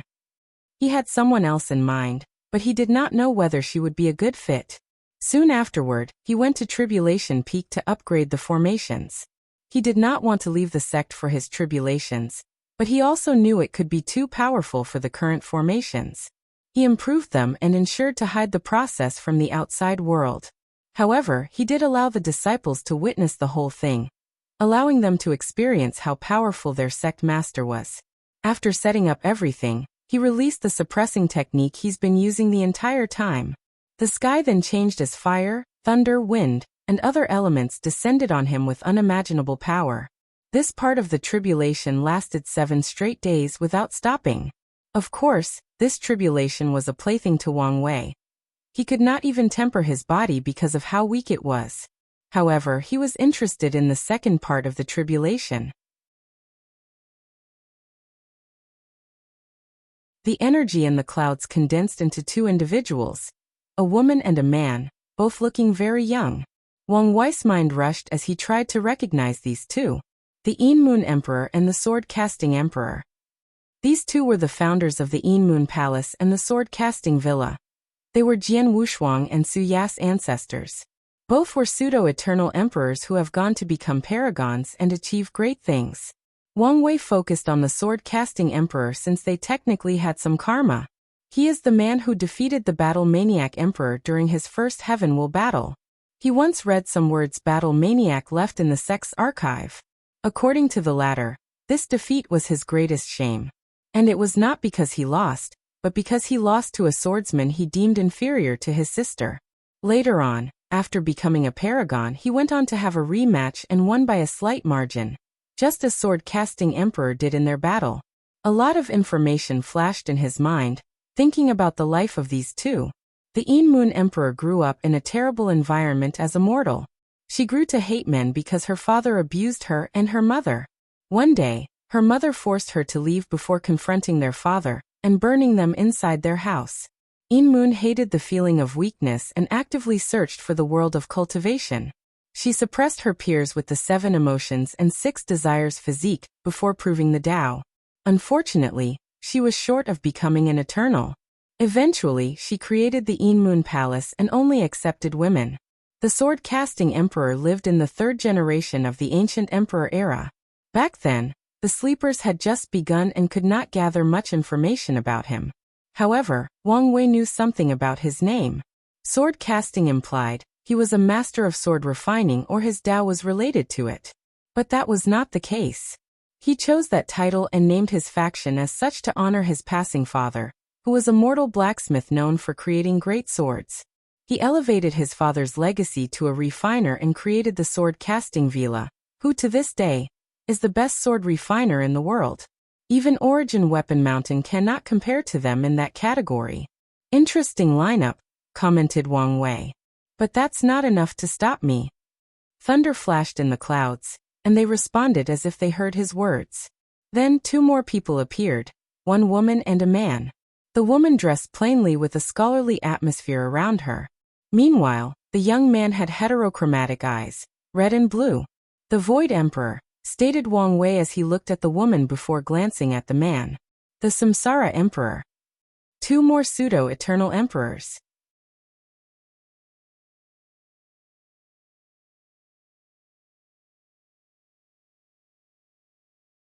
Saint Tribulation L.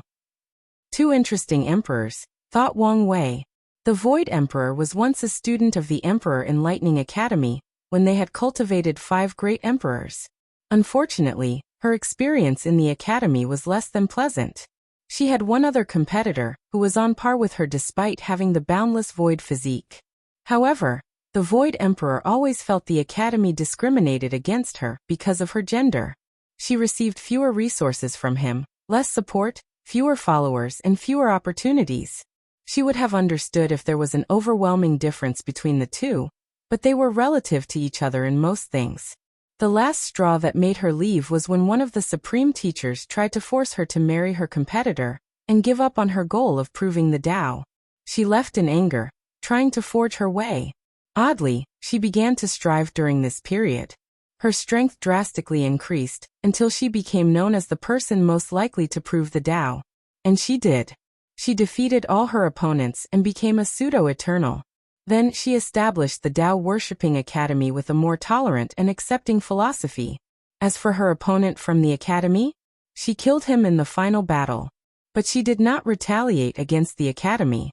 After this incident, the Emperor Enlightened Academy also realized the corruption of their system and changed their policy to be more inclusive and tolerant. The Void Emperor left the academy in the middle of the void-shattering realm. So this version is the one with her peak ability, thought Wang Wei before sizing the Samsara Emperor. His story was also interesting. In his youth, the Samsara Emperor was a renowned thief. He would infiltrate different factions to steal important resources from them. When all Heaven Chosens participated in major fortunate events, he would sneak at the last moment to steal all the rewards from everyone before vanishing. He spent most of his life running away from numerous factions, including the Tao opening sect. Wang Wei knew 2 defining events in his life. The first one was he stole some treasure that allowed him to understand Samsara law. And the second was when he suddenly fled into the Nether Hell. After leaving the Nether Hall, the Samsara Emperor disappeared from the world. And even after proving the Tao, he did not stay nor preach to the world. He immediately ascended. Wang Wei analyzed his life and came up with a theory. He believes the Samsara Emperor somehow used the Nether Hall to pass his outlaw trial. Maybe through a deal with Old Man Nether. However, he ran away after proving Tao to escape his deal or stay away from him. From what he knew, the Samsara Emperor was one of the main paragons in the Second Origin battle, so he should not care about someone like Old Man Nether.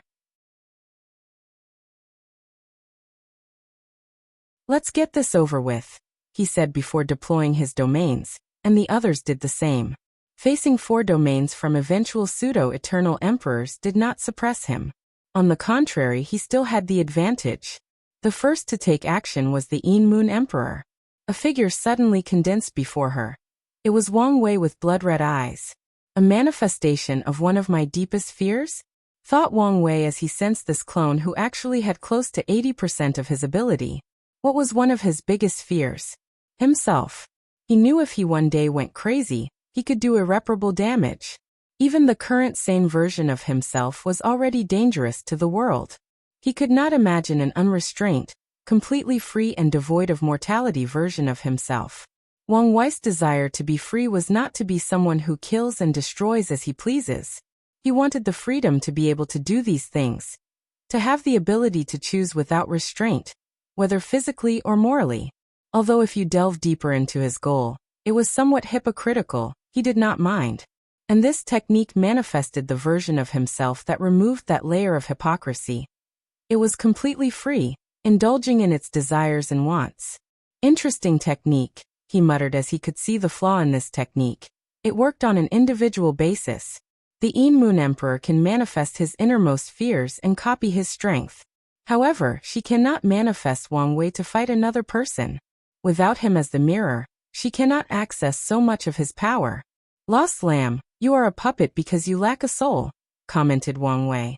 Then he controlled the laws of souls in his domain to grant this fear manifestation a soul. And now that he had a soul and its own will, it was no longer under the control of Yin Moon. Out of anger for its past, the fear manifestation attacked its oppressor. It clenched its fist and punched her. Love protection. Love is one of the most powerful emotions in existence. And with this technique, the Yin Moon Emperor became the most beloved individual throughout all heaven myriad worlds. Trillions upon trillions of mortals, objects, non-living entities, and worlds loved and adored her, manifesting in the form of protection. Unfortunately, she was no match for a manifestation with nearly 80% of Wang Wei's power. Her technique and domain could not resist the attack, and she turned back into thunder and disappeared. For more chapters, please visit Pan 0VL. Calm Wang Wei then gazed at the sword-casting emperor. The latter looked at him without moving. Wang Wei knew how this man's Daos operated, giving him an advantage, but he still tested it. He flicked his finger, generating enough force to destroy thousands of galaxies. The sword-casting emperor waved his sword, and the force returned to Wang Wei with an at least tenfold increase. Tao of parrying or the Tao of counter. He took one of the basic concepts of swordsmanship, parrying, and elevated it to the point it can counter anything, including concepts. Wang Wei created a spear of death, and threw it toward sword casting. The latter waved his sword to parry it, including the power of death. However, when his sword touched the spear, Wang Wei's domain activated the destiny ability of purpose manipulation. He forcefully changed sword-casting Emperor's Tao to be only able to counter physical objects. So the latter countered his spear, but death's power killed him. Now it was the Void Emperor's turn. She first reinforced the space around her domain to prevent teleportation, and even made flying a struggle. Then, she created these void twisters, essentially infinite dimensions collapsing and twisting on each other. The space above the Tao opening sect became beyond chaotic. If not for the protective arrays, this would be a catastrophe that enveloped dozens of the surrounding sect's domains. Not bad, thought Wang Wei. As an expert in the laws of space, he could achieve the same feat, meaning this attack was useless. Instead, he was thinking about space and time Tao. In the world of science, space and time are basically the same, or in better words, interchangeable.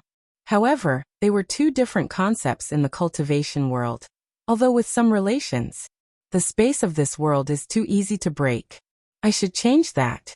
Too many catastrophes originated from cultivators destructing power affecting space. As such, he decided to change the order of the world. Cultivators can still use their laws to teleport. But if they want to break the space itself, even a quasi-emperor would not have this ability.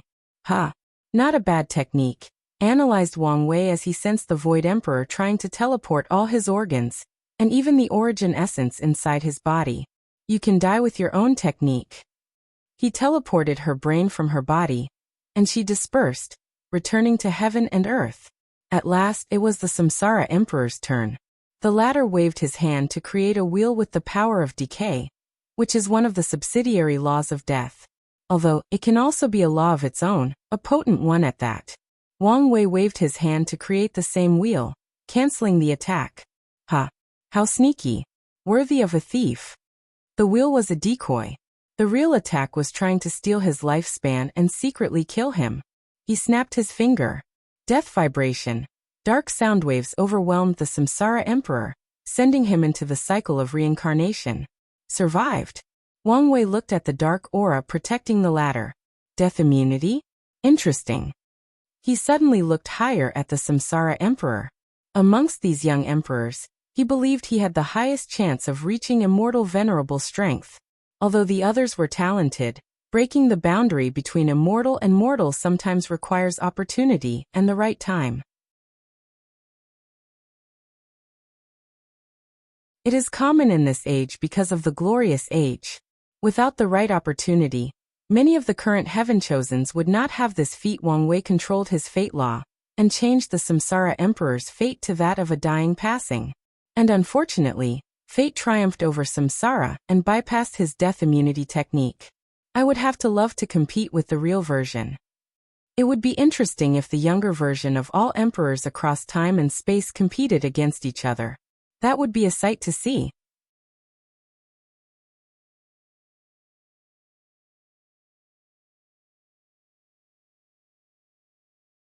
Saints preaching. After his tribulation, he felt like a weight had been lifted from his shoulder. It was now smoother to control his law and domain. It was as if a veil or restrictions was removed from his body. As a result, it was easier for him to access the laws of heaven and earth and comprehend them. Wang Wei knew the reason for this change. Although he was previously a saint, heaven and earth did not acknowledge his realm since he did not undergo tribulation. The weight and veil he sensed was his incongruity with the world. Should I preach? He thought. One of the reasons the saint realm is named as such is because every true person can preach their Tao to a large group of people. And in return, heavenly Tao will grant them a small amount of merit. In ancient emperor era, saint realm cultivators would travel to the lower realm and preach in small, middle, and even great thousand worlds to receive merit.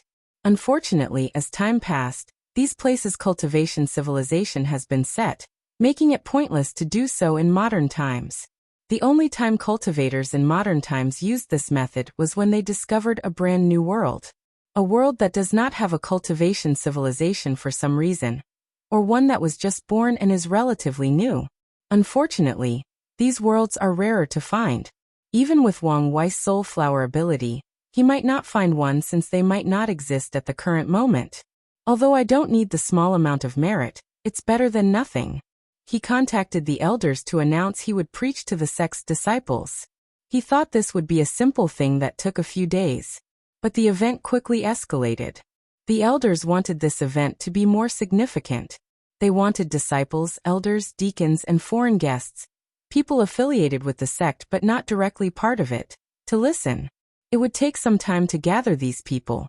One elder mentioned that the sect would recruit another group of new disciples a few months from now, and let them listen as well to benefit the sect. Another one suggested allowing the disciples from the lower realm to participate. The new branches the sect opened in the lower realm needed a way to increase these people's loyalty to the sect. And listening to a potential future eternal emperor preach would do wonders for this issue. The myriad emperor world was semi-closed, so the lower realm disciples could not come here. But the sect decided to use an image transmission array to broadcast the event. Wang Wei was speechless the entire time. He did not expect things to escalate to this level. After the elders planned everything, Li Jun and Yan Lililing would also preach before him, turning this into an event. Tai Gang was on the list. Unfortunately, he was now in retreat to enter the saint realm. A few months later, Wang Wei oversaw the disciple recruit. The sect divided the tester into two groups, the one with cultivation and the one without. Regarding cultivators, no one above the divine altar would be accepted since that's the realm where it is not too expensive to recast the foundation. There used to be an age limit, but Wang Wei removed it to ensure the sect could find some late bloomers with undetected talents. As such, people from as young as 14 to divine altar cultivators close to the 1,000-year limit attended this process. The sect then used a variety of criteria to test these people. They tested for their talent, including professions, soul, physique, understanding, chi manipulation talent, luck, willpower, and Tao heart. The pagoda was useful for the last part. And this was not the end. The sect checked the background of these people to ensure no problem. They checked their fate line to see if they had some unique destiny. They checked their karma to see if they had some karmic connection that would be favorable to their cultivation or detrimental to them and the sect. Because of this unique and comprehensive method, some accepted individuals appeared to make no sense. Some people were nothing but mortals that did not even have leakless bodies. They only wanted to take a chance at changing their lives. And since travel had become more accessible because of the constructs, they came to give it a chance. Although these choices appeared nonsensical, only the sects knew these people could compete with some destiny, allowing them to have their legends in the cultivation. That destiny might be as simple as an inheritance. Usually, These people would never have a chance to fulfill their destiny. But with the sect's support, they were now the prime candidates. The advantages of this recruiting method were endless. And it was only possible because of Wang Wei's destiny and fate Dao. Once everything finished, 2 participants stood out amongst the rest. A girl named Kai Song. And she was a member of the spirit race. She is a child's toy who became sentient after being stuck in a high-spirit chi environment. After learning about the world, Kai Song had recently acquired her physical body and was on her way to Myriad Spirit Mountain. On her way, she heard about the sect's recruit and had a whim to come test. The sect discovered she had an extraordinary cultivation talent and a monster-level talent for puppets. She was on par with Yan Liling in her professions, if not even more talented. The second one was Jean Mengyao, the owner of the 25th Physique, Spear Overlord Physique. Sect Master, what do you think of these two? Asked one of the elders through divine sense. For more chapters, please visit Pan 0VL. Chao Song is quiet, introverted, and does not fear loneliness. Perfect traits for professions that require years of study. However, we also have to train her social skills. Puppets can be vital for our plans if used correctly, so her skills can be helpful. As for Jean Mengyao, besides his arrogance, he is indeed talented. However, we must see how he grows. Wang Wei can read Jean Mengyao like the back of his hand. He could tell this guy was planning on using the sect's resources to catch up to this generation's heaven shows. Then, defeat him to become the sect's leader before proving the Tao and becoming an eternal emperor. The arrogance and ambitions of young people, thought Wang Wei. These two are potential emperors. Based on their performance, they can become the sect's seal heaven chosen.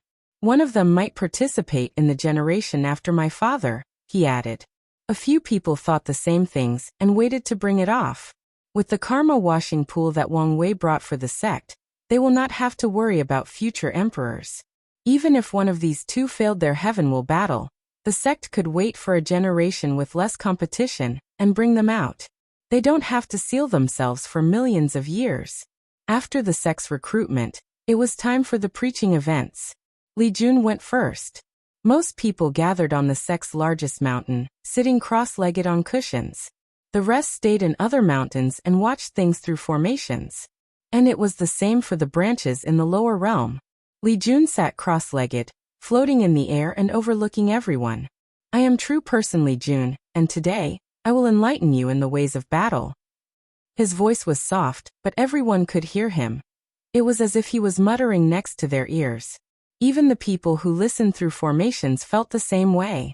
Visions of lotus manifested near him, along with beautiful sounds representing the voice of the Tao, the voice of truth. Li Jun then talked about battle, as if it was a Tao. He also injected some of his law understanding for the void-shattering realm and above individuals. The preaching lasted 3 months. And once he finished, everyone had one thought in their mind. This man made battle, a brutal and cruel thing, into an art. And they wanted more. Everyone benefited. Many of the new disciples were malnourished mortals who knew nothing about cultivation. The sect had to provide spirit chi and pills for them to listen for the entire 3 months. But even they benefited. Li Jun's explanation of how to use the mortal body to exert the most power in battle, how to analyze the opponent, and how to maximize the use of the environment targeted them. Furthermore, even if they could not understand most of the things he said, it would benefit them in the future as long as they remember some things and apply them in their lives. Golden lights came from heaven, and he received his merit. Next was Yan Liling's turn. Her process was similar to Li Jun's. She preached about all 5 professions, focusing on establishing a foundation for most profession-oriented people listening. Even Wang Wei learned something from her. As for the non-professions, they also benefited since she also talked about flame, energy, and spiritual power control. After taking her merit, it was Wang Wei's turn. I am Wang Wei, a true person and your sect master, said Wang Wei with a pleasing voice. And today, I will enlighten you on the essence of cultivation. He let his words simmer for a few seconds. In the endless void, there are countless cultivation systems, good or bad. But at their core, They involved 4 fundamental aspects: essence, chi, spirit, and law. Even if there are some outlier systems, one of these 4 will be involved in one way or the other. Now let's begin with essence, or the body. Next is chi or energy, the source of life and evolution. Third is the spirit, or the soul, mind or spirit. Finally, it's the law, the fundamental concepts that govern realities. The process lasted 3 years. And once everybody woke up, they did not know how to describe this experience and remained quiet for a few seconds. You're tuning in to the Li Mei's Sword of Destiny YouTube channel. We're so grateful for your support, and don't forget to subscribe to join us on this incredible journey through captivating stories. Your generosity through donations truly makes a world of difference, as it's the primary source of revenue that allows me to expand and enhance this channel for you. Thank you from the bottom of my heart for being a part of this adventure.